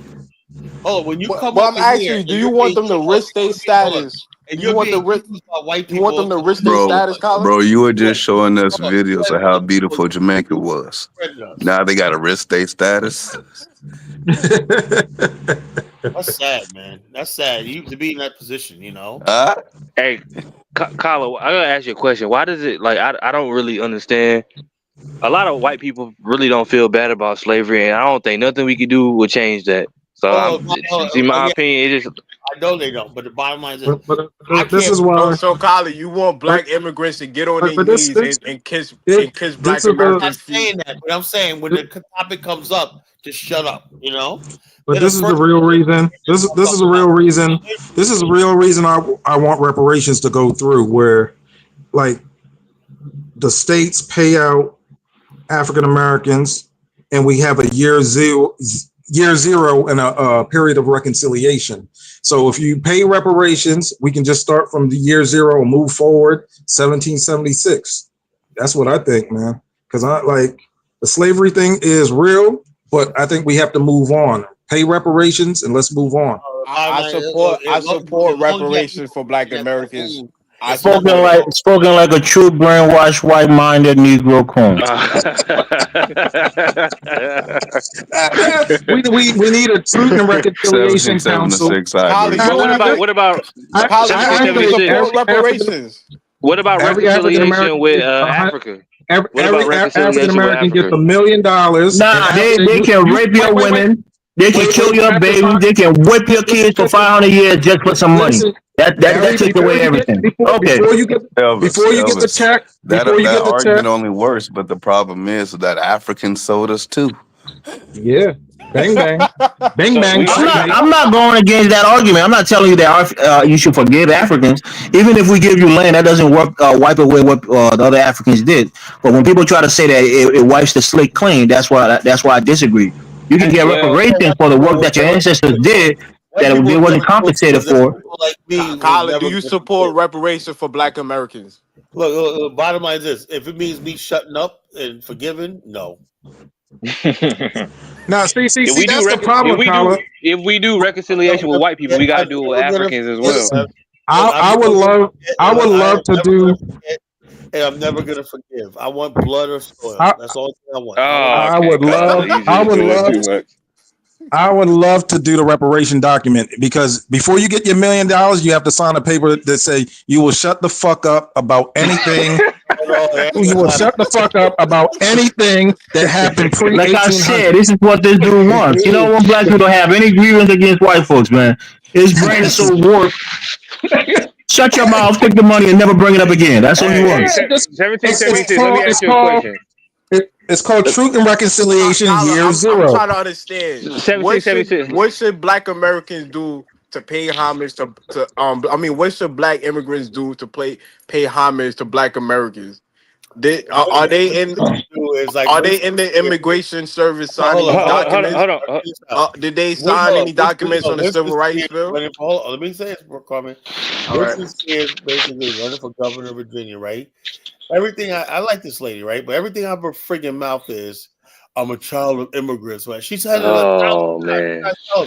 She's okay. You didn't okay. Basically, So you want her to cosplay as a Black American? No, but she got a kid. Shut up. We know you're Jamaican, but that's her whole thing is I'm not like them. I don't have the same story as these people. I mean, Black Americans say the same thing. They're not like us, right? You played. Hey, look, you cannot play both sides of the fence. What's both sides of the fence? What she's doing? She's an immigrant. No, she's just saying she went from rags to riches. Like her father and her mother came, they suffered, they endured, they worked, they cleaned up bathrooms. Like her father used to clean up like shitty bathrooms. White people say like the rest of them. Did she say she not like the rest of them? Did she say that? No, Kyle, I think you're reading into that too much. Yeah, you added a little bit sauce on it. Kyle, the root of this is sometimes a little bit of jealousy on your part, man. Because you gotta understand that area you live in has a lot of wealthy Nigerians, and they're getting that invite to Omega Psi Phi. They're getting that invite to the Black Yacht Club. And now you're about to have an immigrant governor. There are no Nigerians in my fucking area. None. Right. Only Africans we have in our areas. We have a few Togolese. That's the only. Kyle, don't you even have some Nigerian restaurants in your area? Then you went to the other side. Kyle, you said there's Caribbean restaurants and African restaurants in your area. We have one Nigerian restaurant that failed. Okay, it failed. All right. Are you live in Virginia Beach, right? I'm about to look it up. Yeah. It was in Virginia Beach. It failed. Like I said, I meant to go patronize her. She's like a nice lady. She was on the Jonathan, go ahead, man, because you about to talk some shit. So go ahead. He says we all these wealthy. Look, I'm in the business world and I know all the Black professionals, everything like that. I have yet to meet an what's that one African guy, right? He's Ghanaian. He works for this one white guy. We tried to recruit him in our agency, right? But he works for the white man. Well, he thinks they're better. And whatnot. But we could have made him. I could have made him a GA because he's been in a long time. I could have made him a GA, but he's a street level agent, man. He's a fucking slave, you know. And so Colin, can you answer my question that I asked earlier, or should I reiterate it? What could Black immigrants do to pay homage? I am not asking anybody to pay homage. You know, I'm not asking to pay homage. I'm just saying, just stop being ignorant about history. You know, do you understand that? You know, it's like this. Me personally, right? I will say this. You know, about my ancestors and whatnot. You know, the ones who fought and everything like that. As much as I don't like the integration movement in this country, and I agree with Jonathan about this, if it wasn't for the people who were actually fighting for integration or something like that, you know, I'll be honest with myself. Even once I'm a Black nationalist or whatnot, you know, I'm thinking about it. I would not have what I have right now if it wasn't for people like Dr. King. You know, it wasn't for that struggle that we thought that was stupid and insignificant, whatever like that. I think about the fair housing when now my parents were able to buy their first house when I was a kid, you know, and then we moved into another white neighborhood when one neighborhood basically they wouldn't sell us a house because they said they told my parents you're Black and it was in Jersey. So we moved upstate New York, right? It was further away from my father's job. Father wanted to move in Jersey where we worked, but these people didn't want to sell them the house. We got a better house in upstate New York, you know. So the bottom line is this, you know, because we talk about we got a lawyer and the fair housing thing. Lawyer was that, you know, so he proved that we were being discriminated against. So they're like, okay, sold my parents a house, right? And that was in the 70s. So the bottom line is this: yeah, these laws really, because of that, I grew up in a nice community. I had everything. So our school had swimming pools, carpet floor, driver ed program, home economics, some sports, everything like that. Kind of. That's why I always said that Malcolm X was a hater, because he always criticized Martin Luther Oh, King. don't do that. Don't do No, that. for real, I said it, and I like him, but I think he always criticized him and try to make him seem like the big bad guys when they actually got a lot of things done for black folks. Who's this? But you gotta Elvis. understand that Martin Luther King Jr. came from an affluent family. Malcolm X. I said Malcolm X was a hater member of the because Nation of Islam.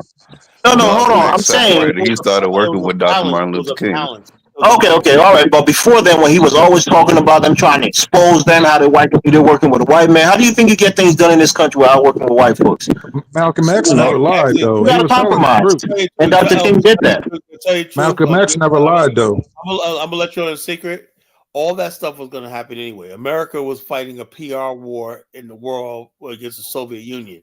They had to do that, you know. So Martin Luther King was just see what this goes back to 1776. We are working for a more perfect union. That's our endeavor. We want this country to be. People working for a more perfect union in 1776. Nah, they were working because they had to. They cracked that No, shut up, man. Don't say that shit, man. You were working for a more. Who is we? You wasn't even part of the we back then, bro. 1776, man. Next time, is there are there any like alt right channels on YouTube?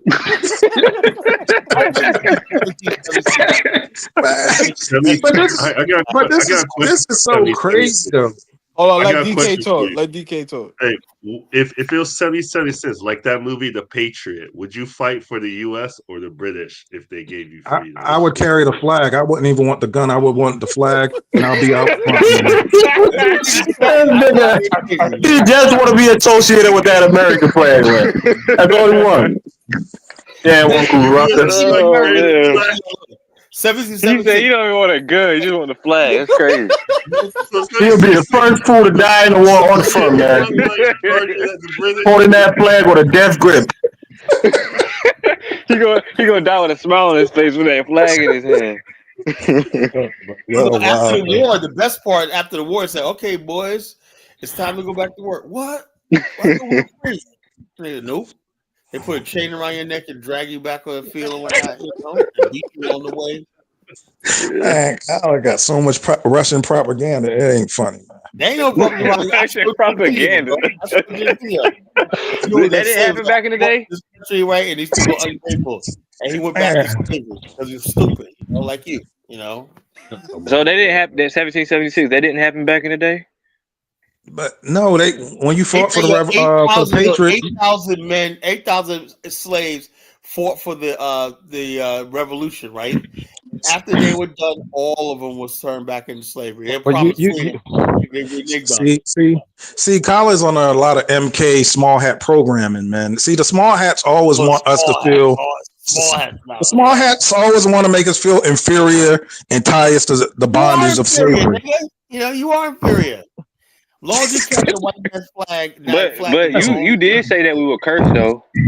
So you feel like no? I said it was it was until you get saved, sanctified, and you can transcend the curse through education and through religion.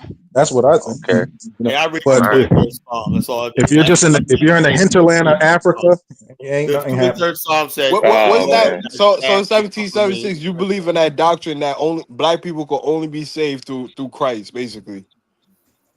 Yeah, that's the tenets of being a Christian. All humans can only be saved through Christ. And all humans are cursed.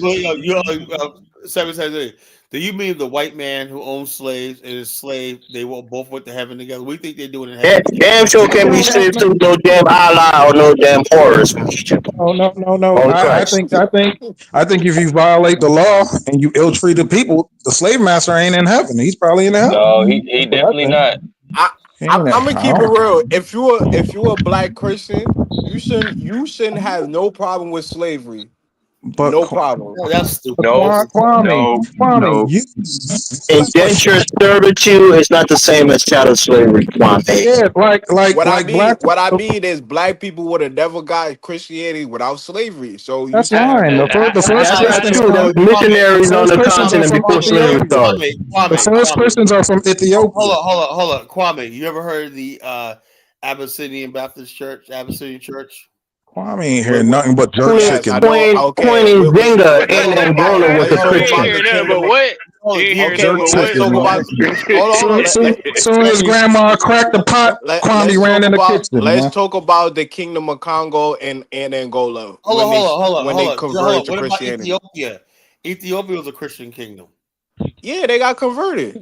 Wasn't By the first Philippians. wasn't the first person in the see Bible that became a Christian was Ethiopian? They existed Yeah, a before they eunuch. got Yeah, converted. if you want to believe a eunuch was the Oh, first. he was a eunuch. Yeah, he was. Hey, How you know? Kwame, this is my problem with you, man. You had all the countries to go to. When you was in Jamaica on that little hut, thinking about the countries you was going to immigrate to, why did you choose Judaic, Christian, Roman, Greco culture? Kwame was You had a living in Red choice. Hills in a 12-bedroom house. I was That's what I he was told me. 6 years I was Man. 6 years old. I had no and my father filed for my papers. I Well, had no you ain't choice. 6 years old anymore. You probably 32, 28, something like that. And I plan on going back to Africa Yeah, to never. a non Kwame, you're not ready for Judeo-Christian Africa, bro. society. Kwame, you're Yeah. not ready for Africa. Sorry. Hey, So where Kwame, you all you go? gotta, Kwame, all you gotta do is go to Haiti. They don't believe in God. They believe in barbecue. They That's don't do not like go true. to Haiti. That's not true. Most Haitians are Christians. That's a fact. Yeah, I Most don't know Haitians are that. Christians. Christian my ass. No, And most Haiti Haitians don't are believe. Christians. 1776, your mind is warped with stereotypes and no facts. Man, Hey, Haitian. they defeated one of the most powerful army with voodoo and with Most Haitians don't Catholicism. practice voodoo. Most Haitians Huh? don't practice voodoo. Why don't you go to Haiti? Why don't you like yo? Hey, You here, I'm talking about Bookman. Kwame? When shit get hard for you, I know you go to the Catholic Church for a bag of food. Come on, stop that, man. Stop, man. Come on, we all I'm been sure there. you benefited from Catholic charities too, bro. What are you talking about, man? It's heavy out there on the East Coast, man. Hey, when my lights was messed up, I would go to the Catholic Church. Man, give me that 1,000, man. Shit. You know? but I Kwame, need you to man, be honest for once. most Haitians don't practice voodoo, man. They practice voodoo indoors. They don't practice voodoo outdoor. When I see a Haitian person, was a Catholic brother. When I see a Haitian person, I run, man. Fuck that. And what happened to Angola and Congo after they converted? They had to beg the Portuguese to stop enslaving their own people. That ain't what happened, bro. That's not what happened. Well, listen, were they Catholic? Bro, they sent their The children Bible, off to Portugal. Kwame. The Bible never say when you become a Christian you stop suffering. That's not what the Bible promised you, bro. You can still die, you can still suffer, you can still go. So Elvis, is it correct for the Portugal to still enslave the people that converted to Christianity? Was it Jesus doing the enslavement? It was men taking actions, bro. The Bible is your book. By your logic, you shouldn't blame the Muslims for what they do. Nah, the book say that shit, nigga. Their book says it. Yeah, they book says they can do that. Their book says it. I think The Vicar of Christ wrote the papal bulls. The Vicar of Christ. We don't follow him. That's just a title that the Pope gave himself, nigga. We don't believe in no bigger. There's nobody that can be the bigger of Christ on earth. I don't think the Catholic Church is the real church. Gave him that title. I don't believe it. Bro, I'm not a Catholic, first of all. That's why we're Protestants. We're not Catholics. Where did the Protestant church come out of? Martin Luther. Why do we separate? Martin Luther wrote the wrote the 95 Theses and broke away from the Why they call protest? Why they call Protestant? Because they're protesting against the Catholic Church for indulgences. They broke off from the Catholic for indulgences, for selling salvation, for using people's confession against them to blackmail them. That's why we broke away, nigga. We ain't going back to no damn Catholic Church. And a lot of stuff that the Catholics believe, a lot of stuff that the Catholics believe from the Catholic, yes, you can, brother. A lot of stuff that the Catholics believe is not even in the Bible. People can break away, but what they would do, they would threaten to excommunicate you and your family. They can't talk to you.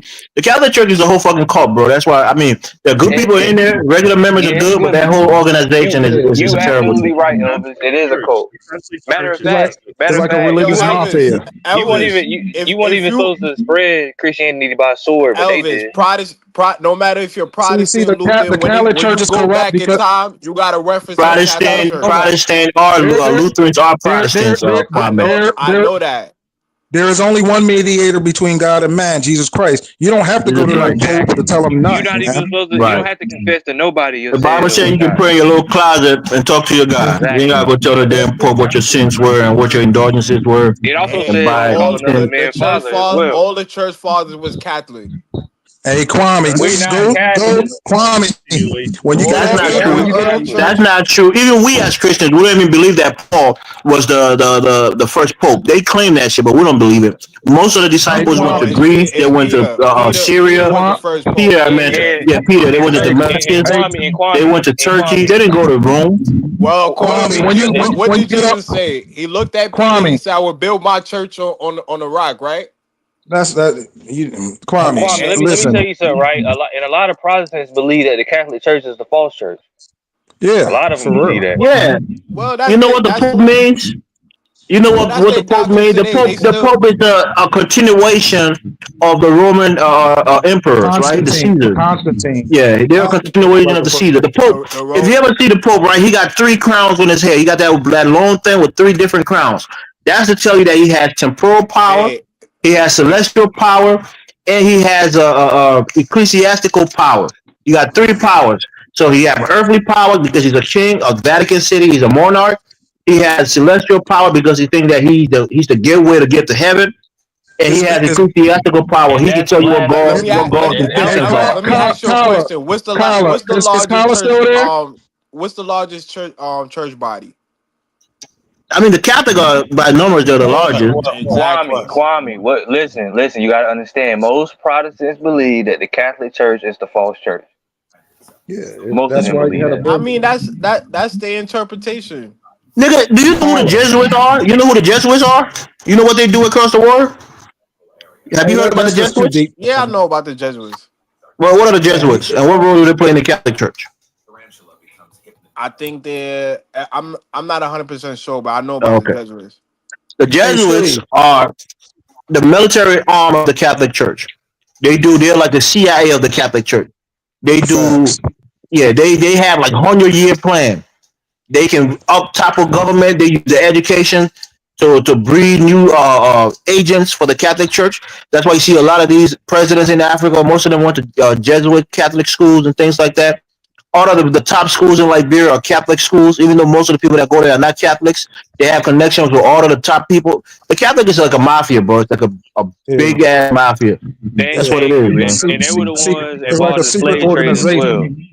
It's like a form of Yeah, they Masonry. the Vicar of Christ wrote the was papal bulls that Roman say black But people should be Stop enslaved. saying But vicar Kwame, of you got Christ. We don't believe that no man Steve, can be a vicar of Steve, Christ, bro. He That's can't. Elvis. He can't Elvis, embody that's his Christ on the earth. title.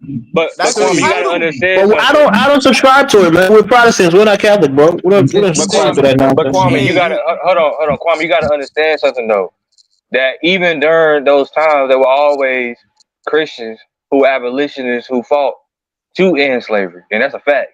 yeah. Just But not all sects of so you Christianity talking are the about same. Quakers and stuff like that, but I'm talking about the okay, y'all don't like the Vicar of Christ. Well, man, Kwame, stop saying that bullshit, man. Just because it sounds good, man. Oh, no, Vicar. that's his title.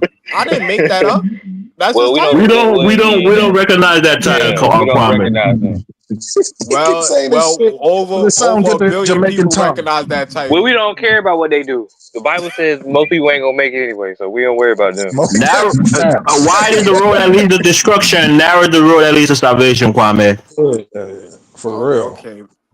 Hey, but Steve, what I was asking you, how you think Carlo feel about having a Jamaican woman as his governor? Like, how you think he feels about that? I sense a little bit of jealousy from him, man. Like Me too. Like, I think he's Nah, jealous, man. Colin loves the Jamaicans. His best friend is a Jamaican. Bomani is a Jamaican. He I loves have no Jamaican. You know what I As long really as they think? kiss his feet, he'll be Look, okay.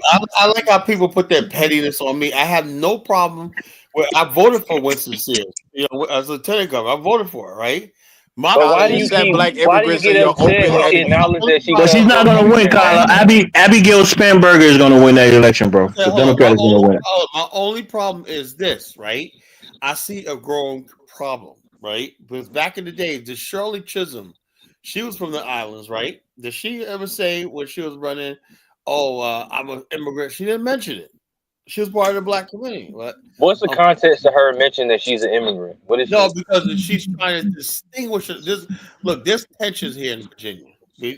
Even though black, even though it's AKA the FBA's are mad. That's what it meant. But this is what I'm saying. It doesn't mean that. The more perfect union. Hold on. Let me say this. Fuck the union, man. We don't give. I'm not trying to unify. I'm saying we're about to elect a Jamaican woman in Virginia. We elected a Kenyan as president. I mean, come on. Let it finish, bro. Look, what I'm saying about her is this.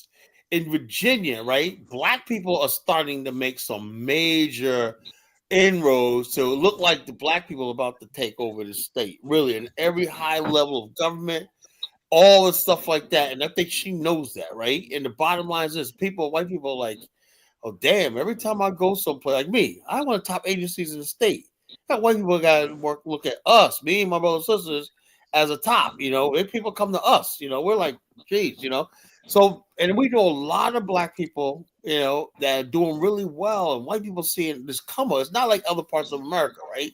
Virginia, we had this one company that I used to work with called Virginia Premier. It was founded by black women, It was a hospital medical system. It had transport, ambulatory, it has hospital, it had medical, clinical, all stuff like that. It was founded by black women, but they ran the sister gals ran into the ground, right? And it got bought up by Optima. And now it's Centera's going out. Long story. But I work for Virginia Premier, stuff like that. So the bottom, I had to take my patients and whatnot, but it was run by black women. So black people are doing really, really well on high level stuff that I don't see in other states. Now, these white people that come here, not the white people that's here, but you got a lot of white people that come from other areas, right? And we all know this. Native Virginian white people are beautiful people. They cool. They don't understand black people. They accept black authority and power. They're used to seeing black people as police captains, as people in the government, people as mayors, stuff like that, right? But you got a large number of white people. So military brought a lot of people from Mississippi, Arkansas, Idaho, and they're basically populating this area, right? Since like the last 20 years. And they're not used to seeing black people, one. And then another thing is black people in power, right?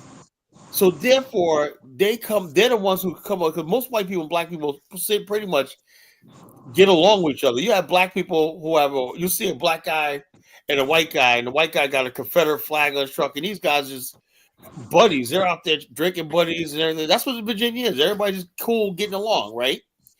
But you got these white people that come from other areas, right, who do not like this, right? You see an awful lot of black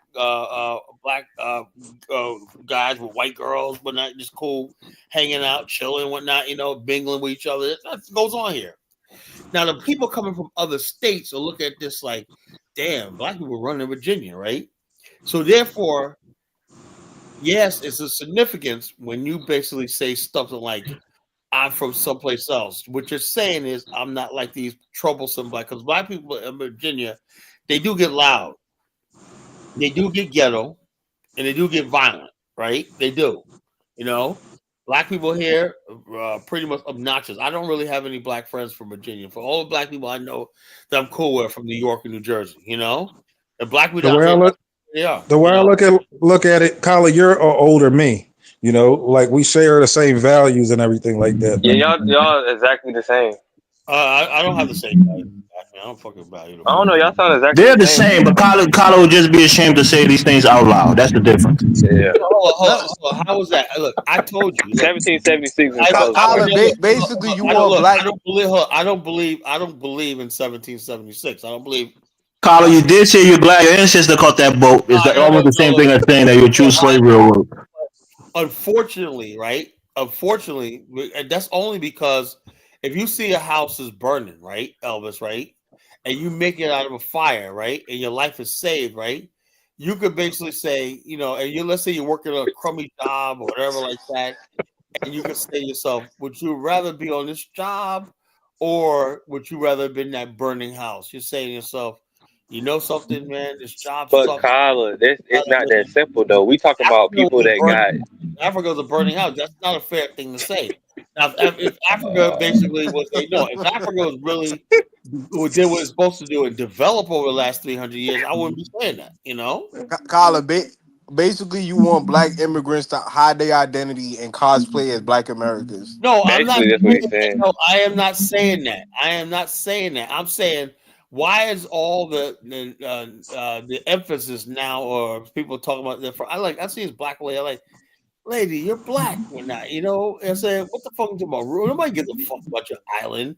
I come from Montserrat. But Carly, if she want to rep her island, let her rep her island. There ain't nothing wrong with that. But Steve, they always got to make sure they say it in front of white people, like, "Oh yeah." And I see it all the time. I know what they're doing. What Haitian or Jamaican or African is waiting for a white person to get around and say, "Hey, I'm Jamaican. Hey, I'm no, the key here is Carla wants for immigrants to not say, well, she's a Jamaican, she's not a black American, because that's the thing with Carla. Hold on, no, check us out. There was this Dominican guy, right? He had he did a we know black moment right now. He goes, he said, watch, man, I'm gonna get out of this ticket. Cop pulled him over right at window tents, whatever like that in Florida. And he says, yeah, see, I got out, man, because are you really comparing a Dominican to an African or Jamaican, Colin? He goes, that's a hell of a stretch. That's not a fair comparison, Colin. Come on. No, I'm saying, but the whole thing is everybody. Nah, there's some black Dominicans though. All of them ain't that mix. No, he goes. He had to say the first thing he said out of his mouth was, "I'm not black. I'm a Dominican." To this cop, and the cop let him. He said the cop was leading. Okay, get those windows to his face. He said, "Man, see, that's what happens when you tell me you're Dominican, you're not black. You can get Somalis do the same thing, Carla. I'm not black. I'm Somali. Dominicans are real dark skinned. A lot of Dominicans are real dark skinned. They go. You ever seen David Ortiz that look like the wife from Good Times? If you know about Manny Ramirez, and Colin, if you know about Santo Domingo and you know about, and that's why I don't really hang out with Dominicans. I don't hang out with a lot of immigrants or not, because I see them kissing white people's ass, and I'm like, yo, I don't want to be. I like being you're comparing a Dominican to black. Come on, Colin, that's not a fair comparison. Colin, low key, go to the lady in the governorship. Are you gonna vote for the white Democrat who's a former CIA officer? You gonna vote for her? Hell yeah, Abigail Spanberger should be a next governor, Colin. But the thing is, Virginia. But Elvis, this is what I talk about. Elvis, this is what I talk about a more perfect union. When I was growing up, I could never conceive of a black governor of Virginia. You know, I couldn't conceive of a black president, but we've elected a black president. From Kenya and from Jamaica. Yeah. So I'm saying that's why I said this country is the more. Difference between me and this guy is, I don't think there's anything to be. Behold, a black president of the United States. Well, who's the United States? Come on, everybody was voted for Obama. Tyler was out there celebrating when Obama won. He was probably crying. Tyler drank a fifth of Hennessy that night when Obama won. You know that. He was crying. He said, "My president is crying, man." I saw so many Obama koofies. I saw so many. Hey, mute everybody. It's always at 17 seconds. You're the last one. The whole thing is, I only voted for Obama for a simple fact is, he said my issue with that election in 2008 was the friggin' Iraq war. He said he was going to get to the bottom of it, which he lied. He never did, you know? And then people will tell me, well, Collar, man, wait till he gets his second turn. Watch what he's going to do his second turn. Voted for him second time, right? And still, not a damn thing. No indictments, no nothing. We don't even have an inquiry. Or what happened? What led up to the Iraq War? So I said, this guy's a fucking fraud. I voted for him twice because I thought he was going like this. Tyler, your president was black, your Lambo was blue. Nobody can tell you nothing. if you know what that's from, Tyler, I bet you don't know where it's from. Everybody else does. Kyler probably was out there standing in that cold just like me, crying, man. I was at the house looking. I was like, man, look at that. Actually, I was a poll worker. I was an elected official that year, you know? And the bottom line, I worked there all day. I cast my vote first. You know, we passed our vote first. Colin, did you cry? No, I didn't cry nothing. I didn't feel nothing, you know? I was like, this guy. I cried, bro. We had a baggy teeth here with the airbrush Obama picture, nigga. We wore that shit at school for like a week. Yeah, come on, man. I'll wait for him to take office, right? And I thought that basically I said, okay, that was my issue, right?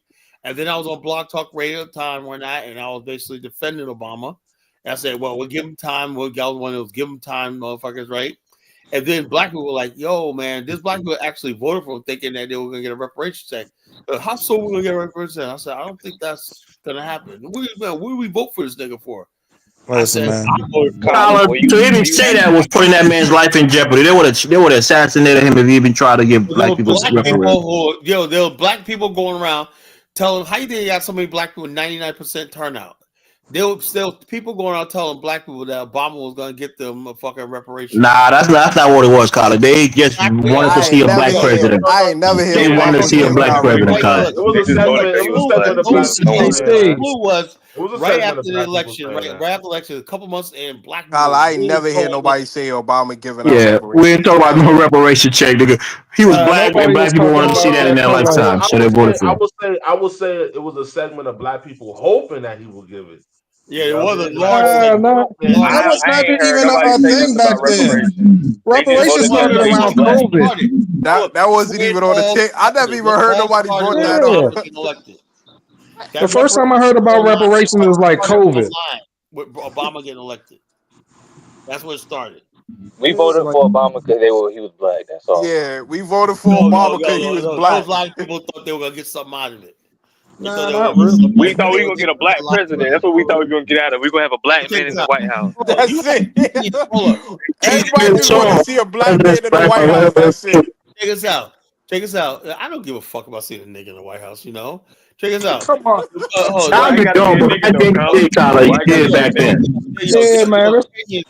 They did a poll in Kenya. They said 75% of Kenyans believe Barack Obama's presidency meant their lives were going to improve. But Colin, when we was growing up, we never thought we would see a black president. We never did. When Obama was elected, I don't think anybody really cared. You know, we was crying, man. Colin, are you kidding me? We did care. Oprah was crying. Jesse Jackson was crying. Nigga, we all crying, bro. Yeah, man. I can't deal with somebody who's not going to be honest, man. You had a black woman in the White House, right? Now you got Michelle walking around angry, bitter, and whatnot. What the hell did it do? Colin, that's those people personal business. Man and wife, you can't get into this. Everybody wanted to see a black family. Michelle and Barack Obama in the White House. I was so proud of Obama when he went in there. Then he killed Osama bin Laden. Yeah, I was like, this dude ain't playing, man. He ain't playing around. Yeah. Whatever. 3,000 drone strikes. I remember all the jokes they had about black people being in the White House. Elvis, did you remember anybody talking about reparation when Obama got elected? Nah, never heard. Everybody was just telling white folks, my president is black. They tell me shit. You see Michelle Obama say, Colin, you see Michelle Obama say she's glad she never had a son? That is crazy. Yeah, man, it's crazy, man. You know, she said that because of the weight of the name Obama. No. She's just yeah. Don't be following those white Republicans. She's always been. She said she was persecuted. She faces daily racism every day. She lives in an $11 million mansion. She don't have to being rich don't take away racism, man. What's wrong? You got white people questioning her sexuality. Is she a man? I don't sexuality, her gender. They question her gender. Yeah, her gender. She's a man. Yeah, they'll call her Michael. Colin probably be saying the same shit too. Hey, Dave. Michael. We call her Michael and shit. Colin, do you think Michelle Obama's a woman?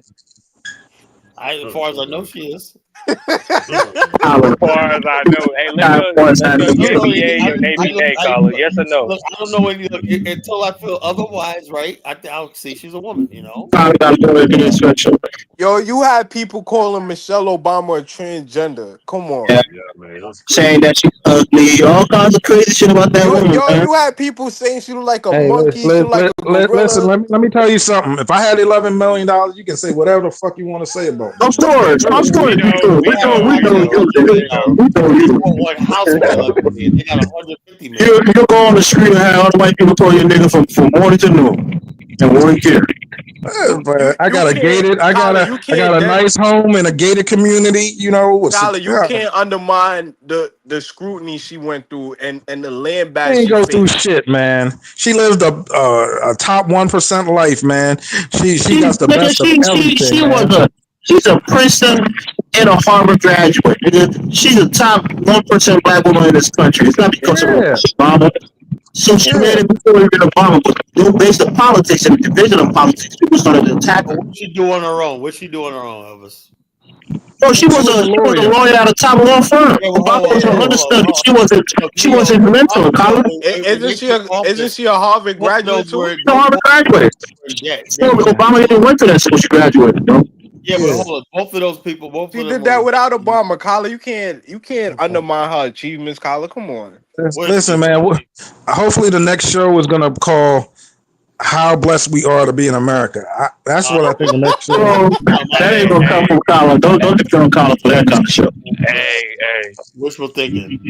Listen, I know you're gonna turn up on 4th of July, 1776. 1770 gonna be out there stuck in the bridge when I be Nah. But what I'm gonna do, I'm gonna probably go to the Inner Harbor, watch the firecrackers from Federal Hill. On a blanket. Spread the blanket out, watch the firecrackers. Having a picnic like a true white. No. The Star Spangled Banner. All I do is sit there and I say, let them have their celebration. I go to my brother's house. We have a cookout, the pool. And I sit there and watch these people shoot. The guy in the backyard of my brother's backyard, the next door neighbors, they shoot off fireworks. When my nephew shoots off fireworks too. So I let the people have their fun and whatnot. I'm not shooting. Hey, 1776. Did you celebrate Juneteenth? No, that's like a Texas holiday. I ain't really. That's not a holiday. That's my birthday too. I celebrate. I enjoyed the day off. In Tulsa, the Juneteenth celebration this year was a massive shootout. Colin, that's gonna happen regardless. It didn't happen because the free of It's shootouts on July 4th too. It's just an opportunity for people to be outside. That's an opportunity for people to get. Let me explain. Let me explain. Tell me the white man did that. No, Colin. Listen. Let me explain. See, a lot of criminals like to. Criminals like to have fun too. So they show up at these places and usually they run it. This segment of black criminals. Okay, I understand that, right? And they come to these functions and whatnot and mess it up for everybody else. That's what happens. It doesn't matter what celebration is. Bottom line is that's what 1770. Hey, Colin, can you play that song? Can you play that song? I'm proud to be American. Yeah, that's what being American. That Lee Apple song. Yeah, at least I can get a clip busted in my ass. Whatnot, 1776. Juneteenth is a federal holiday. It's not a Texas holiday. No, but when I was coming up, derelict Joe Biden. That's what he's saying a lot. No, actually, Trump made it. Trump made it a holiday in 2020 for that office college. But when I was growing up, it was always like a Texas holiday. It was just like I didn't even know about it in North Because Texas was the last state that people got the views to. So it was big in Texas. I mean, I guess we didn't celebrate Juneteenth like this last. It's something I have to get accustomed to. The only thing I knew about it was on my birthday. Joe likes it. It's my birthday, so. Oh, that's your birthday. Oh, happy belated. No wonder he cries all the time. He's a cancer, man. I'm a Jimmy now. You don't even know the serial, bro. Everything is wrong. I hope every black person celebrates Juneteenth. You say your sister what, Colin? My sister was a cancer. Colin, are you celebrating Juneteenth next year? No. That's crazy. I mean, that's almost saying you're doing a guy like Kansas Spirit. What the fuck is there to celebrate? Tell me what. 1776 actually said he got to get accustomed to the celebration that the Ma'afa ended. Celebrate what? The Ma'afa ended. Black America is so fucked up. Black people were liberated and no longer be slaves, but it's white devils. Juneteenth is actually a sad. Juneteenth is actually a sad holiday because the black troops told them a year before that they was free, and they didn't believe the black troops. So it's really kind of like a sad holiday. Yeah, because slavery is not just physical, it's also mental, bro. They were like, ain't no ways we free. Yeah, so it's like they got a year and a half of labor for free when the black soldiers told them they were free a year before. So it's kind of like sad, man. Yeah, but it's not just the black soldiers to do it. The government had to go there and enforce it, make sure that they. But I wish that every African American gets $1 million and we just stop every slavery movie, stop just talking about it. How? Why? Why do you say that? I don't disagree with you on that point, though. So 1776, you believe in Trump order that slavery and all that is improper ideology. Yeah, they shouldn't teach it in school. It's just like a monkey on our backs. It happened. Who is our backs? Niggas on the white people's back. Now your back. Talking about, man. They carry that burden of slavery. But 1776, I bet you celebrate the Exodus and all that, and celebrate the Holocaust and all that, right? Yeah, but that's only one time a year. Passover. I have never celebrated the Holocaust. So no Exodus. It's like Passover, Easter. You celebrate. Oh yeah, yes I did. Like that. But like not honestly, when Obama got elected, man, like. It was so riveting, and I'm not a Democrat, but I was so happy to see him get in there. Like, I can't believe we're in 2025 still talking about slavery like that. Like, yo, it's just like, damn. Would you tell a Jew to 400 years of brutal chattel slavery to your people, you just be forgotten. 1776, would you tell a Jew to stop celebrating the Holocaust? Man, the Jews, or the Exodus? small hats do it too much too. It's like is onerous, man. Like I'm like, just shut up. You got a Holocaust museum, go in there and pay homage, man. I be tired of them too, man. Like just crying all the damn time, man. Like, shut up. You know what the babies white nationalist. No, I'm saying what the small hats cry more than black. I'm sure you saw this dude skin color. You really you gotta double check. I take him in the back and look at his skin color and his face. I check in every time, man. Listen, it's just like so you support Trump defunding the Smithsonian Institute. Nah, because they put a lot of LGBTQ, like the first LGBT. That's what they're masqueraded as, bro. But it's they had in that museum. They had like Nancy Jordan. She was the first LGBTQ to make a cupcake. That's the type of stuff they had, like like a lot of stuff.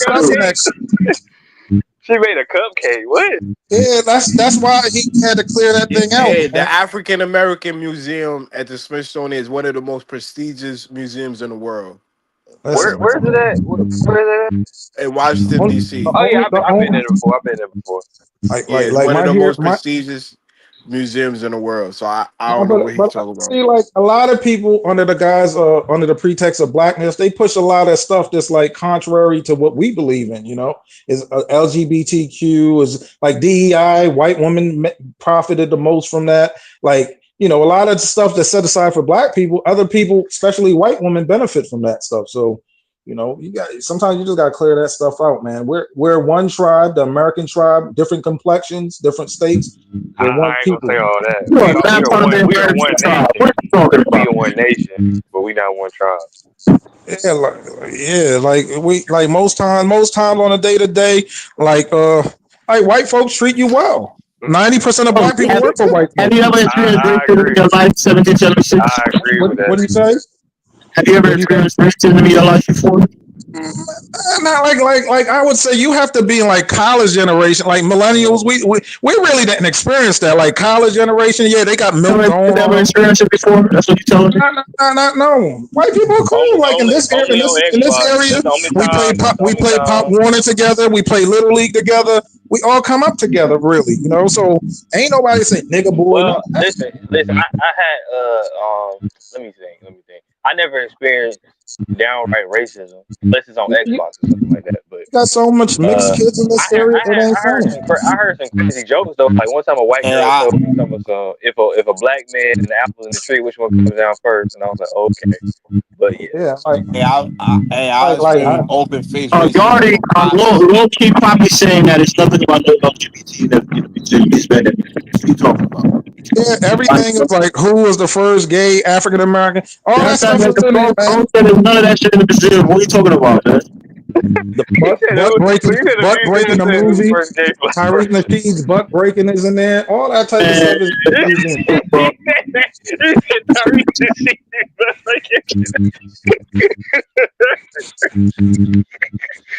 Hey, 1776, man, how you get so funny? Why you so funny? You know this area, everybody telling jokes. Yeah, he's so funny, man.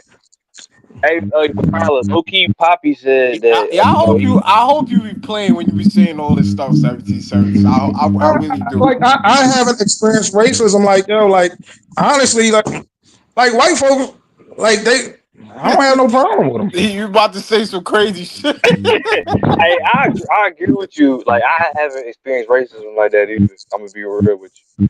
And I stay in my lane. I stay in my lane. I heard people tell me that some of the most racist places in America are like in the cities and whatnot. Like yesterday.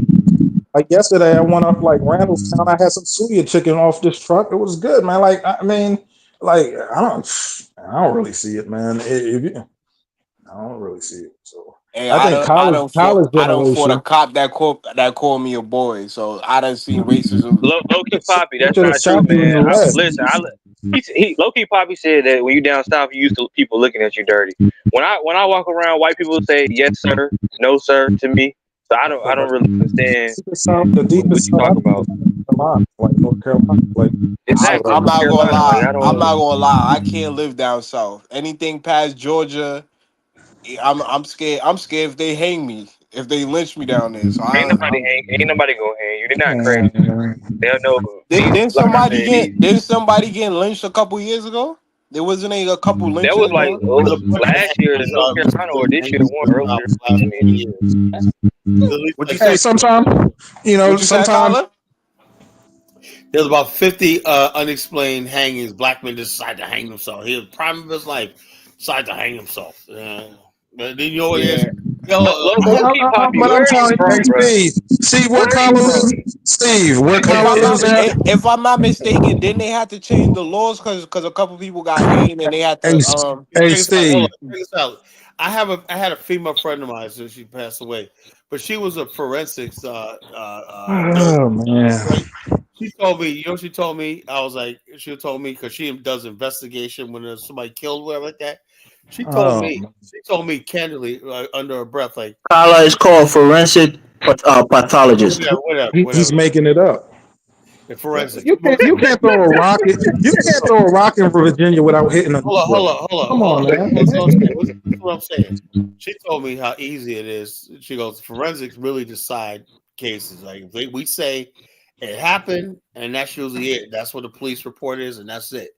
So you know how easy it is to get away with murder? She told me. She goes, it's very easy to get away with murder. Oh boy. She told me. She goes, it's very easy to get murder. Because she's right there, because she does the thing where she does a cause of death, you know, when they do the autopsy and shit like that, you know, cause of death. If the person there doing that basically says, oh, this was self-inflicted, whatever like that, then guess what? The court and everybody will say that's what the report said. You know, they don't go back and say. I believe that happened. But the last group of black people. That's why you have a lot of black people die. They got these racist people who are in these forensics, you know, who are covering up. Man.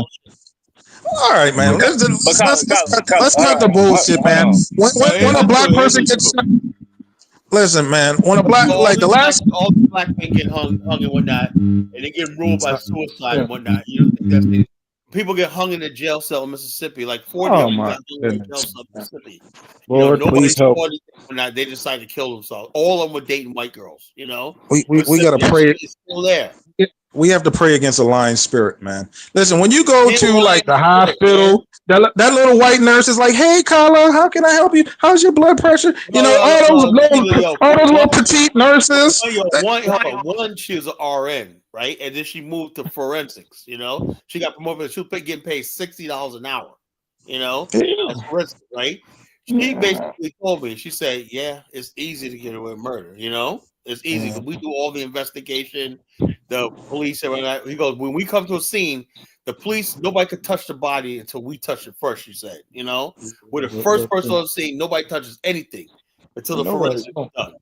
Hold on, low key Poppy. Like, I understand what you're trying to say. They could be racist behind closed doors, But I'm not worried about. I can't worry about what people doing behind closed doors. As long as they not coming to me. White Let me finish, Colin. As long as they're not coming to me to my face, I don't worry about what people like they say. If it's not directed, it's not respected.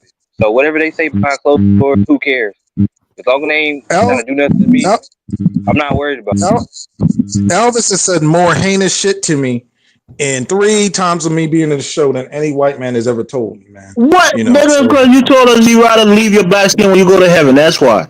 This guy has said more racist stuff than me than any white man in Virginia or Maryland, man. What do you mean you better be worried about it? Like, I don't understand. Listen. Yeah, I don't like know. everybody want to live. Everybody want to live a Django. I don't know, man. Like I said, I want you to say I don't have nothing against no group of people at all. Like I said, I can't control what somebody doing inside their house. Am I aware? Absolutely. My mama taught me that. But am I gonna live my life in fear or worry about what white people doing? Absolutely not. and there's this high school around my neighborhood where every player on the team looked like Steph Curry, man. Like it's so much mixing here, it's ridiculous, man. Do they play like Steph Curry? Man, and all that, you know, So light skinned dudes like that. 76. You don't think that's a problem that the black community is being mixed out? It's not the black community. It's some people. It's just but it's a large portion of people now that are basically mulattoes now. That's like not. I mean, I would say from Delaware to like Virginia, that jungle fever spirit is rampant, man. That's I mean 17-6. Listen, 17-6, you got a child, right? Yeah. Is your child mixed? Nah. Probably my next one is gonna probably be between Africa. He said my next one is probably gonna be. So your kid got the Bantu genes fighting under the microscope too, right? Yeah, man. But yeah, hey, you train up a child in the way they should go. When they get old, they won't depart from it. You know. Yeah, that's right. That's So right. I don't know nothing about her hermetic curse was broken when she was born because I got her baptized ASAP. Oh, okay. I put her under the fucking running water. Okay. All right. So her African spirit is gone. Yeah. I ain't even let that shit fester, man. Soon as she got out of there, we got her to the deacon, got her up under some water, man. Steve, okay, low key Poppy says Steve sounds like he's making mulattoes in a few years. I have never been with a white woman before in my life. Just because I'm not concerned about white people, thinking about I white agree. people all the time. I They trying to agree, hurt me. I agree, Maury Shaw. I think black Americans in 50 years will look like Brazil. It's gonna look like ancient Egypt, man, in 50 years. Bro, that's not even true, man. Most black men and women are having children with other black men and women. Yo, Steve, did you see the NBA draft this year? It get lighter and lighter by the years. Listen, but hold on. That's not even just black Americans though. There's a lot of mixed Africans in there as well. Nah, we know who there's a lot of Africans. They can hide. Yo, Steve, they can hide the names, and I can tell who the Africans are or who the black Americans are. No cap. No, I'm being dead serious. You know, you see them Nigerian names, and I'm looking at them like, hey, that dude biracial. Yeah, Nigerians love white women. They a lot of black dudes across the world. But y'all gotta realize though, a lot of the black. Hold on. Let me finish. A lot of the black NBA players. It's like sports is changing, man. A lot of sports is not even people that come from like impoverished areas. Nowadays, it's mostly the children of the players in the past. The nepotism players, y'all. I mean, I wouldn't say it's nepotism. It's more so that they got access to some of the best training and the best. Like these players, no matter what sport it is, you ain't finding no more hood players no more. It's straight. Right. There's only a few left. It's straight Catholic. It's straight Catholic school players and players that. And a lot of them are related to each other. Like you would be surprised how many dudes in the NFL, NBA, baseball who are related cousins and. That's crazy. That's what I'm saying. We went from black ass Michael Jordan to Steph Curry and Klay Thompsons and You know, But like I said, a lot of them their dads were in the NBA and they had children with white women. So Hey, I ain't got no nah, problem. we gotta put it. That's why I love Umar Johnson, man. Cause Umar Johnson is Umar putting. Johnson got a mixed kid. You No, he know. don't. Yeah, he does. Look on YouTube. He got a mixed head, got that box head just like him, man. You know. You're alive, man. Why you be casting false expressions on people, man? You ain't No, got no look it up more on kid. YouTube. He went to a school that was 99% Yeah, but military that don't all mean white. anything. Just by going to school, don't mean you had a baby with a white woman, man. What do you mean? All right, man. All right. Be naive, Umar man. Johnson is going to low Like the key, French. I low key, like what Like the Kwame, Umar French. call in, Johnson's brother. doing. He's going to Call all in. these universities and telling these I black. really need to have a conversation with you, low key, Poppy. Let me tell you something, man. I'm surprised Elvis not married to a white woman up in Minnesota, man. You know. I love Umar Johnson. He's going to all these universities telling these black young women that they are queens and they need to stick with black men. Yeah, black That women don't message. have a choice, really. Like white men don't really feel black women like that. It's like white women feel black men. I don't agree with that. I don't agree with that, Black brother. women choices are limited, man.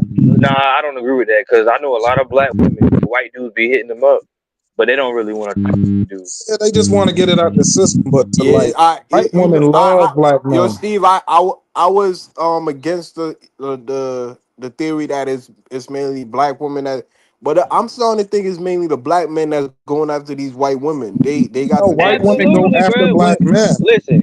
When black dudes get some money, bro, the first option they look for is a white woman, and I don't care. It doesn't even matter where they come But from. see, I do it Steve, just you as don't much. speak. they want Steve, you don't exotic understand when they you're want when exotic. you're in college or high school and you're playing ball or football. The white girls throw themselves to you. The sisters being they be with the thugs, man.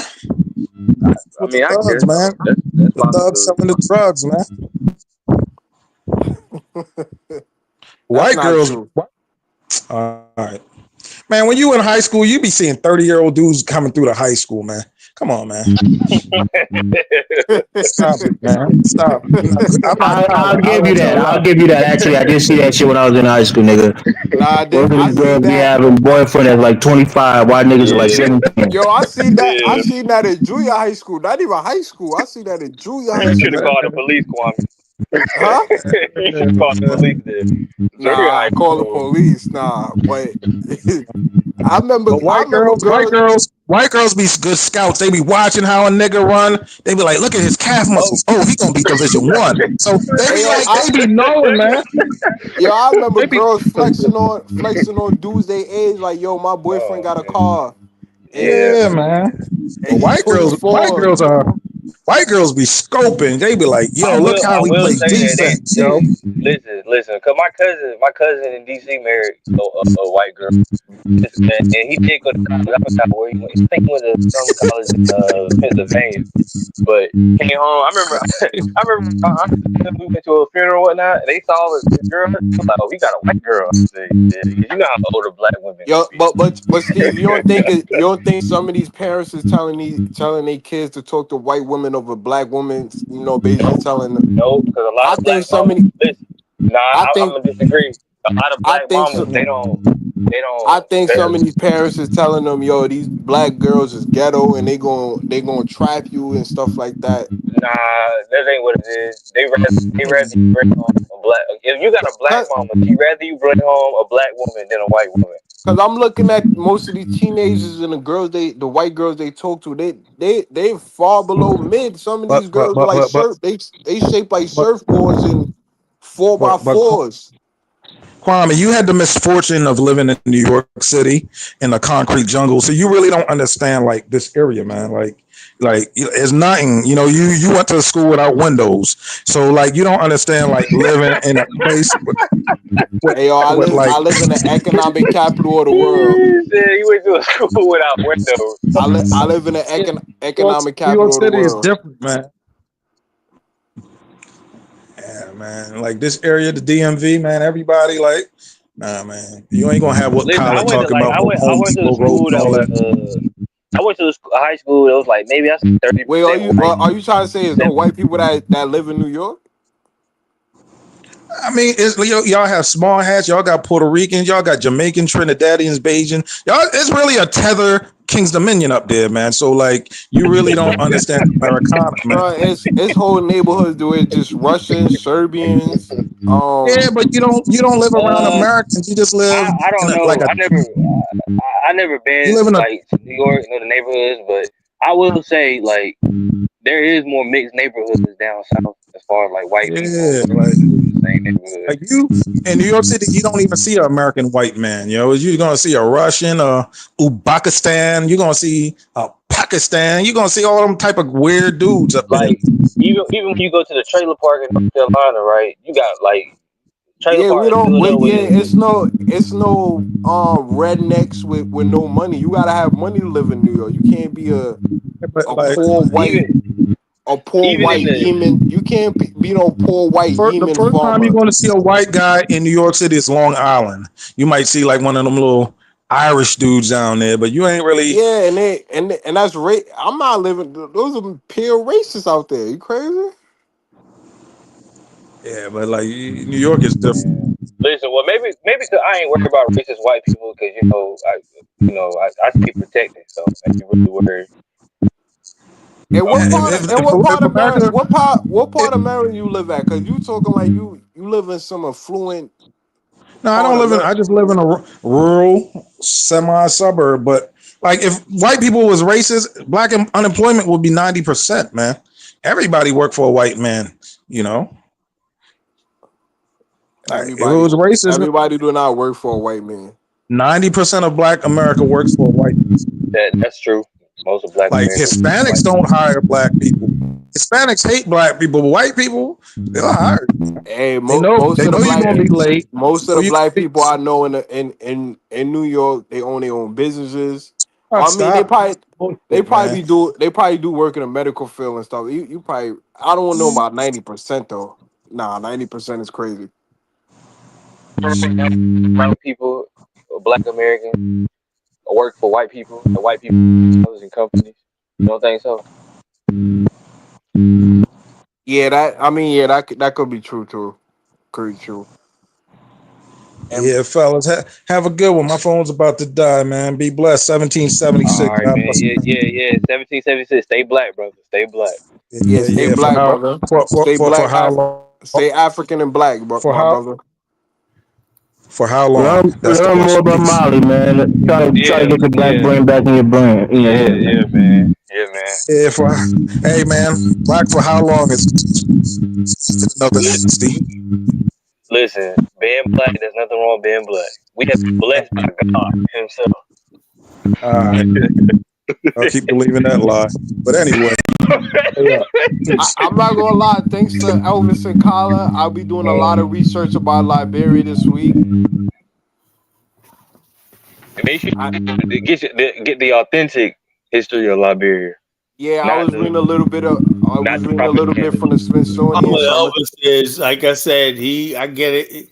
You know, he's aggrieved. His people, whatever. I'm aggrieved, Colin. You're the one that always complain and talk about how if it wasn't for the native, Liberia would be this paradise. What are you talking about? You're aggrieved, man. Like I'm not aggrieved. I'm just offended when you try to distort the history, man. That's all. I just tell it like it is, man. Because You're not. You're distorting it, Colin. all I'm saying is this: what you say, right, doesn't make any logical sense, right? In a logical sense, you have to say one thing. Despite everything you say, because you said yourself, man, thank God they came, whatever, like that. You know, was not perfect. They tried to form a country, right? Unfortunately, they will at least look trying to create a republic.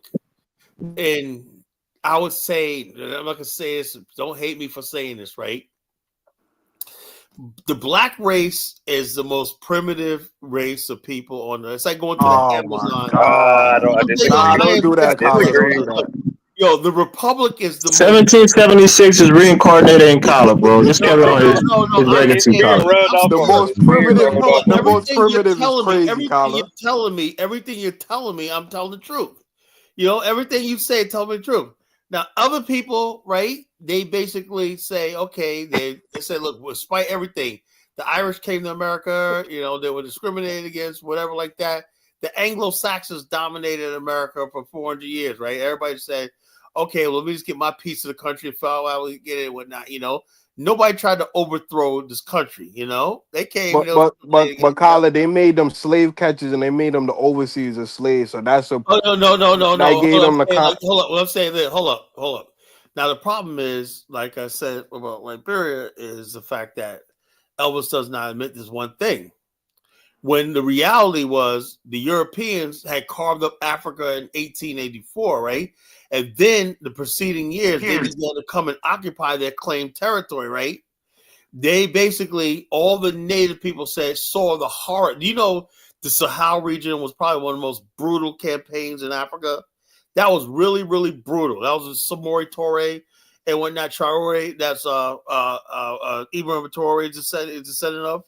They was a real fierce battle. And bad fact, many of those That's people. not true, Carl. Samora Toure, not Traore. I same thing. Traore. We don't know if they're not just saying because people call it different. But the whole thing is, hold up. The whole thing is, I'm trying to say is this: the people in Liberia, right? The great African will tell you that's somebody in Liberia you need to listen to. Somebody goes to Africa, he builds, he got a farm, whatnot. He's married to a Jamaican. He lives in Wisconsin, the Midwest. And he goes to Liberia like 2 or 3 times a year. That's a good brother, Liberian brother. That's my brother right there. Anyway, he's a proud mono warrior, and I respect this. That he tells me the stories of his people. He tells me everything about his culture and everything, and I respect him. Anyway, but he told me, he said, look, our people had to decide.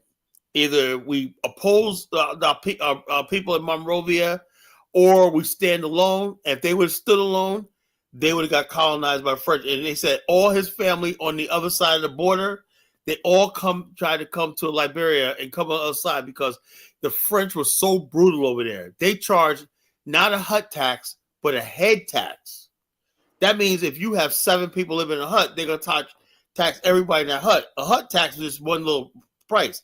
The French said, we're going to charge you a hut and a head tax. He said, life was so brutal over there. The French brought so much poverty, took the land. Even to this day, they don't own the land in that area. It's still owned by French conglomerates. All that land in Guinea, Burkina Faso, owned by French conglomerates, right?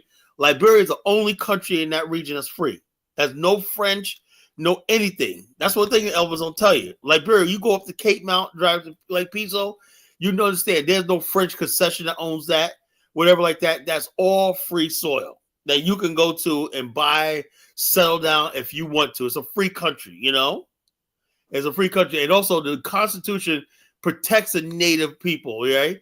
Because what happened was in Zimbabwe. When you are comparing black people to French and saying that the black people are not as bad as the French who enslaved other Africans, come on, think about that logic.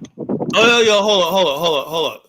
So you're going to tell me that as brutal as the French were, they actually were brutal, right? And the bottom line is this: the black people in Liberia weren't even living in the interior, except for the frontier force. And the bottom line is this: had the frontier force not been there, the French would have took over that territory. What were you better off under the French, which they still going through problems right now in Guinea, Ivory Coast? All these people got conflict right now related to its colonial past. And Liberia is peaceful and tranquil. So who would you rather be in, Elvis? Would you want Grand G to be part of the argument is not that the people was bad. You're bullshitting, right? Can't even let me speak. You can't even let me speak. Hold up. If you were really aggrieved, like you say you were, you would be campaigning for I'm Grand not G. aggrieved. That's what I'm trying to tell you. There's nothing to talk about then. If you're not aggrieved, what are you talking about? The point here is that nobody's telling you that they were as bad as the colonial French. That's not my argument. There's all this oppression going on. If there was some oppression, then why don't George County Grand Gita secede from the Republic and join the Ivory Coast? Colin, there's 700,000 people. If you say it was so bad and you guys were so nobody look, guess what I'm saying? You won't let me speak, so I'm not even gonna go there because you're already getting worked up about nothing. Was Liberia good or bad for your people? Liberia was unfair for my people. Okay, if it was unfair, then why don't you guys basically? So then let me explain, Colin. Let him talk. Let him call it, Colin. I made the points earlier, right? You're a smart guy. You live in this country. Taxation without representation is exploitation. if you're taking taxes from me, you see, if you're taking taxes from me and I don't have representation in the government, how do you know they didn't have it? Yo, you hold who on. was my representation, Colin? Who was my representation? Okay, you're Paramount Chief with your You're representation. damn Colin. You're damn lie. Well, hold on, let me You're tell lying. You don't even know how the system works. That's not true. Since 1912, Our Paramount Chief was making legislature in the House of Representatives, Colin. Oh, let me tell you what a liar Elvis is. The agreement was that the Native people still had their autonomy. They were represented in the government by the Paramount Chiefs who stood there. Are you out of your mind? No. That's how it was. The Paramount Chiefs of Liberia basically were on the government's payroll. They were your representation. Oh, there were superintendents in the county. There wasn't representatives. Hold up. That's what you signed the treaty for. You know. Okay, Colin. Everything was dandy, Colin. Everything was good. I'm not going to argue with you. What you're admitting, you're too stupid to understand the treaty. Everything was good, Colin. I never said it was. But so what are you arguing for? If I try to make my case, you want me to give 30 seconds to speak and you get mad. Your people signed the treaty, right? Because you didn't want to be under the French or British rule. Okay, Colin. Everything was dandy, so there was no reason for the coup in 1984. It was just a coup. I would admit the coup was based on a lie. So if something's based on a lie, that's why you still suffer to this day, because the coup was built on a lie. You know, you go to Liberia and you enjoy yourself. Liberia's okay. Majority of Liberians basically regret, and they tell you right now, they're saying, "Damn, whatever the fuck." They look at They don't regret the coup, Colin. They regret the coup. They regret the coup, Colin. Most people regret the coup, bro. Most people. Certain people regret the coup, but most people don't. They're like, man, most people don't. Man, we were misled. Most people feel liberated. A lot of them can have political parties. They can have their own. They can be senators. They can be representatives. They can run for president. A lot of people are free politically right now. Most than ever. Hold up. Do you see? Can I ask Dave a question? You know, hold up. You got Notorious Gray, Yeppe, and all these other people like that. That's what you fucking fought for? Dave, can I ask you a question? Yeah, ask me a question, bro. What's up? Was there any form of oppression going on in Liberia? No. First of all, Kwame, Dave wasn't born. They say he wasn't born in Liberia. He wasn't even born in the country. Hey, let Elvis speak. Ask the same question to Elvis. Hold on. Ask the same question, Kwame. Ask the same question to Elvis. Let Elvis talk without interruption. Elvis, was there any form of oppression that ever happened in the history of Liberia? Besides, of course, Native people oppressing each other. Of course. Let me explain. Let me explain. Right? I mean, Colin can't even let me speak. First of all, I'll let you speak. I'm gonna give you 2 minutes after I say this, right? The major conflict in Liberia was never American Liberians were Native. It was Native versus Native. Dave will tell you that, right?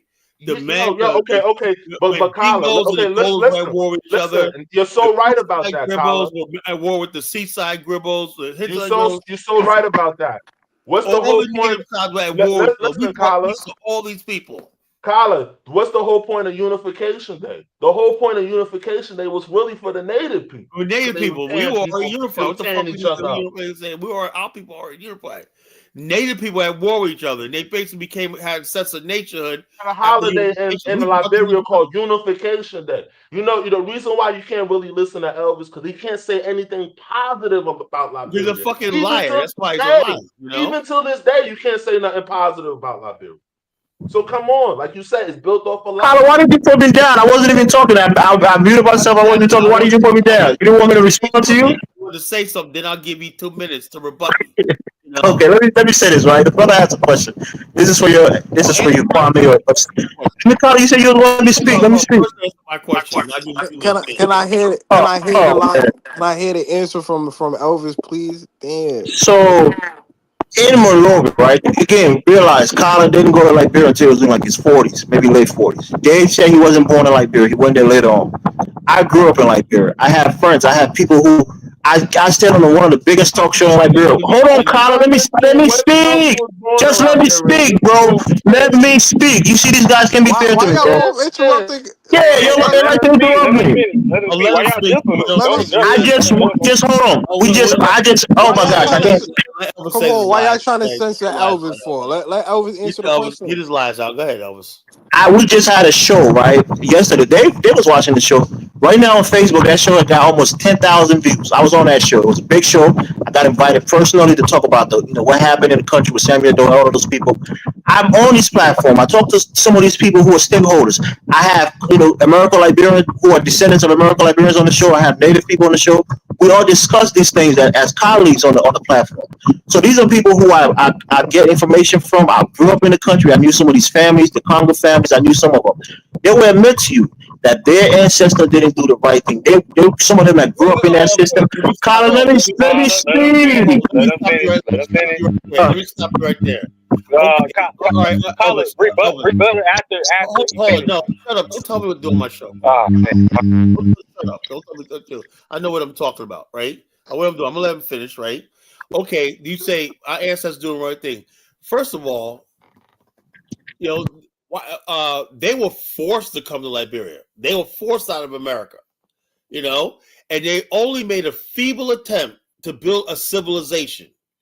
Building a civilization is not easy. It's not perfect. It's never going to be perfect. Not everybody's going to be happy, but it takes time. It takes two to tango, and people are The problem is the native people did not want to understand that you got to give up your fucking tribal ways, your village life, your all stuff like that, and learn what it is to live under the rule of law, a centralized government, and a republic. If you don't understand that, nothing's going to work. That's what we're trying to say. So the only people that understood what a republic was were the people that came from America in the West, So you cannot just hand the government over to people who don't Kyle, you understand. say the American Liberians was forced out of America? Yeah, they were forced out of America. Yes. They didn't go there. So why they ain't forced the other 5 million black No, Americans? hold on. First of all, this is what I'm saying. This is what I said. When you're ignorant, I'll teach you, right? Not calling you stupid, right? Liberia was founded not for ex-slaves. It was founded to get rid of a problem of free blacks who were descendants of Atlantic Creoles and people like that who've been here since the 1600s, right? Who were free and lived on the coastal areas of the United States. America thought that was a threat. These communities that were growing up prosperous, all black maroon communities were a threat. So they were a threat to the institute of America, and it was a threat to the institution of slavery, right? So the idea was take these people and relocate them on Africa. And the only way they could do that is they had to do what they knew in America. A lot of them operate their own townships in America. We got black townships that are hundreds of years old, all throughout America. We got the township of SeaTac in Virginia Beach is 350 years old. So all these communities basically made a thing of join the colonization society of their state to basically relocate their community. The Clay Ashland community went out, the Caldwell, Brewerville, all these places were transplants from America. Remove free black communities that were a threat to America and the institution of slavery to Africa. Colin, can I ask you a question? Can I speak now, Colin? Hold on, hold on before you speak, Elvis. Did the ACS pay any slaveholders money to free slaves? Yeah, some of them voluntarily did. Yeah, they did. They did. Some slaves basically that they had slaves, but they didn't make good slaves. They kept running away, or just some people that were educated. They wanted to get rid of educated black people. Anyone that could read or write was like a threat to the American slave. But did they? But how? What was the percentage of the? Did they pay the slave masters? Well, I don't know. They paid them well. They paid a lot of slave masters. Now, I'm asking a percentage, not how much. The percentage, how much? I don't know. It was a small amount, but they did come. It was significant, though. A lot of slave. A matter of fact, there's this in my chapter of my book, Letters to America. Right, it was taken off of the Liberian repository that I studied. Right, I studied the Liberian repository years ago, and I was reading some of the letters that were written back in the days. Matter of fact, some of the ex-slaves kept in contact with their former slave masters.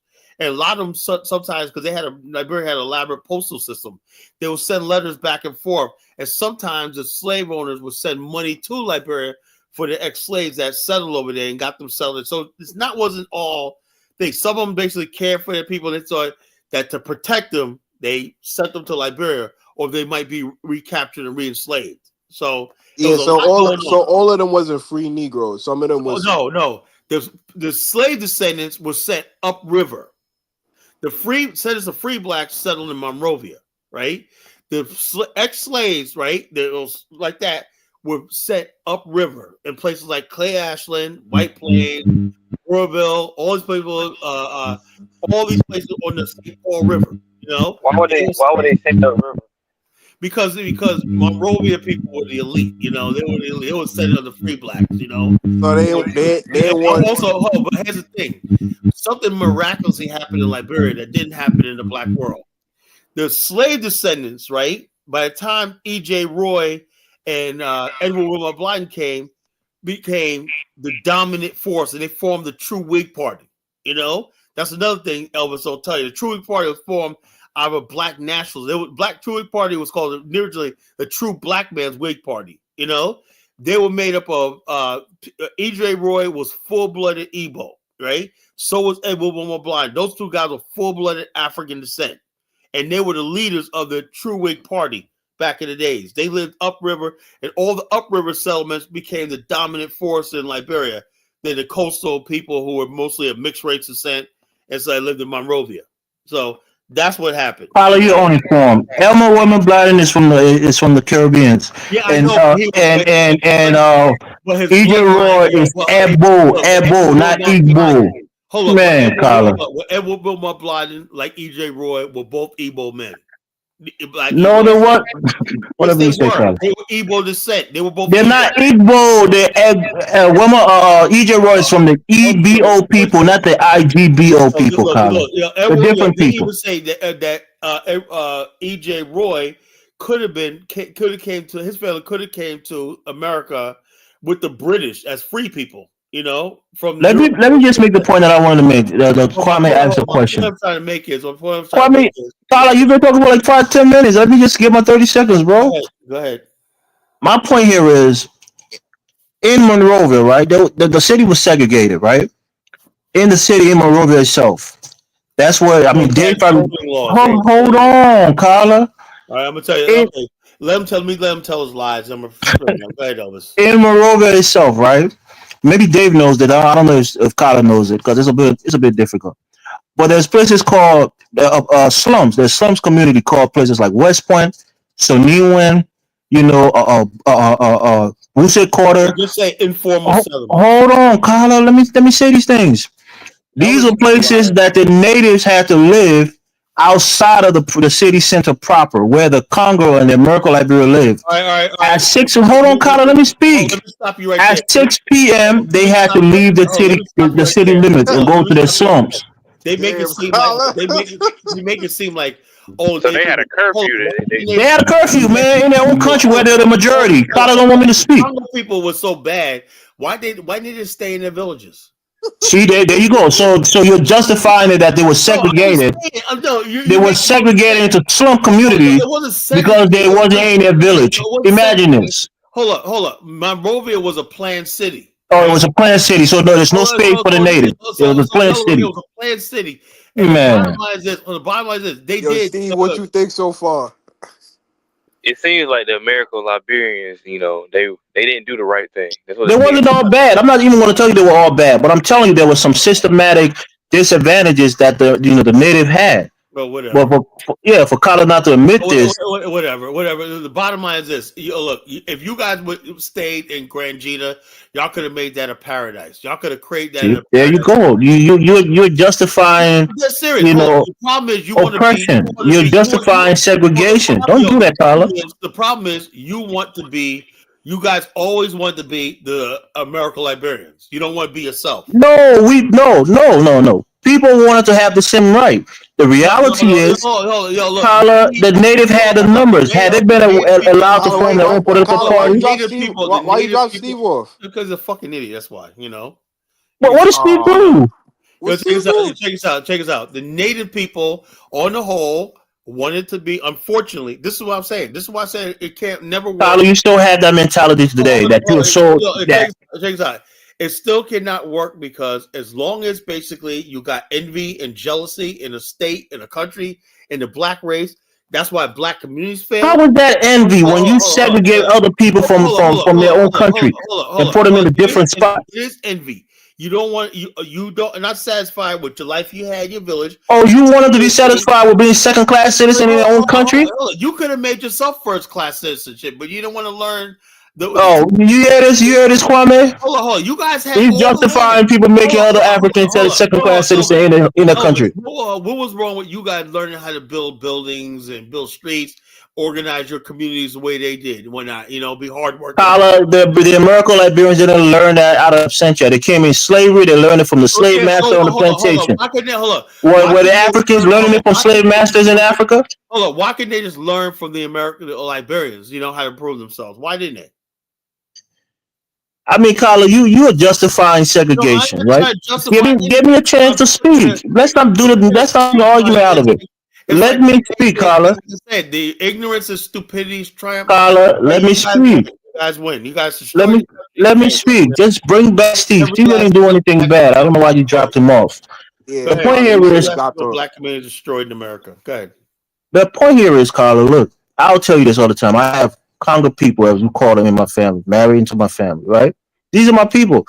They will tell you that they didn't do everything right. Of course, the coup was Congo people. I know a lot. Fine, Carla, let me speak. I hear you. Fine, whatever you say. My wife's Congo. You know what I'm saying? Fine. You say your wife is also Bassa, so she's not a real Congo. She's Bassa too. Hey, hold on, no, she know. My wife is fucking 100% Congo. No, you said she was Bassa. You said as many times on the show that she has Bassa in her. No. You know what I'm saying? Her family is 100% Congo. They got. That's not what you said, Carla. Now you're running away from her native blood. She don't have no native blood. She got cousins that got native blood. Carla, are you out of your mind? You think Congo people marry Congo people all the time? Hold up. All I'm saying is my wife culturally, everything. Yeah, you want to think that she has no native in her because you're a supremacist. You don't think you can be with a person who has native blood. I guarantee you she has native blood in her. Every Congo person will tell you that they have native blood in them. Her ancestors come from America. As simple as that. Maybe one side of her family did. Or usually all Congo people will have some mixture of native blood in them. No, they don't have nothing and whatnot. Carla, they live in that country for almost 200 plus years. You think she don't have any native blood? You think that should be logical? This guy's gonna here and tell me what my wife is. God damn. Because it's not logical. That's like a black person telling you that they have no white blood. Most black people have white blood in them. Look, I got friends of mine, right? Liberian friends of mine, talk to every day or not. They don't hear that. They ain't apologizing for shit. They all mad that their whole lives were turned. They gotta live overseas or not. My pastor. Yeah, that's the people that you know, Carter. The intellectuals, the people who are honest, who I have conversations with. They feel like they did wrong. The life that they had, was turned upside down by these jealous people that want to destroy. But it is what it is. They can't go back in history. But the one thing you're not gonna do is sit here and tell me that, oh yeah, like you were victims.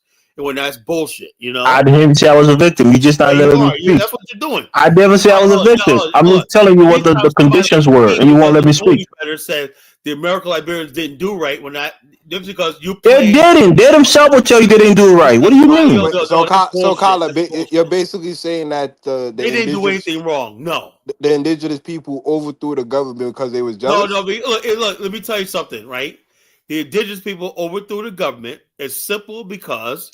Like I said, rightfully so, they had a country that they couldn't build. So they waited till somebody else build a country for them, and they wanted it. That's the African. I hear that little laughing in your voice. You're not just serious about making that statement. I'm serious. I'm not laughing. Man. They are part of the country. They're citizens. They're taxpayers. Dave, you agree with that? Kwame Talba, vice president, was a native man. So that was so much oppression going on. Are you out of your mind, Dave? You know who Benny D. Warner is? You know who he is? He's a native man. No, he's like I'm not even gonna get personal. He was raised by the Congo people. You know that? You know he was raised by the Congo people? Oh, see, that's the people that get privilege. When they raise you and they bring you up in their ways, then they give you position of privilege. That's what it was. He didn't have agency as a native man to form his own political party, espouse his own political ideology, and become vice president. Check this out. It wasn't about That's what it was. He was a house voice to the American Liberian. That's what he was. It was a clash in civilization. And the bottom line is the native culture couldn't produce that civilization. As simple as that. They could never why conceive you drop something like Steve? Liberia. What? Why you drop Steve there? Because he's a freaking. Bring Steve back up, man. He didn't even say anything back. If it was so much oppression, how did that happen? I'll let him up when I'm gone, man. I don't want to hear no law. You hear me, Kwame? If it was so Man. much oppression, how did that happen? Tyler, you're so sensitive and emotional, man. Damn. So Dave, you basically, but I'm saying Dave, you basically disagree with Elvis and his premise. I totally disagree. It was unnecessary. It was uncalled for. Dave claimed that his dad is American Liberian, or his dad is African American, and his mom is a native. Bro, that's what he claims. Well, I don't believe that shit. Bro. You really don't know me, so don't. Yeah, I don't believe that shit. You don't Elvis know acts me. like he knows everybody. He don't say You nothing don't know about me, bro. his You wife. really don't know me. I don't believe it. He knows everybody You else. don't have to believe it. I don't believe it. Nothing. And Dave, you wasn't born in Liberia. You didn't grow up in Liberia. You don't know the culture. You're not in the same kind of group that I'm in. You're not in the same circle of Liberians that I'm in. Credible people, people who are way older than I am, who I talk to on a regular basis. You don't have the information that I have, Dave. We're not on the same level when it comes to Liberia history. You don't know. Hey, Elvis, if you got all this knowledge, how come you not going taking a tour group to Liberia? Because you think that's what my life is about? Taking a tour group to Liberia, Colin? You think that's what my life is about? I don't even get to talk, Kwame. Tyler, I'm on shows that get tens of thousands of views on Facebook. I'm well known in my community. What are you talking about? They come and watch my shows that I'm on. He was on my show on Friday. What are you talking about? I don't even get a chance to talk about myself or whatever. Colin, can Dave? All right, let Dave lay out his premise. Let me hear Dave. You know what I mean? Like this guy Elvis is, like I said, he's rebel time Liberian. He's not rally time. You know what I mean? This guy coming after the war and during the war. You know what I mean? So Dave, can you break down? I know the stock I come from. My mother, you know what I mean, and my grandmother. They the old school Liberian. Actually, I'm gonna let you back. One more stupid comment, you're gone for good. Dave, can you break down the history of Liberia? Can I? No, I'm gonna tell understand you, a little bit. I don't know. I'm just talking about my social and political experience, what I see, I know. You know what I mean? From what I'm seeing, I'm talking about from my optics, you know what I mean? My mother is from Liberia, you know what I mean? My father from here, he's from America, you know what I mean? So I got a different perspective. Yeah, based on your limited knowledge. Based on my life experience with Liberia, it was all uncalled for. It was unnecessary. The 1980 coup was unnecessary. It couldn't have been handled better ways. It was all about power and all about greed. It was never about uplifting the native. It was all about the native situation got worse. It was never about that. It was all about me, I, my. That's all it was about. You know what I mean? Elvis never going to go tell you that the native people received the most money from America, more than any America or Liberia in aid and getting money and trying to $500 million. He'll never tell you that. He'll never tell you when Dole came in power, he became one of the richest presidents in Africa. He'll never tell you that. He'll never tell you that the native man today who's in power makes more on salary more than any ever American or Liberian ever. Okay, Dave, you have your point. Let me make a point here, Colin, please. Let me make a point. Let me make a point, Colin. Let me make a point. Hold on, you got people living in Liberia, and they won't let me speak, bro. I mean, it's so embarrassing when it comes to Liberia. Colin becomes a chicken when it comes to Liberia, bro. Just a second. Hold on, I got to answer Kwame. And also, Liberian native people basically voted themselves. Liberia used to have 2-year presidential term, did them with the 4 years, right? Then the native people brought in a 6-year presidential term, 10-year congressman. It used to be only 2 years congressman and 4-year senator. Now you got a 10-year congressman, 12-year senator, and whatnot. You know, it's a trench bureaucracy. They didn't decentralize the government, right? They could have made all their homelands, right, independent counties with their own administration, like South Africa did with the homelands, the Transkei and everything. They did none of that. They didn't decentralize the government. They didn't do anything like that. They were actually more repressive than the so-called America like they're accused of. You know. Okay, Colin. Let me say this, right? Let me say this. Hey, Steve, Kwame, let me say this. Let me say this, right? Go ahead. I'll give you a case in point. There's a lot of other examples, but I'll give you a case in point. There was a native man called D. Will Twe. He's a crew man, right? The guy was He tried to form a political party and run for the presidency of Liberia as a native man. He was arrested. Colin, let me speak. He was arrested. He was stripped naked and walked through the street and exiled to Sierra Leone. I never heard that story. You never heard that? Of course, you never heard that story. Because you don't know the history of my country, Colin. You don't know what I know. My depth of knowledge is way deeper than yours on the history of Liberia. You're either lying or then you just don't know Liberia the way I know. I do remember the story that when he made a public thing, the way Tubman handled it, right? He said he came to prominence when he criticized President Tubman for getting a presidential yacht. And he said, well, how am I going to visit these rural areas down the coast if I don't have a presidential yacht? And Tubman said, 5% of the population is paying all the tax burdens and whatnot. And he says, and so therefore, he goes, the people that want to be enfranchised aren't contributing to the tax base, so that's why we have. Colin, you just making shit up out of whole cup. No, that's what happened. What are you talking about, man? You heard the Twe story, right? And so that's why when that coup happened, Colin, Liberians celebrated like it was Christmas Day because now they can participate. Did Twe criticize him for like Christmas Day? He did, right? Kwame, they're not celebrating like Christmas Day today. Colin, you asking what is his name? Dave? You think Dave know the history of Liberia? Today, bro. Nobody. You said they're not celebrating like Christmas. Nobody celebrating like Christmas. Man, it's depression today. If you go to Liberia every chance you get. If it was depressing, then you must be a citadist to want to be in a depressing place. Can I ask you one question? How did the dude rule for 27 years then?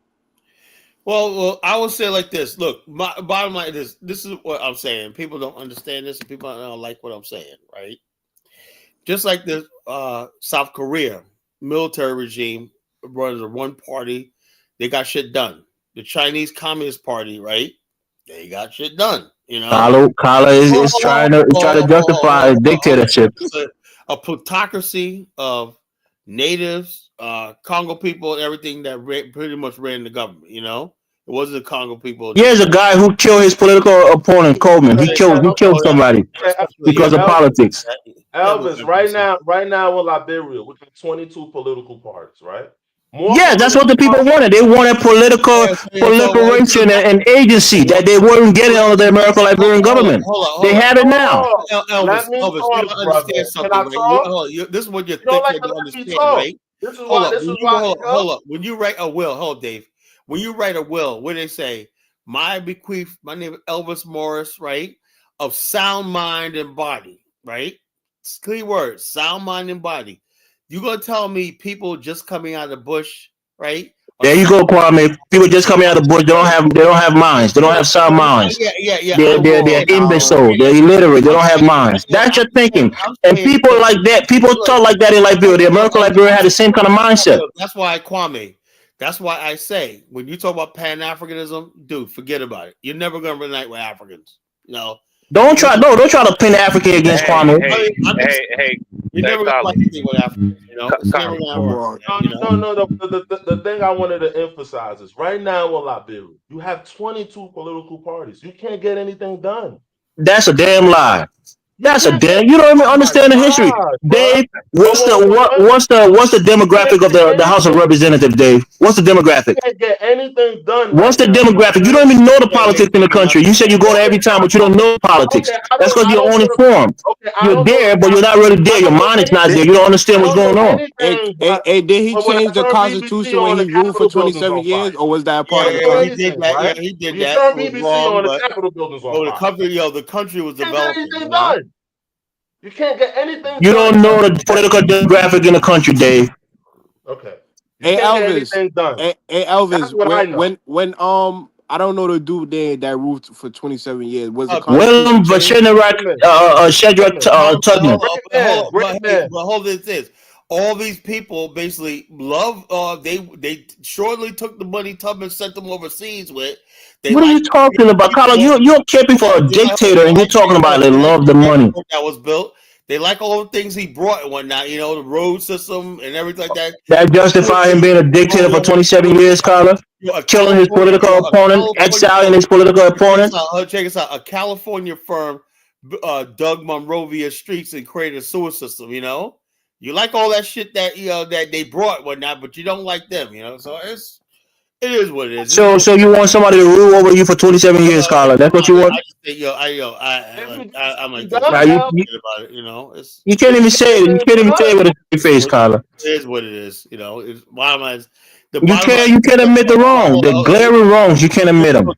Therefore, anybody who tells me, like I said, when Kwame, you tell me about, because whatever situation happened in Ghana, in Liberia, Ghana was waiting for you in Ghana is 1,000 times worse. You know. What are you even talking about, Carlo? What comparison are you talking about? Deal with Africans, whatnot. That's what you're gonna deal with. This is a lie. Carlo saw You just told me. Africans. You build something like what's going on in the Hebrew Israelites. They built a nice community and whatnot. Africans took it back, man. You know. Oh my God. Let me ask you a question, Carlo. Let me ask you a question. Carlo, why did you drop me a while ago? I really want to know. The American Librarians didn't do right. You don't have enough information on the history of the country. You're just talking out of your ass.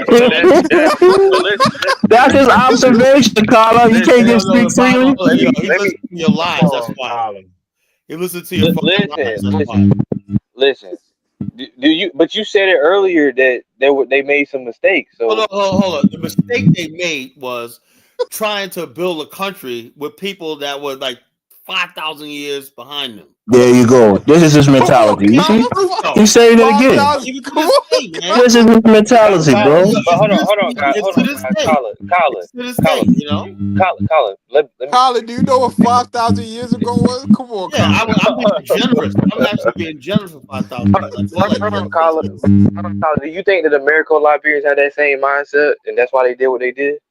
No, I believe that they look in their feeble attempt. They just want to duplicate the tranquility and civilization that they knew. I told you last week about the Creole people. The American Liberians were just Creole people. I know, you know, these people are highly civilized. They believe in order. They believe in etiquette. They believe in all these things like that, right? Unfortunately, they brought it to if they couldn't do it with the Geechee people in Black America, they weren't going to do it with the native Liberians, you know? They tried to civilize the Geechee people in the South, you know, make them civilized and orderly and whatnot. And so when it was... Who are the Geechee people? You saying the Gullah Geechee people? No, Colin wants to say that his people, because he thinks he comes from the Atlantic Creole, they're more civilized than the Geechee people. He's a supremacist in every way. There's Gullah people and there's Geechee people, you know? Geechees means the country bumpkins, the field people, you know. No, don't you come from the Geechee people, Colin? What? I'm both. Don't you come from the Geechee? I'm both. I'm Geechee and Creole, you know. Okay. So which side do you claim? The Creole side because they're more civilized? So no, I'm just saying the fact of the matter is I have relatives, right? Like my father's first cousin Sheldon, right? Now, back in the days, right, his cousin, they come from the country, right? That's my father's side. Hey, somebody asked for the link, Carla. I mean to cut you off. Check us out. Anyway, Sheldon, right? I saw him like years ago. I went down to Elizabeth City, right? He has a house down there. He went to Richmond, California, right? And Oakland. He was in Oakland. Not Oakland. He was in Oakland and Richmond, California, right? But he spent like 40 years out there, right?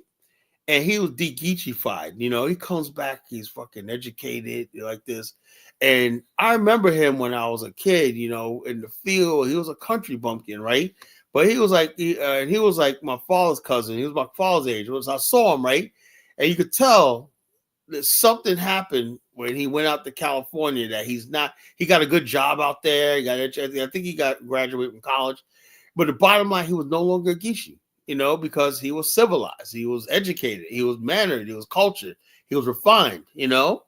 Geechee just means somebody who's fine. Just But not bad. you saying that like the Geechee people are not, refined and No, man, that's the whole point. It's nothing we love them, but no. It's like black people have this thing where they don't want to tell people, look, man, there's different classes of black people in America. We gotta accept that, The black race want to be, look, just like I said, you got people out there, right? There's black people out there that some black women got pretty perverts, right? And some black sisters aren't so, There's some black people that are really fucking smart. They're really intelligent. They're exceptional. And there's some black people that are not so smart, Wait, are you saying the Gullah people are not smart? No, I'm not saying Gullah. I'm saying the Geechees. The Gullah people are just African. It just means the Africans. Gullah people are just. But why do they call them the Gullah Geechee though? I thought it was like because they both usually combine together. In South Carolina, they combine together. Can you hear me? I thought it was the same people because they got a. No. The Gullah and the Geechee are two different people, right? So can you hear me? Are the Geechee people uncivilized to you, Colin? Well, I don't say they're uncivilized, but I'm saying their country. I don't know what we call civilized, because people. Let me understand what I mean by Geechee, right? The culture of the illiterate.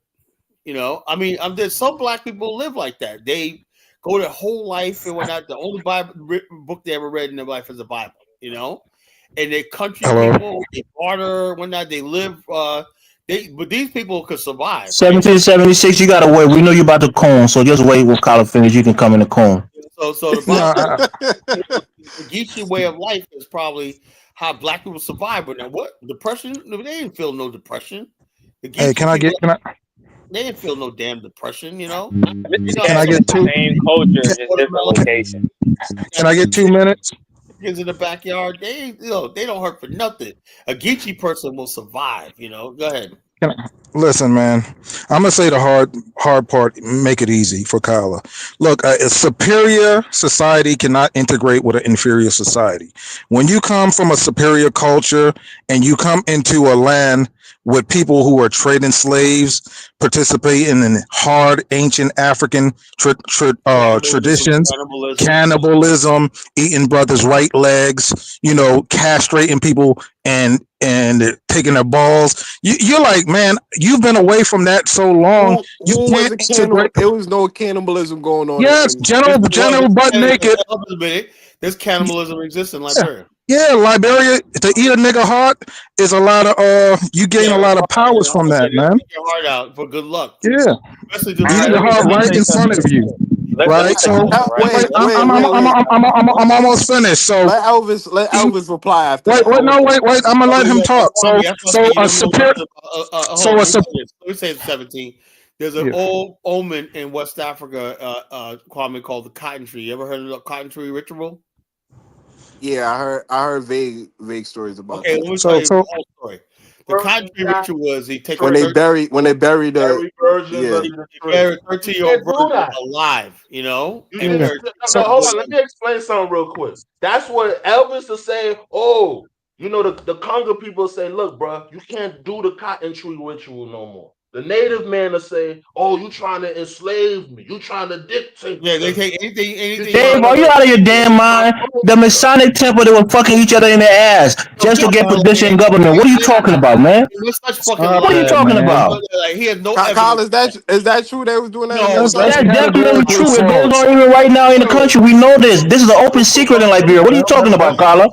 That's a lie, man. One thing about natives, they do a lot of lying, man. I ain't gonna lie. Masons are. I heard stories about Masons. Listen, so people who know about Freemasonry know what's going on, bro. Yeah, I heard Freemasonry. You know what it means. Listen, but the African Americans did everything right. They bought the land. They sailed around. Wait. Why are you cutting me off? I'm saying the cannibalism. Yes, it's true. They did it up to the Civil War. General Buck. Yeah, cannibalism happened. It happened during the Civil War. Yes, Kwame. It did happen. 25 niggas. History, bro. From head to toe. He ate 25 niggas from head to toe. And if he's eating them in 2020, who ate 25 niggas from head to toe? General Butt Naked and Mosquito Sheen, they was eating niggas alive, That's not true. Mosquito seed used to spray on niggas and then eat them, man. That's not true. I mean, I knew you was gonna come back to corn without any information. You were so ignorant on the topic. You just coming to be a comedian. Let me finish up. Those people in search of liberty sailed down the coast. One tribe said no. Another tribe say no. Another tribe say no. It was a certain tribe that actually sold. 76. You know your white counterparts was cannibalism when they first came to America. All right, man. Okay, nah, it's true. They was eating. They was listen, eating man. when they came to America. You ever seen a nigga get his ass ate live? Come on, man. Nigga, what are you talking about, man? Nibbling on you from your chin to your fucking knees. Come on, man. Stop that, man. Don't make no fake correlation, cannibalism that was going on. It wasn't people eating body parts. It was some ancient tribal ritual where you think that if you conquer a great warrior and you eat his heart, by some way you'll gain his courage and you'll gain his spiritual strength. That was what the cannibalism was. It wasn't just people eating human body. It was eating their heart. The African Americans bought they bought the property on the coast, right? And it was an isolated settlement, right?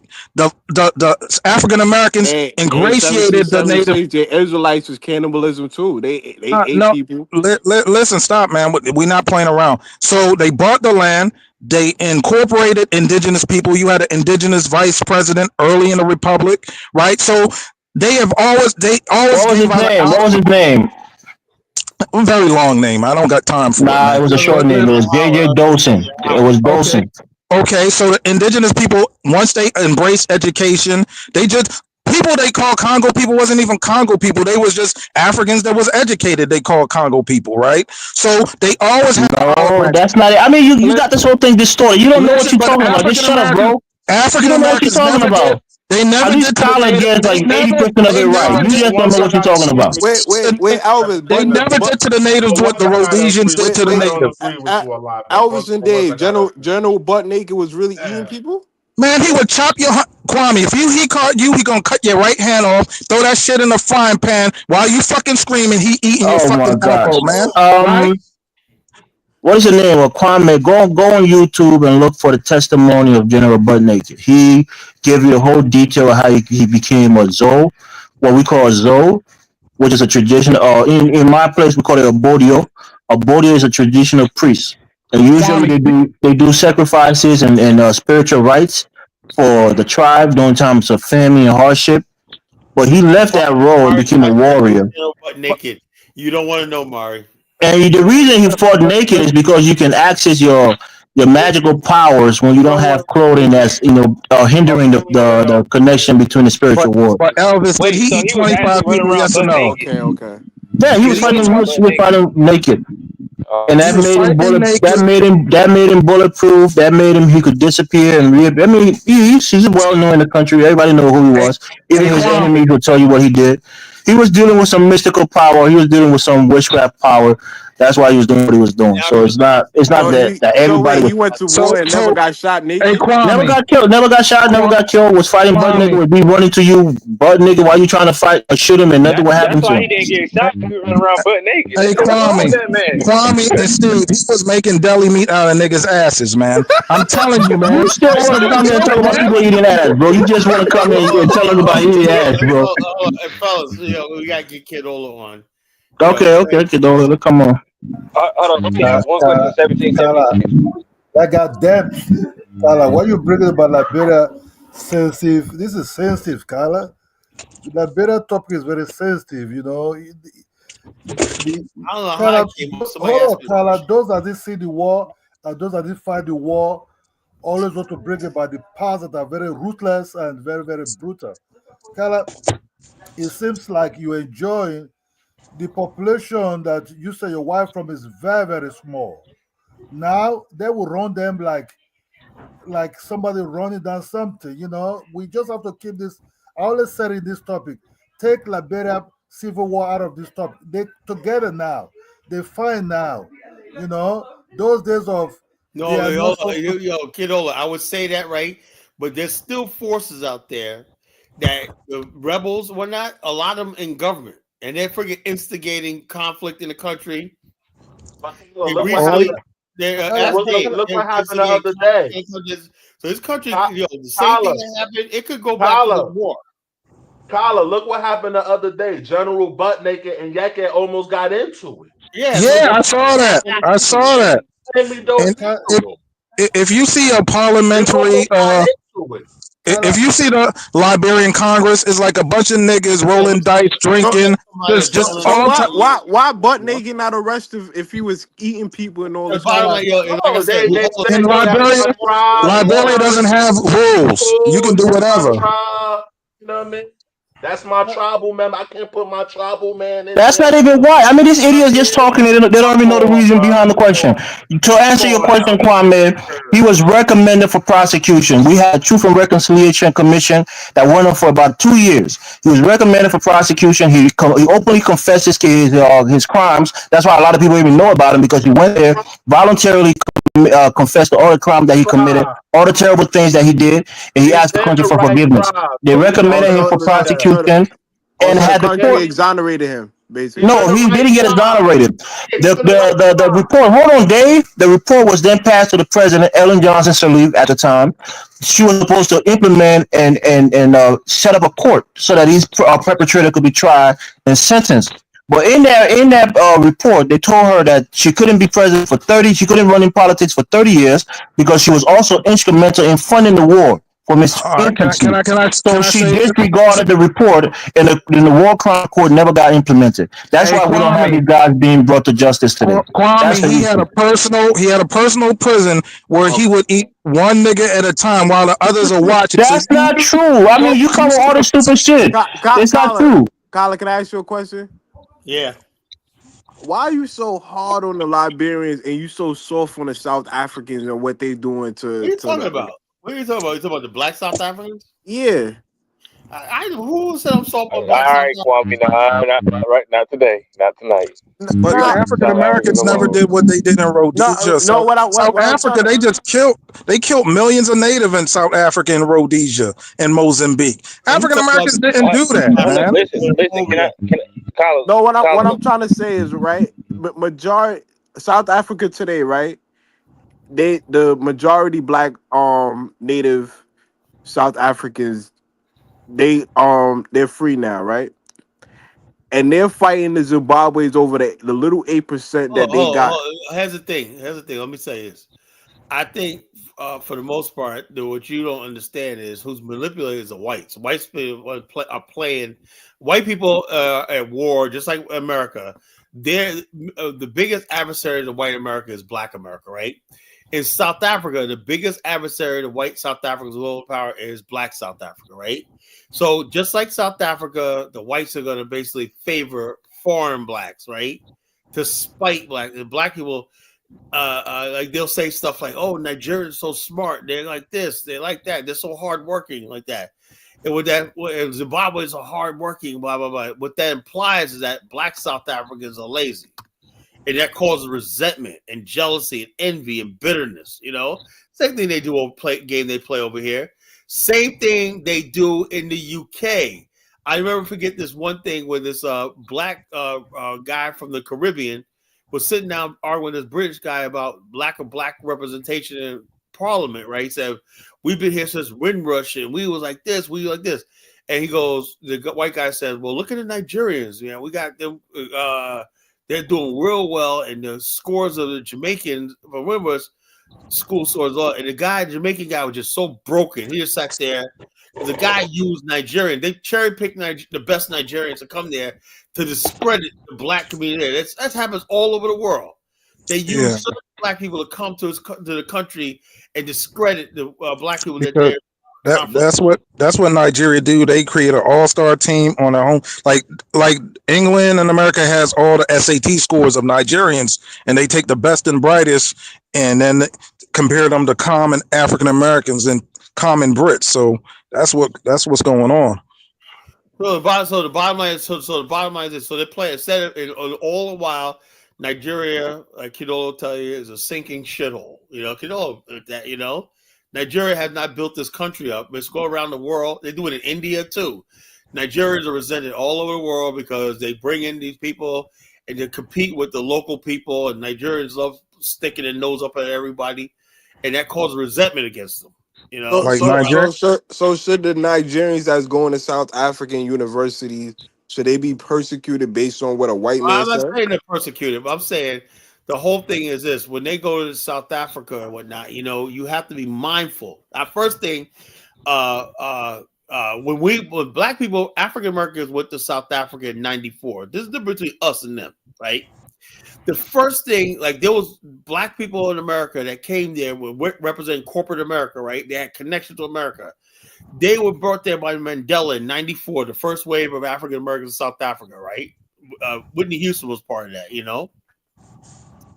They basically were recruited by white South African businessmen, right? And the black people from America made it clear, right?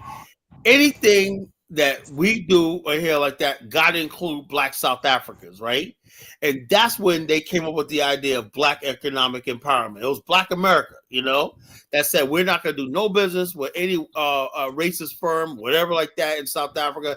You got to integrate. A lot of black people went over there helping South Africa and this new South Africa. The Essence magazine, Ebony magazine covered this intensely, right? But when Nigerians go someplace, you think they're saying, oh, you got to go. No, they're just all about themselves. See, like I said, I understand Black America is the vanguard. We're like the leaders of the black world. I know more.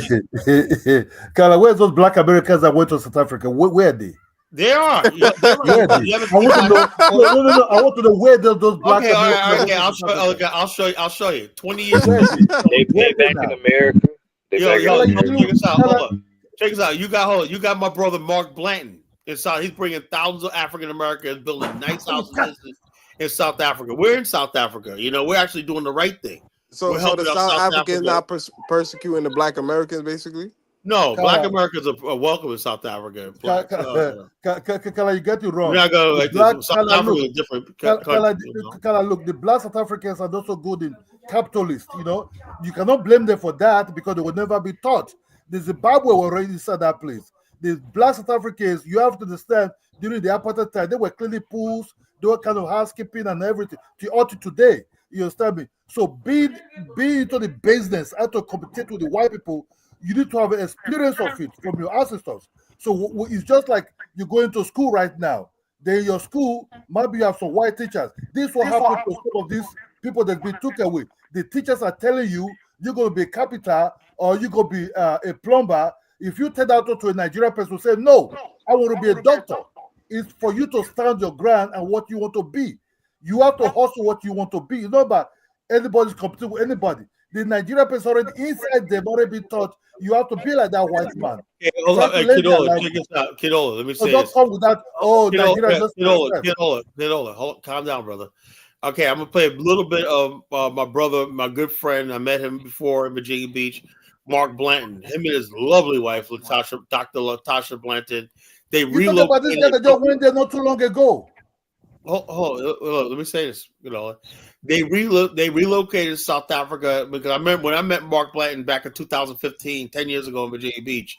You know, we hung out together in downtown Virginia Beach, and he was going over there at first because he wanted to make black dolls, and I told him that. I was like, So it didn't work out. The black doll thing didn't work out, you know. But he's in the tourism, real estate in South Africa right now. He's doing really well. There's a lot of African Americans moving into exclusive neighborhoods in South Africa. So they're building a whole black African American community in South Africa. It's growing, you know. This is a little bit of it right here. This is part 2 of Blacks Without Borders. Remember the first one, you know, back in 2006. This is a new one. This is Mark Edward Blanton, and welcome to the Real South Africa. We really appreciate all you guys who have taken the time to leave comments, share, and subscribe to our channel. And of course, we are welcoming those that are interested in liking, sharing, and subscribing to our channel. Now, this episode here is a part 2. If you haven't seen part 2, you can go ahead and go back to part 1 and watch that. But this right here is food. Lifestyle an encore presentation man. of a video that we saw a long time ago that motivated and inspired us to come to South Africa and have this journey. So I would advise you to enjoy. All right, guys, welcome to the second part of this video. My name is Mark Edward Blanton from the Real South Africa. And of course, we're going to get right into it, but I just want you to understand, I want you to know that some of the people that are in this video that just from a long time ago, they're still here in South Africa doing great and wonderful things. I've met several of them since I've been here. When I was just a tourist coming back and forth, I reached out to them. They was more than happy to have a comment or a conversation with me. And then of course, over just being here, just kind of walking around in Johannesburg and different parts of South Africa, I ran into them as well. So again, this story is very relevant. I think we all need to know that there is a movement, a grassroots movement to come to South Africa. And so again, we're telling our story. This story that you're getting ready to watch part 2, it's a relevant story. It's happening right now. And the only reason I say that is because, like I said, when we bring in tourists from all over America, I've talked to them about this video, or they've brought it up to me, and they say, "Hey, Mark, have you seen the Blacks Without Borders, Living the American Dream in South Africa video?" And they say, "Yeah, I saw it, but I only saw it one time." Well, I'm going to say I only saw it one time on TV in the middle of the day. I just happened to be home and I saw it, and it really changed, my overall look on South Africa. So then when I actually saw myself, well, you guys know the rest of the story. So enjoy the rest of this video. Feasible for us to actually go from South Africa to New York, then to London and then to Nigeria. So what we're doing is we take our traffic straight from SA into London. They also terminate at London, goes into the cloud here. And this is the shortest route that we took. We are the fastest growing satellite company in Africa. We've only been operating a year, and today we are the market leader in many of the markets that we're operating in. Already our plans were aggressive, but quite frankly, we did not envisage that the company would grow as quickly as it did. We have just finished our first year of commercial operations, and in that first year, we took 40% of the market. The ability to access capital in the U.S., I think, is more difficult for someone of color. We set out to build the largest broadband communications network on the continent. People would have laughed at us if we walked into investors and said we wanted to build the largest business in the States in any particular sector. When we started Africa Venture Partners, it was the private capital of Eric and myself that we invested in the company. And at those days, it was kind of Eric, myself, and the dog. Today, we're about 100 strong. We're the largest African-American owned business in Africa, and we're continuing to expand our footprint around the continent, operating today in all of West Africa and South Africa, soon to be in East Africa, and with an office in the U.S. as well. When Eric and I were setting up this company, we did not conceive that we would be doing a venture with Richard Branson's Virgin Group. Hey, Solomon say you lying, Colin. Satellite operator in the world. We didn't. Well, what's lying about this? This is real. On the back end of a. He said Mark Blaine is not building. He's advertising for African Americans. These are things that for existing real estate. One of the goals we have for What's the African difference? Partners is to No, create a what's the billion-dollar difference? entity, employing a few thousand people to add to the workforce, to create something that we can walk away from and show to the rest of the world that African Americans were able to come to South Africa to build a Pan-African business that's a billion-dollar company that has been listed or IPO'd in the New York or London Stock Exchange. When we started the company, we really had very limited, branding, if you like, around AVP. We thought of the name, we put the brand together. Now I think that AVP stands This for was back 20 years ago. It stands for tenacity. It stands for a willingness to commit itself to development in the African environment. Lifestyle you can replicate in other parts of the world. It may cost you more, it may cost you less. But for me, fundamentally, it really gets down to a hook of knowing that what you're doing really, not in a conversation with your buddies, but it really, really makes a difference. That you can look back and say that you built something that touched I had people's thought lives. years ago, 20 years ago, when I Lifestyle first ain't saw bad, this, but that this would be me it's living not- on the it's not the- continent right now. Boy, was I wrong. This is supposed to be me. 20 So I have years a ago. hot take. AI is not just a buzzword if you use Monday CRM. I'm so glad you said that. For me,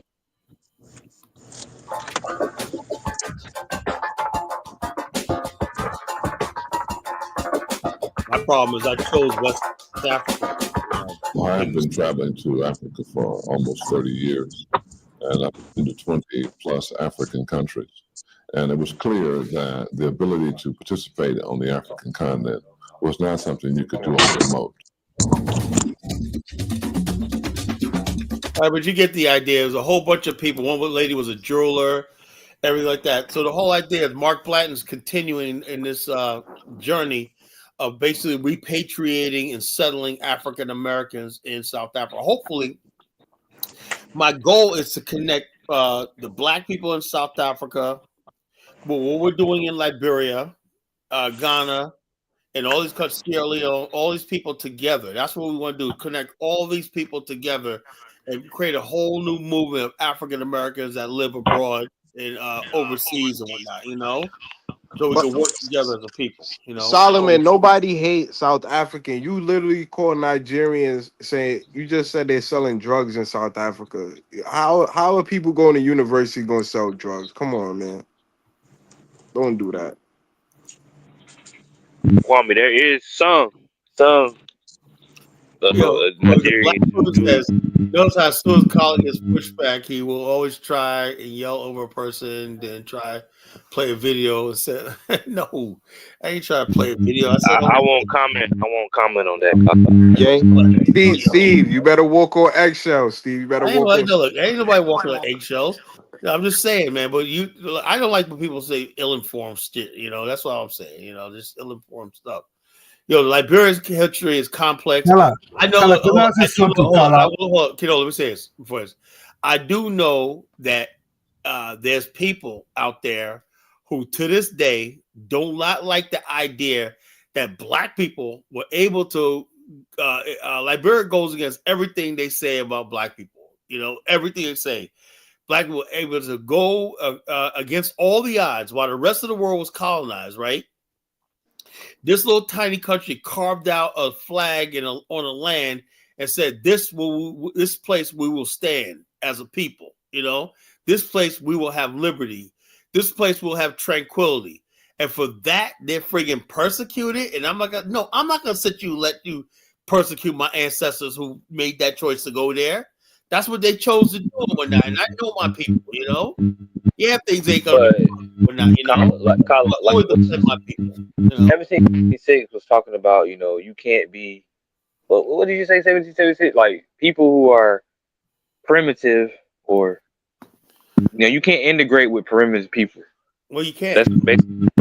Well, listen, the point I'm trying to make is so funny because, you know, white people say the same thing about us in America. Maybe they're right. You know what I mean? Okay. Black people are right. Hold on. There's a reason why white people do not like living around large numbers of Black people, you know? Go on, Colin. Don't put out that.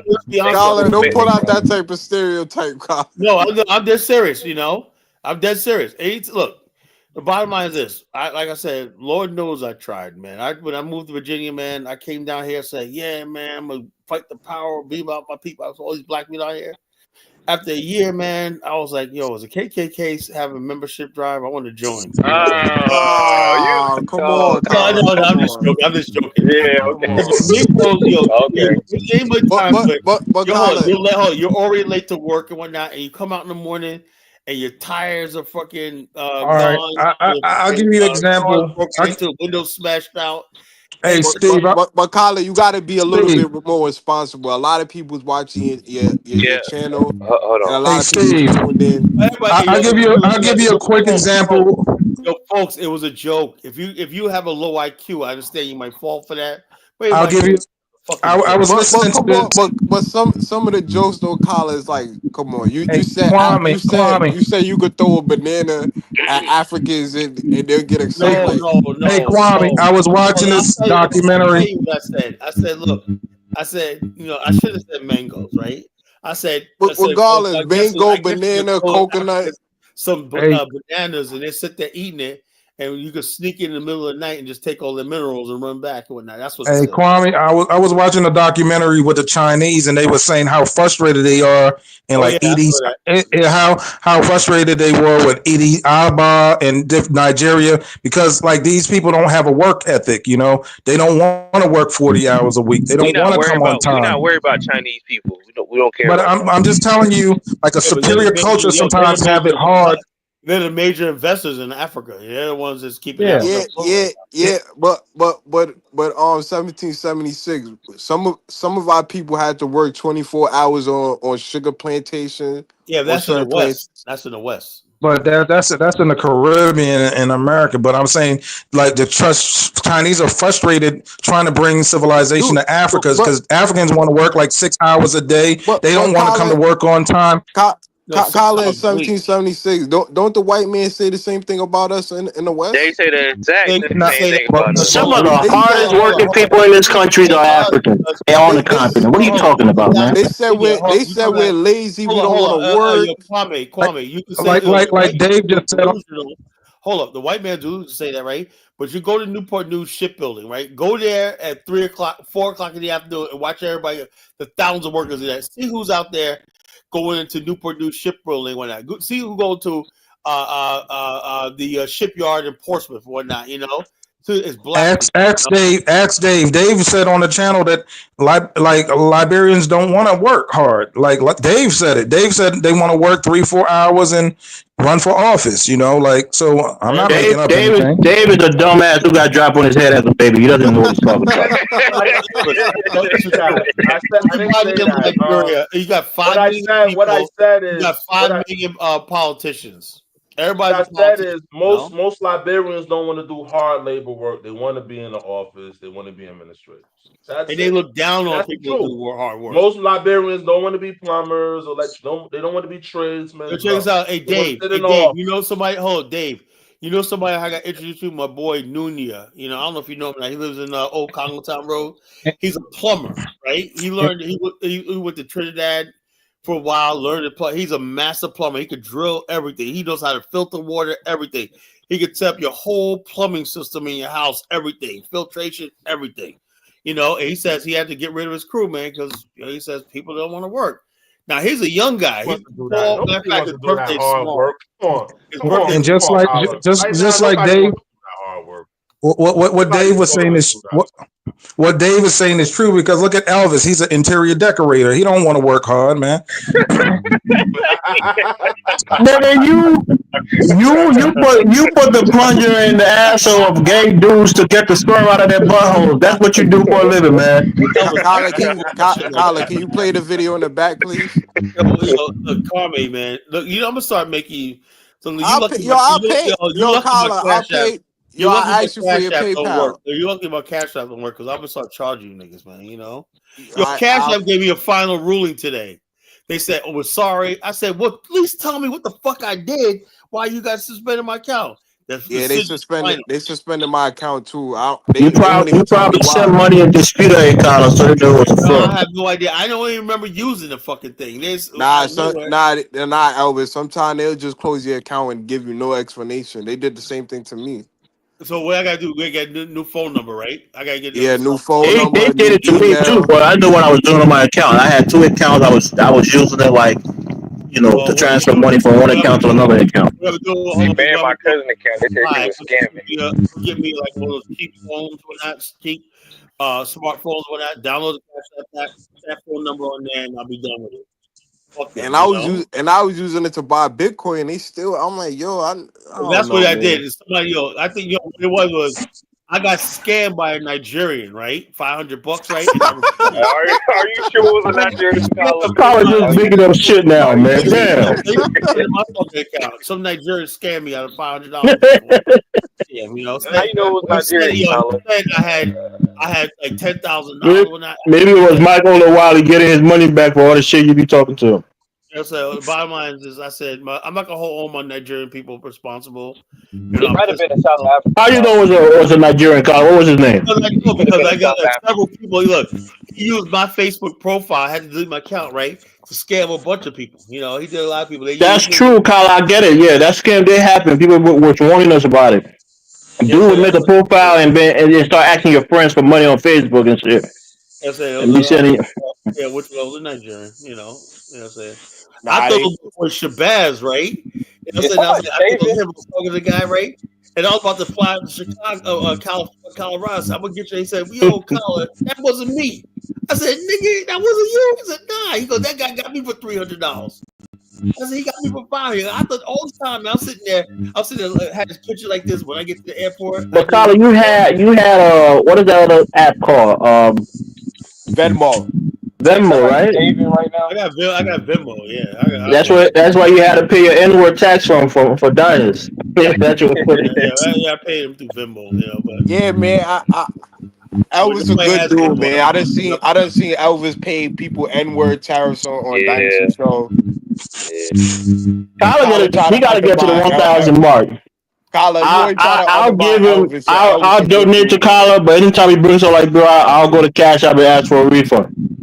Listen, I'll send a caller $1. That's all.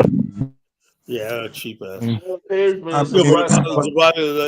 Zippo by denying South Africa. I saw South Africa. Yo, Colin, what's your discretion against Nigerians? Why you? I have nothing. I love my boy Kidola. I'm just saying. Colin can look himself in the mirror, man. That's his problem. No, I just hate when people automatically assume I got Nigerian. No, I don't have Nigerian ancestry. No offense. I just don't have Nigerian ancestry. It's just that most Black Americans. No, I don't have Nigerian ancestry. Wait. I meant to ask Kidola. Have you ever heard of Nigerians being like persecuted in South Africa or anything like that? Yeah. They're doing their thing there. If you to bash it, then you pay the price. That's just my motto. But the other Nigerians who have businesses there who came there right from 1994. Kala, forget about before the apartheid, there were some Caribbeans who already waited to play what do you call this cricket they're playing already there. You know, so Nigeria came there during the time of after the apartheid time. So Kala, you can't blame. I understand that guys try to sell some couple of houses to some Black Americans. There are more other Africans who are doing more than what that guy is doing.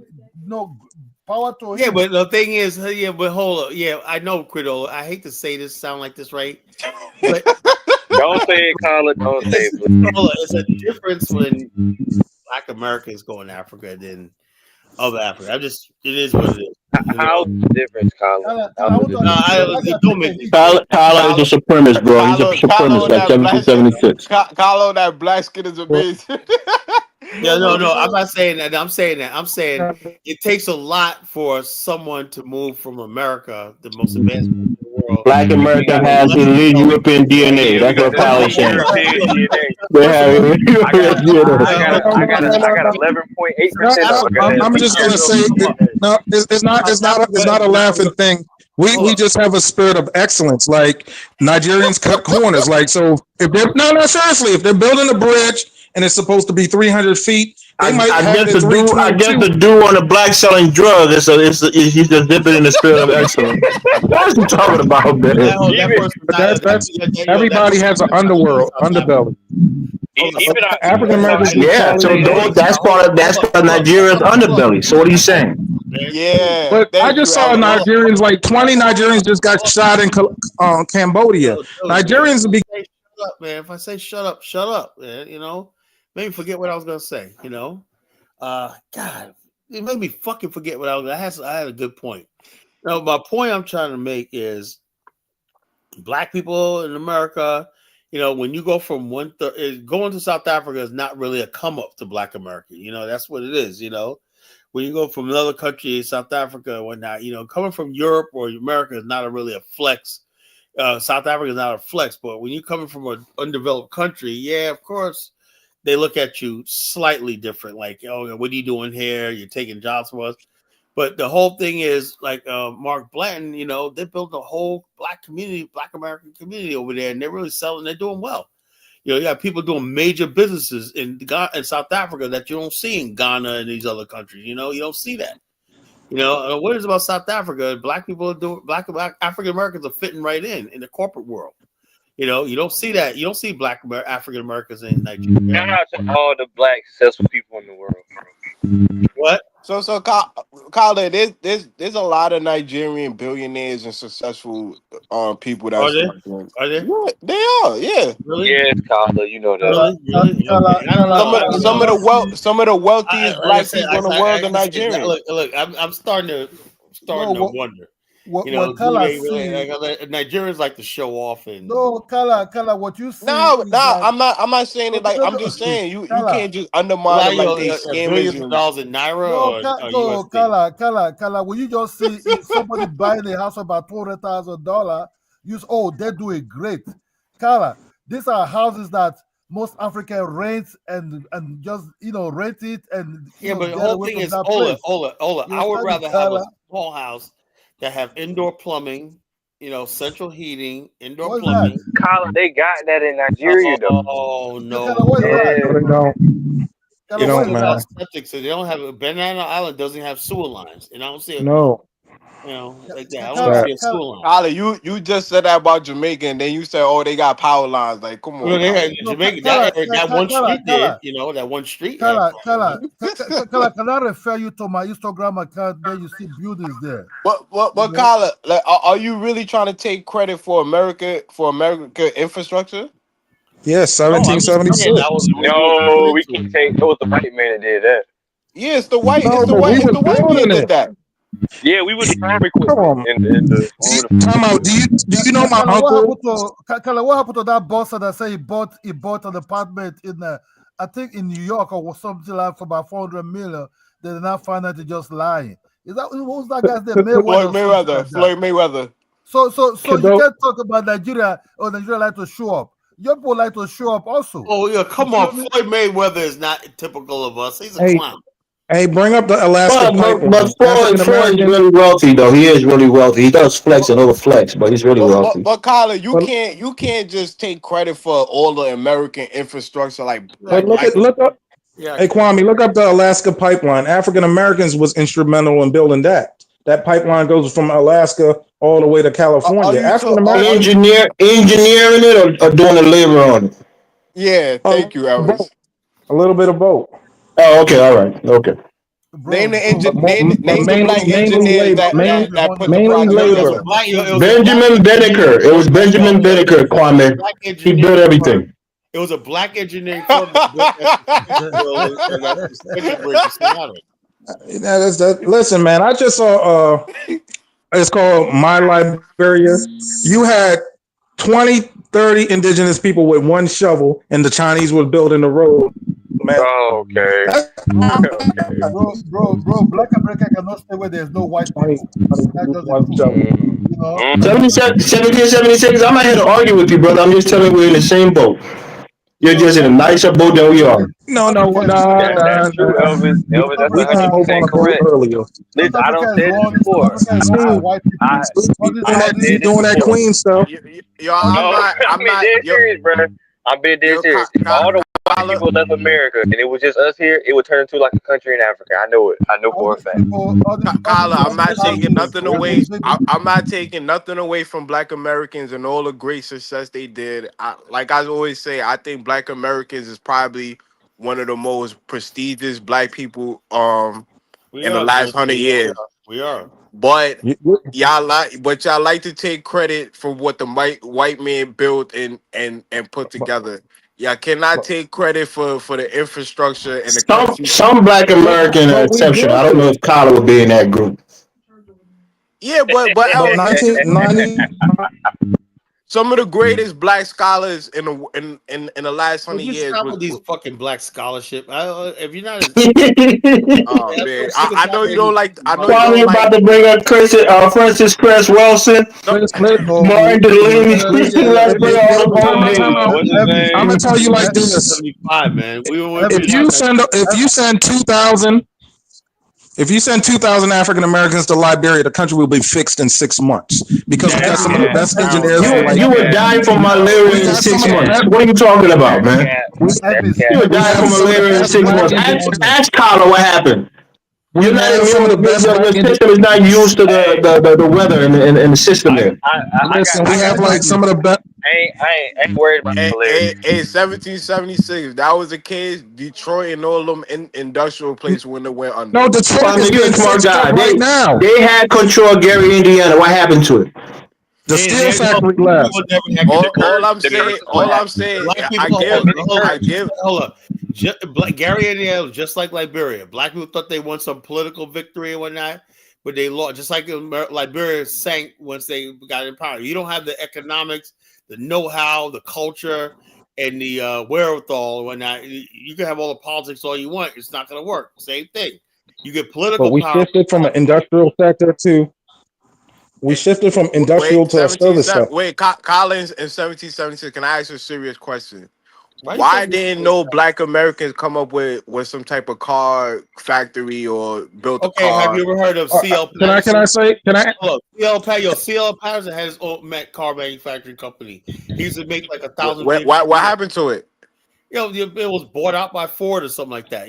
Back in the days. Hey, Kwame, have you ever seen the only one? There was a couple of them, but he was the largest black car manufacturer. Hey, Kwame, have you ever seen? Why didn't nobody I in have Detroit no idea. The bottom line is this: if you live in a white man's country, right? Ford had the banks back in them, right? The Model T was affordable to everybody, right? Our guy, C.L. Patterson, you had to buy the car cash. You didn't have financing and stuff like that. Kwame, have you ever seen the Planet of the Apes? In the Planet of the Apes, the African Americans are the chimpanzees. Where is this going? No. Planet of the Apes, chimpanzees, right? And Africans are like the gorillas with like very few skills. That's what the Planet of the Apes was about. It was about Black leadership. Okay, I gotta pray for you, bro. Kwame, Tyler, the dude is calling us ape, bro. No, that's what it is. You accept that, Colin? Are we apes? I gotta pray for him. Is he calling you ape or is he making like let's just be honest. Most of so you think you got a good point there, Colin? Your kindred spirit got a good point, Colin? No, he's not my He said playing with the apes based on he called you apes. Let's just be honest, man. Most of the successful that Black Americans are recorded sometimes, they've been recorded by people who they also came from the Caribbean. You understand me? So if you look deep down into some of these successful Black Americans, what they call Black Americans in the United States, sometimes some of them came from Caribbean, or they also came from Caribbean. For you to be able to be disciplined, what you're seeing, Sammy, among that circle of what called the American circle, or the Caribbeans, the Jamaicans also involved, most of these successful Black people that Kyle is talking about sometimes, they're indirectly from the Caribbean zone. My half brother is married to a Caribbean woman. Guess what, man? They're living very large from the sources of that Caribbean woman. You understand me? They bought a house of about $1.5 million. What are you talking about, Kinola? What are you saying? That only Black people successful when when you they're talk married to about a Caribbean? sometimes these sources, sometimes you have to understand most of your populations are Caribbeans. No, we're not. No, the fuck we're not. They're No, we're not. Caribbean. No, we're not. Kinola, No, the hell we are not. Don't start Colin. Colin already said No, Caribbeans we and are not, Africans Bill. are the It biggest depends on how enemies. far you trying to go back. And be like, oh yeah, people make themselves Colin, out just telling you. No. Colin, what you meant by Caribbean and Africans is your number one enemy? I'm not saying. I never said you putting words in my mouth. Yeah, you did say that, Colin. No, I never said they were enemies. He didn't say number one, but he had a protection. Man, the Caribbeans are doing pretty well. They're very resilient. They have like what? They have and everything. Yeah, what you call it? Yeah, they're very resilient. All that I'm not gonna lie to you, man. All that on the corner smoking that ganja. Yeah, they're Colin, when I just gave Black Americans their credit, you ain't saying nothing. I'm saying, look, I give the credit too, but what I'm saying is, Kidole is basically trying to paint a picture. This is skillfully done by the media, right? When they basically talk about hood culture and stuff like that. That's somehow Black America, right? Which is not true. Everybody Black America look at us like, damn, you just said Jamaicans on the corner smoking weed. We have no fucking representation, right? Every time they basically show achievement or whatever like that, oh, you must be one of these immigrants that come from good bringing and whatnot. That's bullshit, And so the only thing Black America gets credit for is music, hip hopping, and thugging, like that. And we say it like this: and this myth that we don't care about education, or we think education is not cool. So like that's a lie. You know, that's a fucking lie. I remember the movie that woke my eyes up was that movie Finding Forrester. That was a really good movie. You know, it was about literature. You know, and there's one black kid with Sean Connery. It was a real good movie. You know, that movie opened my eyes up to the fact that when people saw that movie, they were like, "Wow, man, that kid that could write." Okay, Kala, let me give you an example, right? I saw it. My half brother from the Black American woman married to a Caribbean woman, right? My half brother said he was working 2 jobs, working very, very hard. Oh, a lot. You know how many people in America? Hold on. You know, everybody in America got to work 2 jobs. I understand. Do you know how the wife,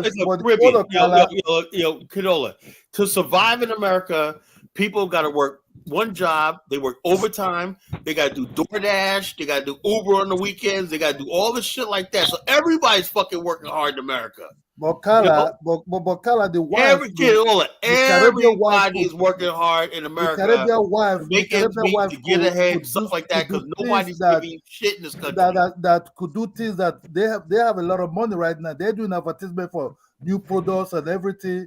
Everything's being done by this Caribbean woman. The woman brought up some ideas. The guy brought some ideas. Like I said, all this imaginary. Hold so on, we got money. So, we got money. So what the hell? Shout out to that strong black woman from the Caribbean. Yeah, that's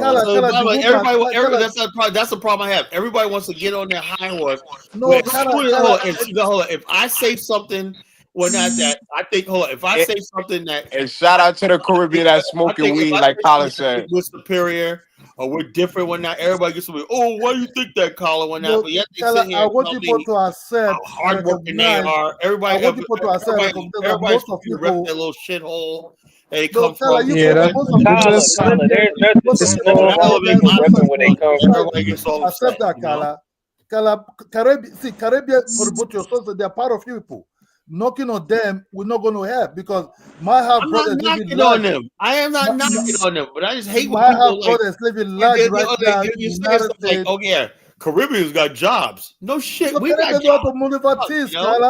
Oh damn, Caribbean's got Kala, but his half brother is not African American. He's Nigerian. His daddy's Nigerian. His mom is African American. My half sister. He's not born against you, Kala. Yeah, I'm saying Black American guy. What does he end up with? What it is, there's a lot of propaganda. You know, my half sister become a crackhead. Over there. Let me say this, right? The only reason why everybody have what they have, and I don't want no credit or no like that, right? Is because we paved the door for everybody. We knocked down the door of barriers for everybody to come here and do that shit. It was us that did this shit. You or the white man did it. Which one? No, ain't no white man did shit. You know, he didn't do nothing unless we forced him. Boycotting and force. It was done by force. What black man signed the Civil Rights Act? No. The Civil Rights thing was signed because of marching, protesting, and political alliances. They had to do it. You know. So it wasn't no Caribbean that was involved in that. Look, the bottom line is this. Had it not been for black activism, civil rights would never have passed. You know, never. So what about Stokely Carmichael? Was he a Black American? I'd say so. Well, no, but he came after 1965. Listen, Donald Trump's about to revert things where we're going to go back to 1965. So y'all going to have a lot of do that. I don't think we want No. We're sending black immigrants back to build their own country, and you're going to see this country continue to thrive. Let it advise for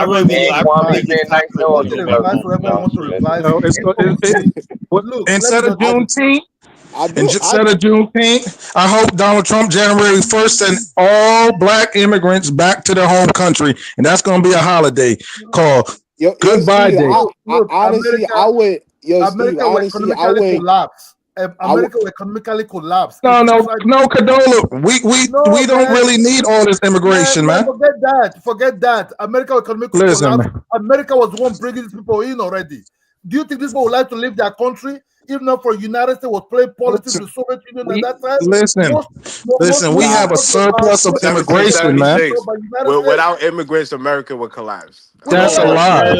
That's a lie. Immigrants stayed home a few weeks ago. Did they collapse? No, black immigrants didn't help us in without immigrants, right? And the economy actually grew. You know, You said It was what? no it was no immigrant Tuskegee Airmen. You got Elon Musk and all these billionaires. and They're so literally if fighting for they left H-1B tomorrow, visas. it would not even matter. You know. So why they Listen, fighting for This is what I'm H-1B talking visas? about. They This is what I'm fighting talking for about. immigrants. Hold on. You guys are Kwame. See, that's like you talk out two sides of your mouth. On one hand, you're going to be Pan Africans, and next minute you're a fucking immigrant. You know, that's why I What? say. What are you, Colin? What are you talking about? What do you mean? You know, so the bottom line is this: when you say If you take the Mexican Elon Musk, out, what the if fuck you did take your the black Mexican ass got out, to do with Elon take the Musk? Caribbean out, the economy will collapse. They're not there. And it's not that's like America is Cadola. that there's Colin, a Cadola. barrier that you have to be thinking did you about. see Elon Musk's response to the big And what's so the bill it called? doesn't The matter. bill Is he president? No. All your high tech is being Doesn't controlled matter by what the the fuck he Indians. thinks. You know. You know, you can't take these people out. Trump he's is a just big trying to do contributor to things. the economy. And You know, so Listen, what, man? no, You know, Cadola. Let me say this to Cadola. Cadola, right now they're about to put a tax on all the money that goes from America to Nigeria and to Mexico. Immigrants come and they send money back. You know, they take money out of circulation because they're sending it to their home country. Immigration really is really a detriment to America more. Okay, let me tell you this, right? One thing about Black America, all our money stays into the economy. Let me just Exactly. yes, Go ahead, Cadola. let me tell you this. China, right? China is a source of wealth in Africa China's a generally. joke. You understand me? China's a joke. Source of They wealth. beg That's what I me want to to tell you Trump's about. neck. I That is the couldn't source of believe wealth. that shit, man. If they start taxing these guys, right, not to send this money, whatever they want to do. Look, Donald Trump will be playing around now, try to wear his whatever he want to wear. Trump will win, bro. Donald Trump Hey, is not going to succeed. You understand me? Cadola, did you know Nigeria was just put on the list of countries not to travel to? Travel ban. But do you know how much money leaves America to Nigeria from Nigerian It immigrants? doesn't really matter. Billions of dollars. It does Billions not of really dollars. matter. Let me just tell you the truth. That's why China is there. The same America was ringing their bell, giving people. How did they come with green card? Do you think green card was just a gift? Green card was just a way to. But Cadola, China's there using Nigeria. They're paying Nigerians 40% less than they do Chinese. They basically have you all as indentured servants, Cadola. Man, Let's tell the truth and shame the devil. Yeah, but that's what I want to tell you about. Come on. It's for you to be able to make things out of nothing. You understand me? That's what I'm saying. These things, you know. But everybody's cool. When a white man does something, it's a problem. Let me tell you this. Let me tell you this. My half sister is married to a Black American dude. They divorced her. That my half sister become a crackhead. You know, sometimes when you talk, I look like, God damn. Compared to his half brother, who is married to a Caribbean lady, who would become rich. My half brother don't even talk to my half sister because he said he live a very stupid life. You understand me? So you have to understand. You have to make a choice. That my half brother. Do you think if you'd have married to a Black American girl, do you think you'd have been successful life? It's let me be telling the Cadola, so are you saying that the African American guy turned your sister to a crackhead? Oh yes. Man, Cadola. Where you get that shit from, Cadola? No, I'm not gonna lie. You know, this 48 years old lady have 5 kids, but become a crackhead not too long ago. She was able to rehabilitate herself because we chased that dude out. Now she's not kind of like a security, the kind of like restaurants, in Augusta, Georgia. But my half brother was living in Miami, now live in Texas because they bought a home over there, have a truck business, have advertisement business, have what you call medical business, also selling things all over the world because of this lady. The guy's living the life. That damn lady went to marry a Black American crackhead dude. She become a crackhead. You know, she talking about anxiety, talking about why did you marry a crackhead though? Like what is? Nah, Cadola, she probably could have just had a chemical imbalance and probably had an issue with depression and other things. It might not just be she was a crackhead. No, before that, crackhead is kind of insane. Before that, he was always complaining that. Cadola, you're circumventing what I just told you. No, he was Nigeria was put on the back. What about the billions of dollars that leave this country that goes to Nigeria because of Nigerian immigrants? That's bad for our economy. That's why Trump is putting taxes on all these. Wait. 1776. You don't want people to send money to their family. No. Money has to circulate within, not without. You know. So how they supposed to support you? In one breath, they should build up their homeland, but they shouldn't send money to build up their homeland. No, but they're not Is that using money it to really build. going to build up their homeland, or just going to their family members? Just the floss. No. Regardless, flossing what? But like that's why I agree with Trump putting taxes on all these little. Why should you care if these people work hard? Because like with the Hispanic immigrants, when you have billions of money flowing into another country, that's a detriment to our country, man. That's not America first, and we're all on this panel, America first, right? So, all that money that goes to Nigeria, Mexico. No, I'm Africa first. I'm not America first. I'm Africa first.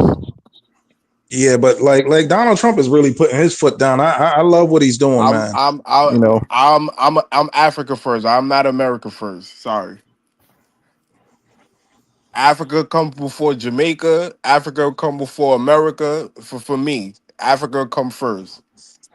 Okay, Shaka Zulu, Kwame, we hear you. Kwame, I live in America. So I would love for you to. I live in America. So Kwame, I would love for you to sign up for Ibrahim's army and go on the front line, man. Just like most white American, Europe probably come first for them, or Israel No, it doesn't. Israel probably come first for some.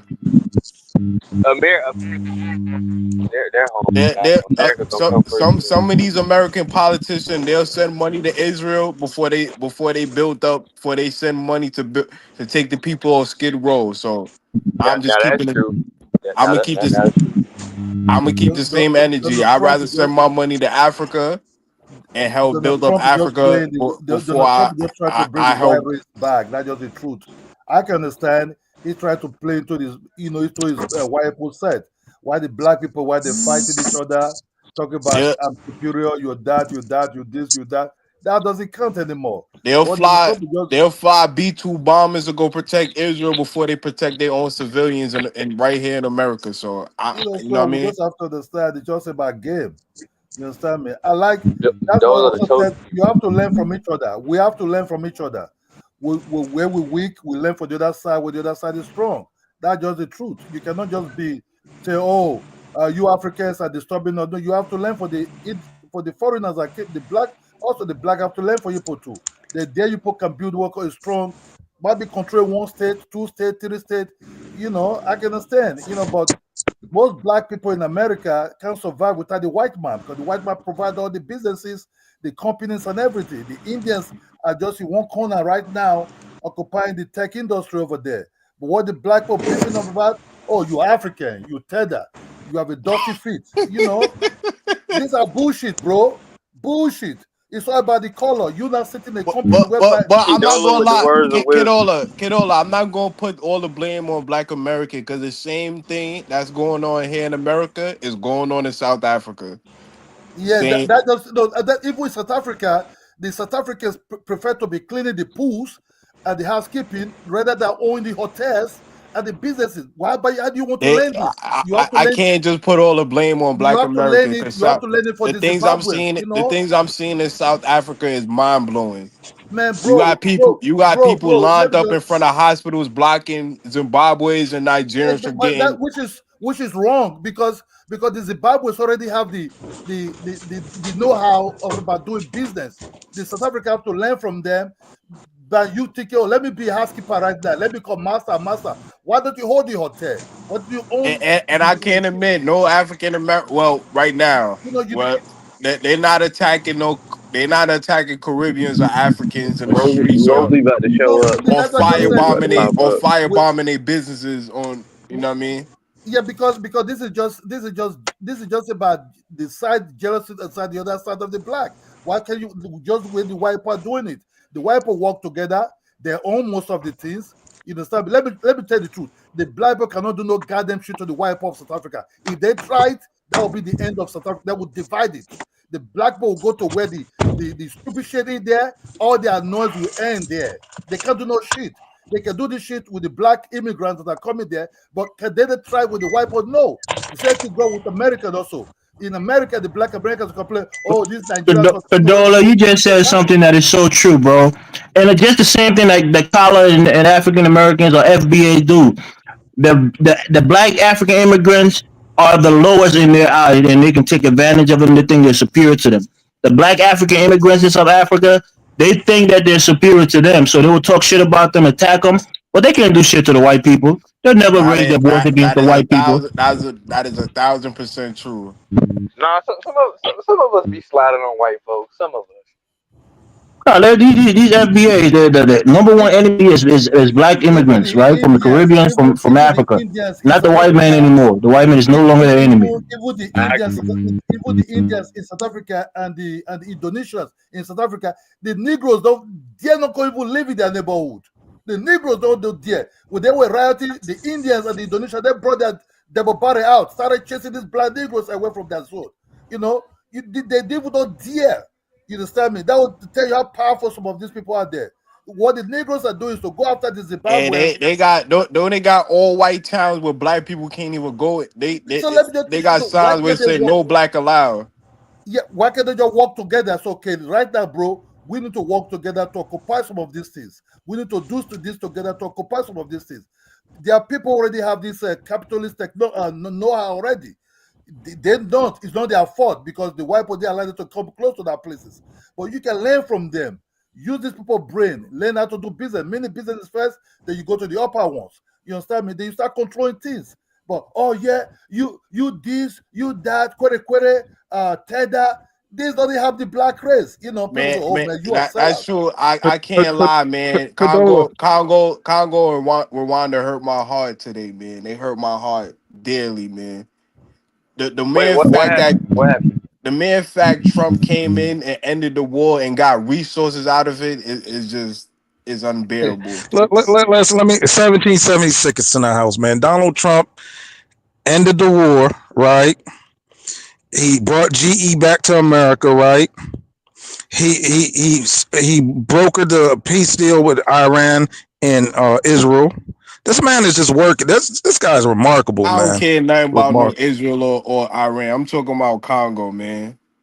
Yeah, but we're gonna let me tell you something, man. We're gonna annex America. This new spirit, man, that's rising up within all Americans, man. We're gonna annex a lot of Africa, man, in the next 20 years, man.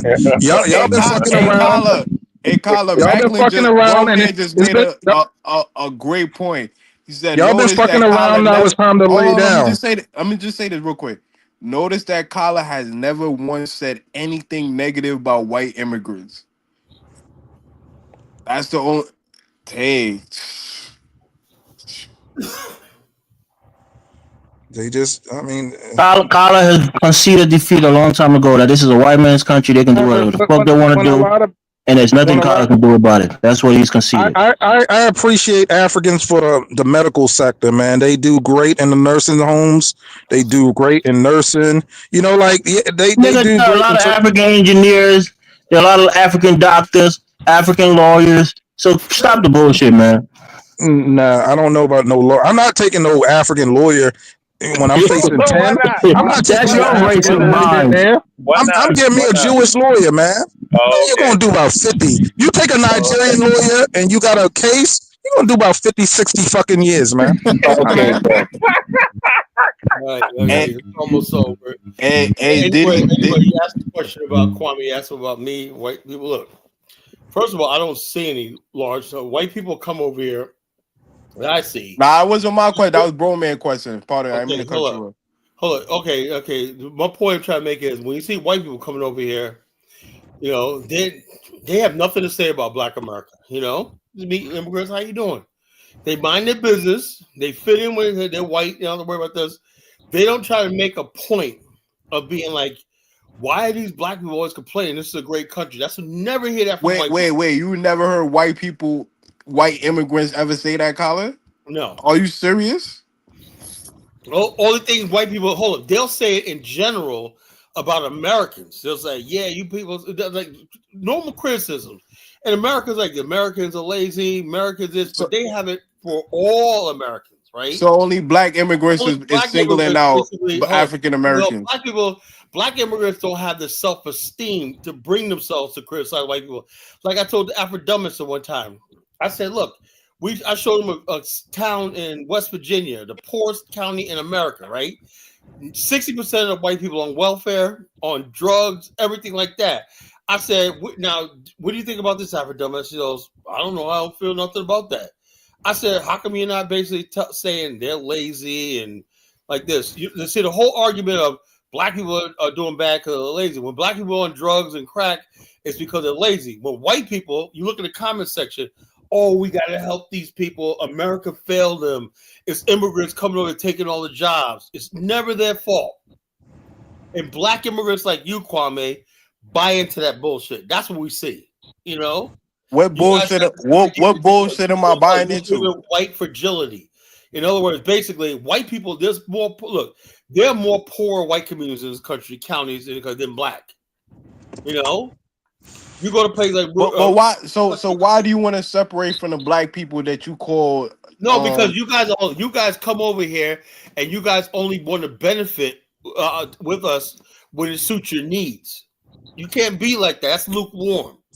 The Bible says on all the FBA YouTube channels. When the Bible said the FBA. See, the FBA differently mean FBA is FBA does not like or don't want to delineate or distance himself from the whole black identity. I don't believe that, but I do believe that you cannot be lukewarm. If you're gonna come here and you're part of the struggle of black, which is global, right?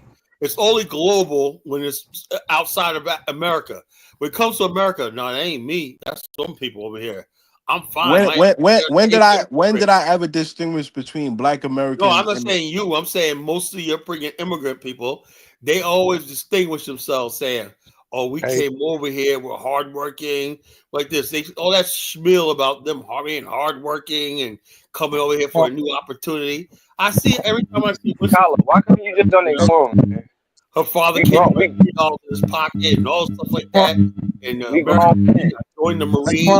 All this bullshit, you know.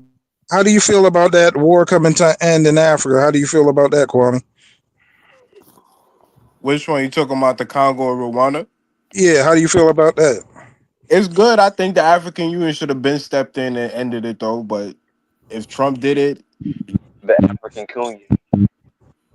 Hey, I mean, more power to Trump. If it holds. I mean, he got some resources out of it, so I guess it's good for America and bad for Africa. So, I mean, it's a good and a bad. Man, I love those. It's by the goodness of his heart, you know. Those cows in the Congo, man. I can't wait to eat those at Fogo de Chao, man. Hey, 1770. Oh, y'all got Fogo de Chao out there? We got it here in Minnesota too. It's a Brazilian steakhouse. That shit is hot. I never been there. It's good, man. Fogo de Chao. Get them Congo cows. But they got that 40% gratuity. That shit is your story. That's a robbery, man. They only got like 2 of them in New York. There's one. Yeah, it's mandatory 40% gratuity. I'm like, damn. Is that what they do in Maryland, or it's different out there? It's a once a year thing for me, man. Okay, all right. I was about to say because you big baller if you go to every so often. But man, I'm about to hop on, man. But you, 1776, man, your mind is fucked up, man. And so Kyler can never admit wrong. He used his little button to try to win arguments. Hey, thanks to Elvis, I'll admit wrong when I am wrong. You know, you never admit wrong, Kyler. You just get mad and throw a tantrum. Hey, Elvis, I appreciate the teacher moment today. All you have to do to be like me is think logically. You know, hey, Elvis. Elvis, the thing that happened to the natives were inconveniences, and the civil rights movement could have fixed that overnight, man. There was no need for a war. Let me tell you this. Let me agree with you, right? The people who we call the progressive, they say that they didn't want the coup. They was trying to fight for that, political inclusion. and it got hijacked. The movement got hijacked by the coup. Elvis, we get back on this. Let me ask you a question. What is it about Africans? Like I said, you know what it is, Elvis, right? It's the one thing is different between Black America and Africans is the average African American is not thinking about political power or seeking office. Most of them didn't even vote. You know. Yeah. So but you're a minority, Carla. Hold on. If you were a majority and you had no political power in this country, you guys be right. Hold up. We live in a world where we don't have to. We're not third world people. We're not gonna because you're a minority. Look. If you are a majority and had no political power, you'd be rioting, Carla. But we got third world crime in some of our neighborhoods. No prestige in holding public office in our culture. You know, you guys, everything you do is, we want to run for public office. We want to play power. You're in power right now. Majority rules, Carla. Hold on. No, that's not majority rule. That's mob rule. Majority plurality. That means majority based on ideas. Unvoted. Hold on. Tribal background is not a majority. That's mob rule. Carla, every president that ever won an election got vote from every tribal group in the country. No. Yeah. That's a lie. You'll say you guys. One guy got votes from the southeast, from the central part, from the western part. In other words, basically, you guys didn't even want. Look, Tolbert even tried to sit down with these young people and say, "Look, what do you guys want? All these people, they will tell you was power." But Carla, he said it got hijacked. He said the civil rights movement got hijacked. Yeah, they got hijacked by the coup. They wanted to. They felt like because of protest and agitate. They felt like because the country was majority native, that entitled them to be the rulers. Yeah, Carla, if you are a majority of the number, and you get in the very least of the resources, won't you be angry at that? First of all, you didn't found the country.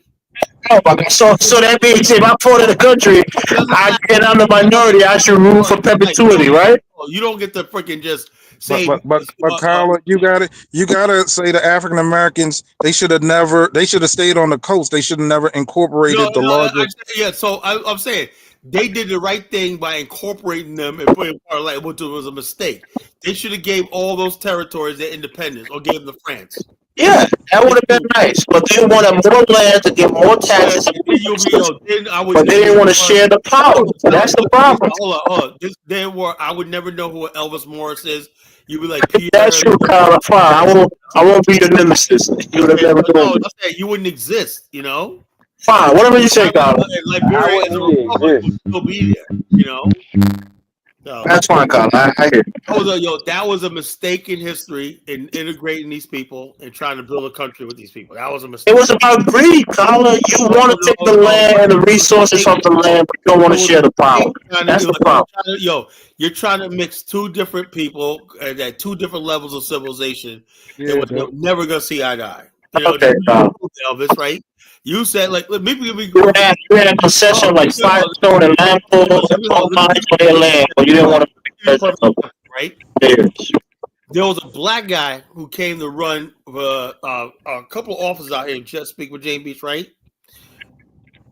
Couldn't get no support from the black community. Black community was like, "What do we do?" Oh well, you got to tell me something better than you're black. That's the level we're at right now. We don't care about your fucking color. We don't care like that. We want to know your ideas. Liberia was never a country of ideas. It was tribal background was important. You keep saying the native people, and that. What were the native? The thing I don't understand is like the natives were in the military and they had good pay, good salaries, and everything. So that's not true. What are you talking about? The good pay? Yes, the native was in the military, but they have good pay. Discriminated against. Like Elvis says, what the fuck they doing in the military with guns? Yeah, like you're asking me, Colin? Yeah, how did they get? Okay, let me answer that question, right? This is just speculation on my part. Let me speak, Colin. Let me speak. The native, remember, made up 90% of the population. Yeah. The American Liberian and the Congo made up about 5 to 7% of the population. Yeah. Most of them. They didn't have a military background. They didn't care about being in the military. They wanted to be in the political scene. So the military was saying as a low class occupation. Lie, because that's a lie. It was saying as a low class occupation. That's why it was flooded with native boys who wanted to fly. The frontier force was made up of African Americans and American Liberian force. Oh, that's what you that now you admit now. Now you admit that it was sort of now you admit it. So all the atrocities that was committed by the frontier forces were committed by African Americans. That's what you're saying, Tyler? Protect the country. Elvis, Samuel Doe went from a private to a master sergeant in like 6 years. That doesn't seem like discrimination though to move up that quick. No. You're not hearing what I'm saying. The military was a low occupation. So the native boys was there to just get any kind of employment because you didn't have to have a high school education to even be, in the military. So the upper class guys, they thought it was beneath them to even join the military. So a lot of the native boys was in the military, and that's how they could get a little money. But it wasn't paid well when you say well paid. Bottom line is, they had the presidential guard was made up of Samuel Doe and all these native boys, So the bottom line is, that's not true. What were they doing guarding the president? That's not true. Samuel Doe was part of the presidential guard. Elvis, he lied so much that he took a step back. You're conflated. I really just presidential guard is different than the executive branch guard. He worked at presidential guard duty. Oh, he worked on the grounds of the executive branch. I got pictures of Samuel Doe. The presidential guards are the people that guard the president personally. I got pictures of him standing outside of Garden Tolbert when he went to visit Harper, Maryland. When he was standing outside with his gun and whatnot. I was like, "Yo, shit!" Everybody was like, "That's Samuel Doe," No, that's not true. So what's your presidential guard? It was guards on the executive mansion ground. He was near the president a lot, So it wasn't like somebody didn't know. Not true, Colin. What are you talking about? Elvis is such a fucking liar. That's not true. But to hold on is short. The loss of life didn't have to happen. Just a civil rights movement, native. That's true. That's my point. I agree with that point, bro. The killing of those people wasn't necessary, but definitely. At the end of the day, that's a lot of black people that died, man. Savages, man. You deal with people that all they know is violence and murder. Tyler, they say the same thing about us in America. Yeah, so what? Maybe they're right, There you go.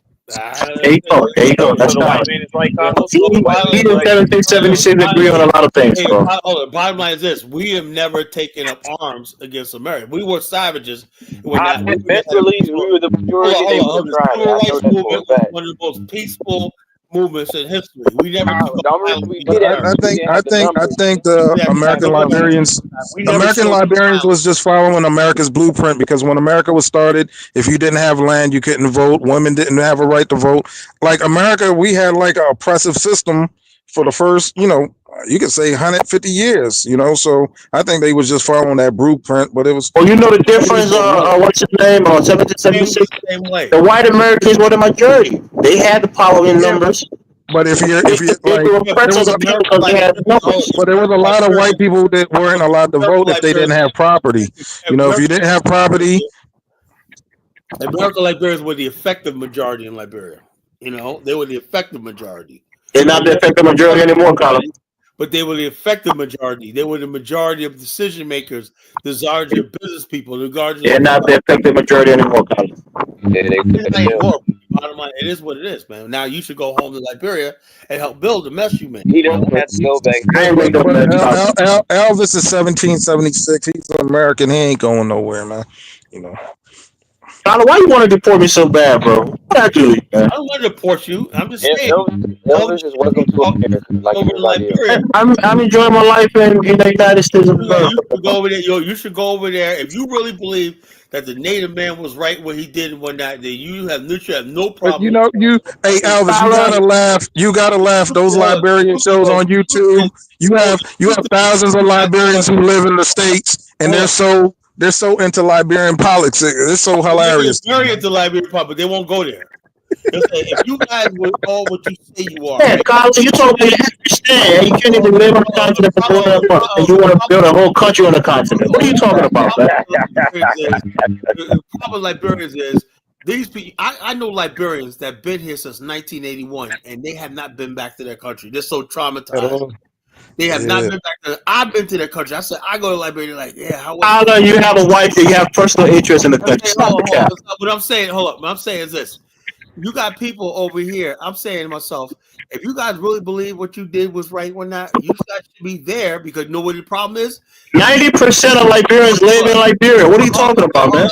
The problem is you don't trust your own people. You know, you don't trust your own people. First of all, I came into this country at 10 years. I came here as a child. Hold on. You don't trust your own people. You know, and most people in the government. Bad, bro. You're big bad for no reason.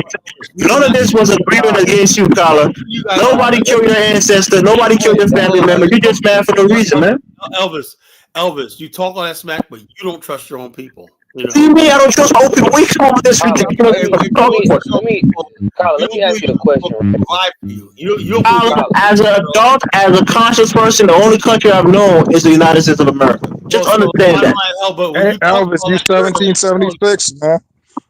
I'm not 17. I'm just telling Colin that I grew up here as a child. I went to middle school here. I went to high school, college. My whole life is in the United States. Well, what are you talking about? What I'm saying is you should have some faith in your own country and what your ancestors fought for. They overthrew the government.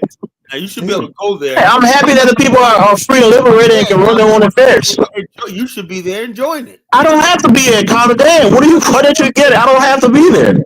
Why do you want to be there? You can go there and join and help them run the country. You got to understand, Elvis has dissociated himself from Liberia. His name is Elvis. His name is Morris. He's not going back to that shit. His name is not Shlakalaka. Here's the thing.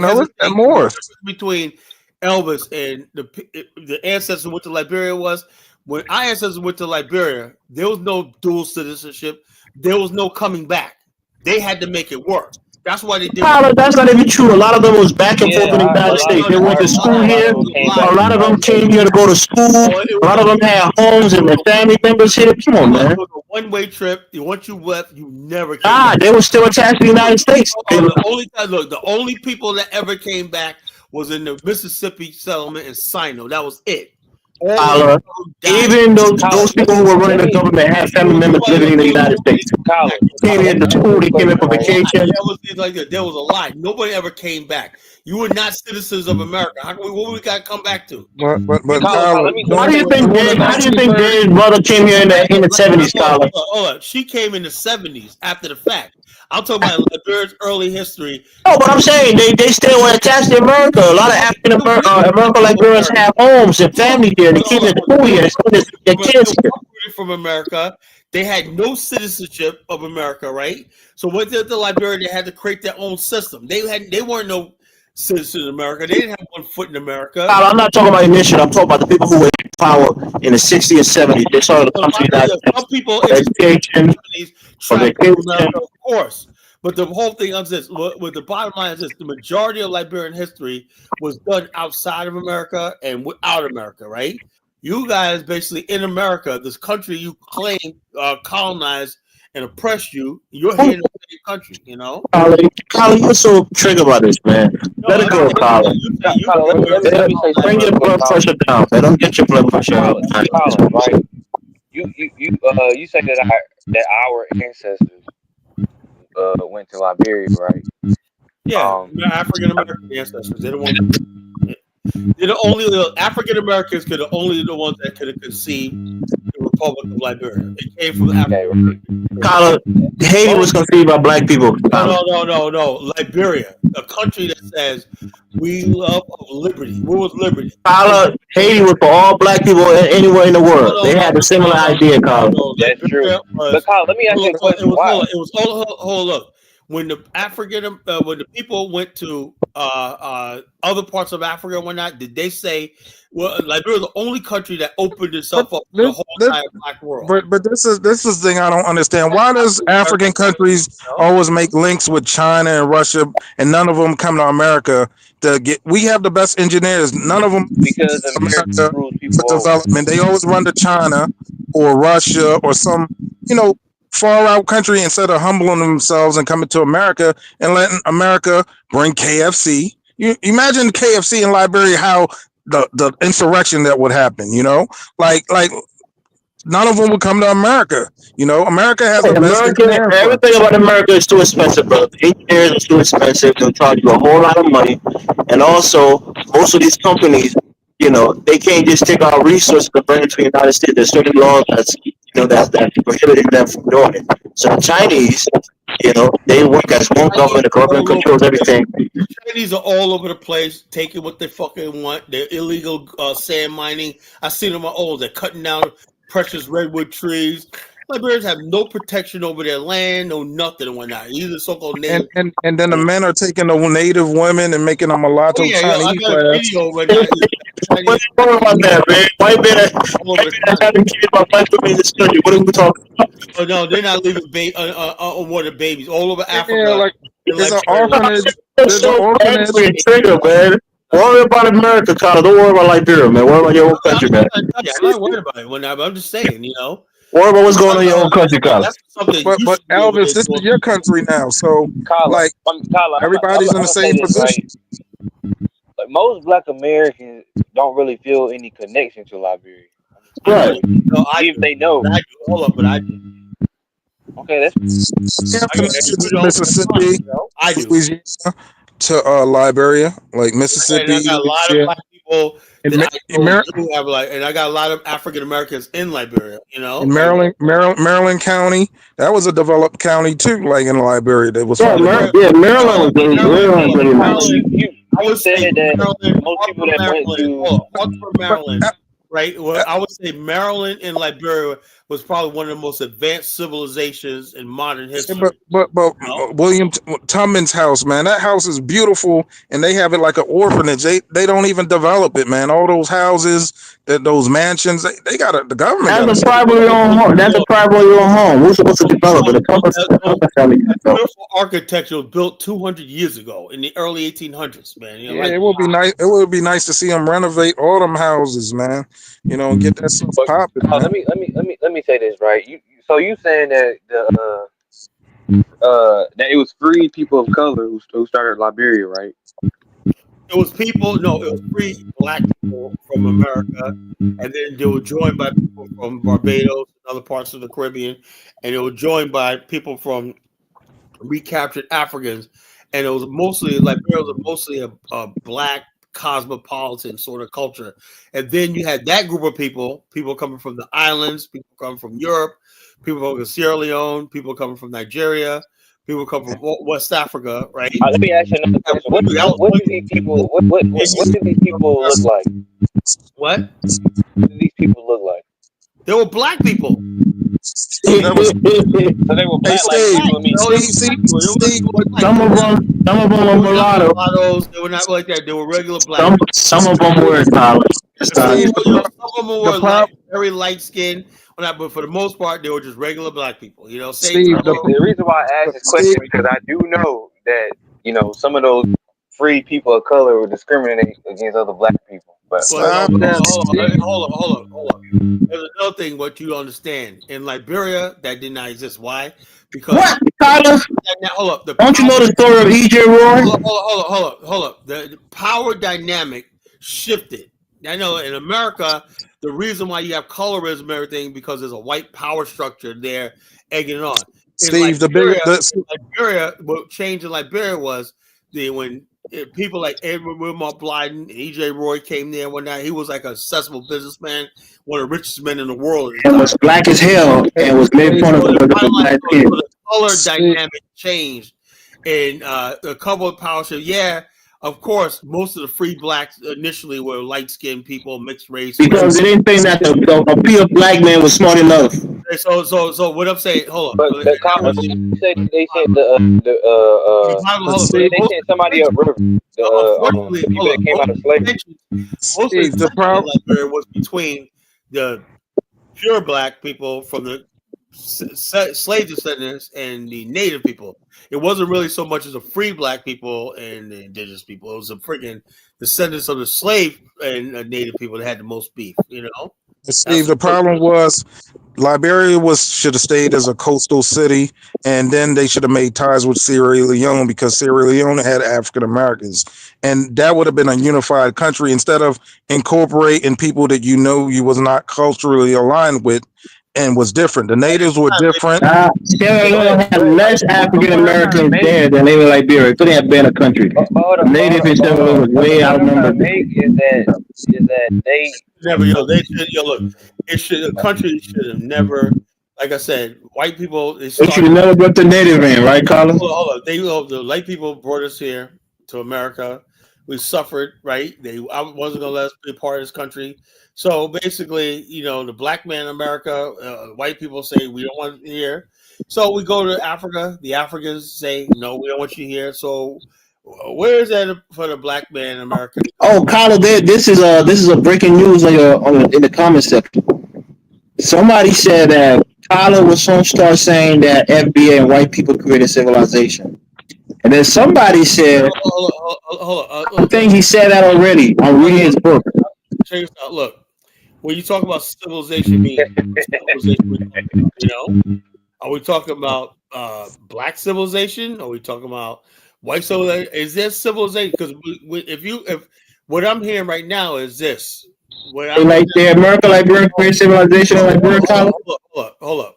Liberia, African Americans tried to create their own civilization in Liberia, and it was destroyed. Why you keep saying it was destroyed? What do you think it was destroyed? There was a coup. A coup is not the end of the world, Colin. Elvis, a government is a manifestation of your civilization. Okay. That's what a government is. You form a civilization, and then you say, "Let's have a government." To govern that civilization, right? What you guys wanted was to come in, and after these people established their civilization, they found peace. They established diplomatic ties. Do African American have a civilization, Colin? Said they don't have a government. Hold on. We founded one in Liberia. We built in America. Hold on, yeah, we had our own culture. Oh, do you have your own government? You had black cities. We had our own culture, but we didn't have our own way of. So I guess you don't have a civilization then, since it can't be manifested to a government. Hold up, but if they just like America was born out of the colonies, 13 original colonies. Was born when America had this declaration. That's the start of a civilization and your Declaration of Independence. You're just saying xenophobic things to make yourself feel good, Colin. What I'm saying, no, it's not the end of the world. They still have the civilization in Liberia. What I'm saying is this: the American Liberians established themselves on the coast and created their own culture and civilization. And they should have stayed on the coast. Yeah, so therefore they formed their own government. Government, right? Yeah, and then they incorporate other people to be a part of it. Yeah, so and they didn't want to share power. Why incorporate if you don't want to share power? The state was because they would never be empowered again. Yeah, so it's like, hey, look, the bottom line is this: if black people ever want to build civilization again, see the thing. But this is what's beautiful about 1776 because we have territories. Like, see, before you become a state, you become a territory. See, the indigenous African Americans should have created territories, 16 territories throughout Liberia, and give them 20-year process to evolve, then bring them into the country. But to bring uncivilized people who aren't familiar you are dusty, brother, 100%. You made that comment before in the comment section. You are dusty, brother. What made them uncivilized? No, uncivilized is not a derogatory thing. It means you don't understand. No, I'm not saying they're barbaric or not, but okay. Civilization means you understand the rule of law. Yeah, like honestly, I moved into this neighborhood. We had sheriffs. We had sheriffs in our villages, Colin. What do you mean? There was laws that governed the people in the villages, Colin. People were not civilized. Listen, I was uncivilized. I moved into a neighborhood. And my dog was shitting all over the place. Somebody said, "Pick that shit up," and that made me civilized. It's not about being civilized, man. What's wrong with you? It's my own picking your thinking. That's what I said. You guys don't believe in being civilized. That's the problem. What are you talking about, Colin? The white man has beat this whole nonsense about civilizing in your head that you think that people on the continent is incapable of being civilized. There were civilized people in there living civilly in their societies before the American Liberians came there, Colin. You guys Your flesh-eating people were civilized, right? Oh, okay, got it. Collar, Whatever you say. Who was You're just mad, bro. Be mad. who was eating? Who was doing cannibalism? Oh yeah, all of them cannibal, all of them. Because you got to understand African All of the native spirituality. Liberians, were cannibals. Most of them were. Most of them were No, practically. I would say like 60%. But if Well, you where do you get that number from? Out of your ass? Where do you get that 60% from? Where's the research on this? Like, what? Right. It's all good research, man. But dude, it's well known, bro. It's just hatred, bro. It's hatred and despise African. If you look at some of Scholar the can't things, believe that his so-called ancestors lost their quote-unquote civilization if for you the look at some of the, uncivilized people. if you look at, the bottom line, hey, look, it happened. How did a civilized man lose his civilization to the uncivilized, Colin? I learned from it. One thing I would learn from it is this: I will never, in a million years, take advice for people who come from these shitholes, uncivilized countries. I can feel the pain in your voice. You're almost in the first see, honestly, when people came to this country, they had to be civilized at Ellis Island. Like, you didn't just come into the country; it was an assimilation process to go from darkness to light. Africa is the dark continent. Darkness to light. Let's not do that. Now, Africa was thought of the dark continent. It's certain things we don't do. We don't practice cannibalism, right? We don't do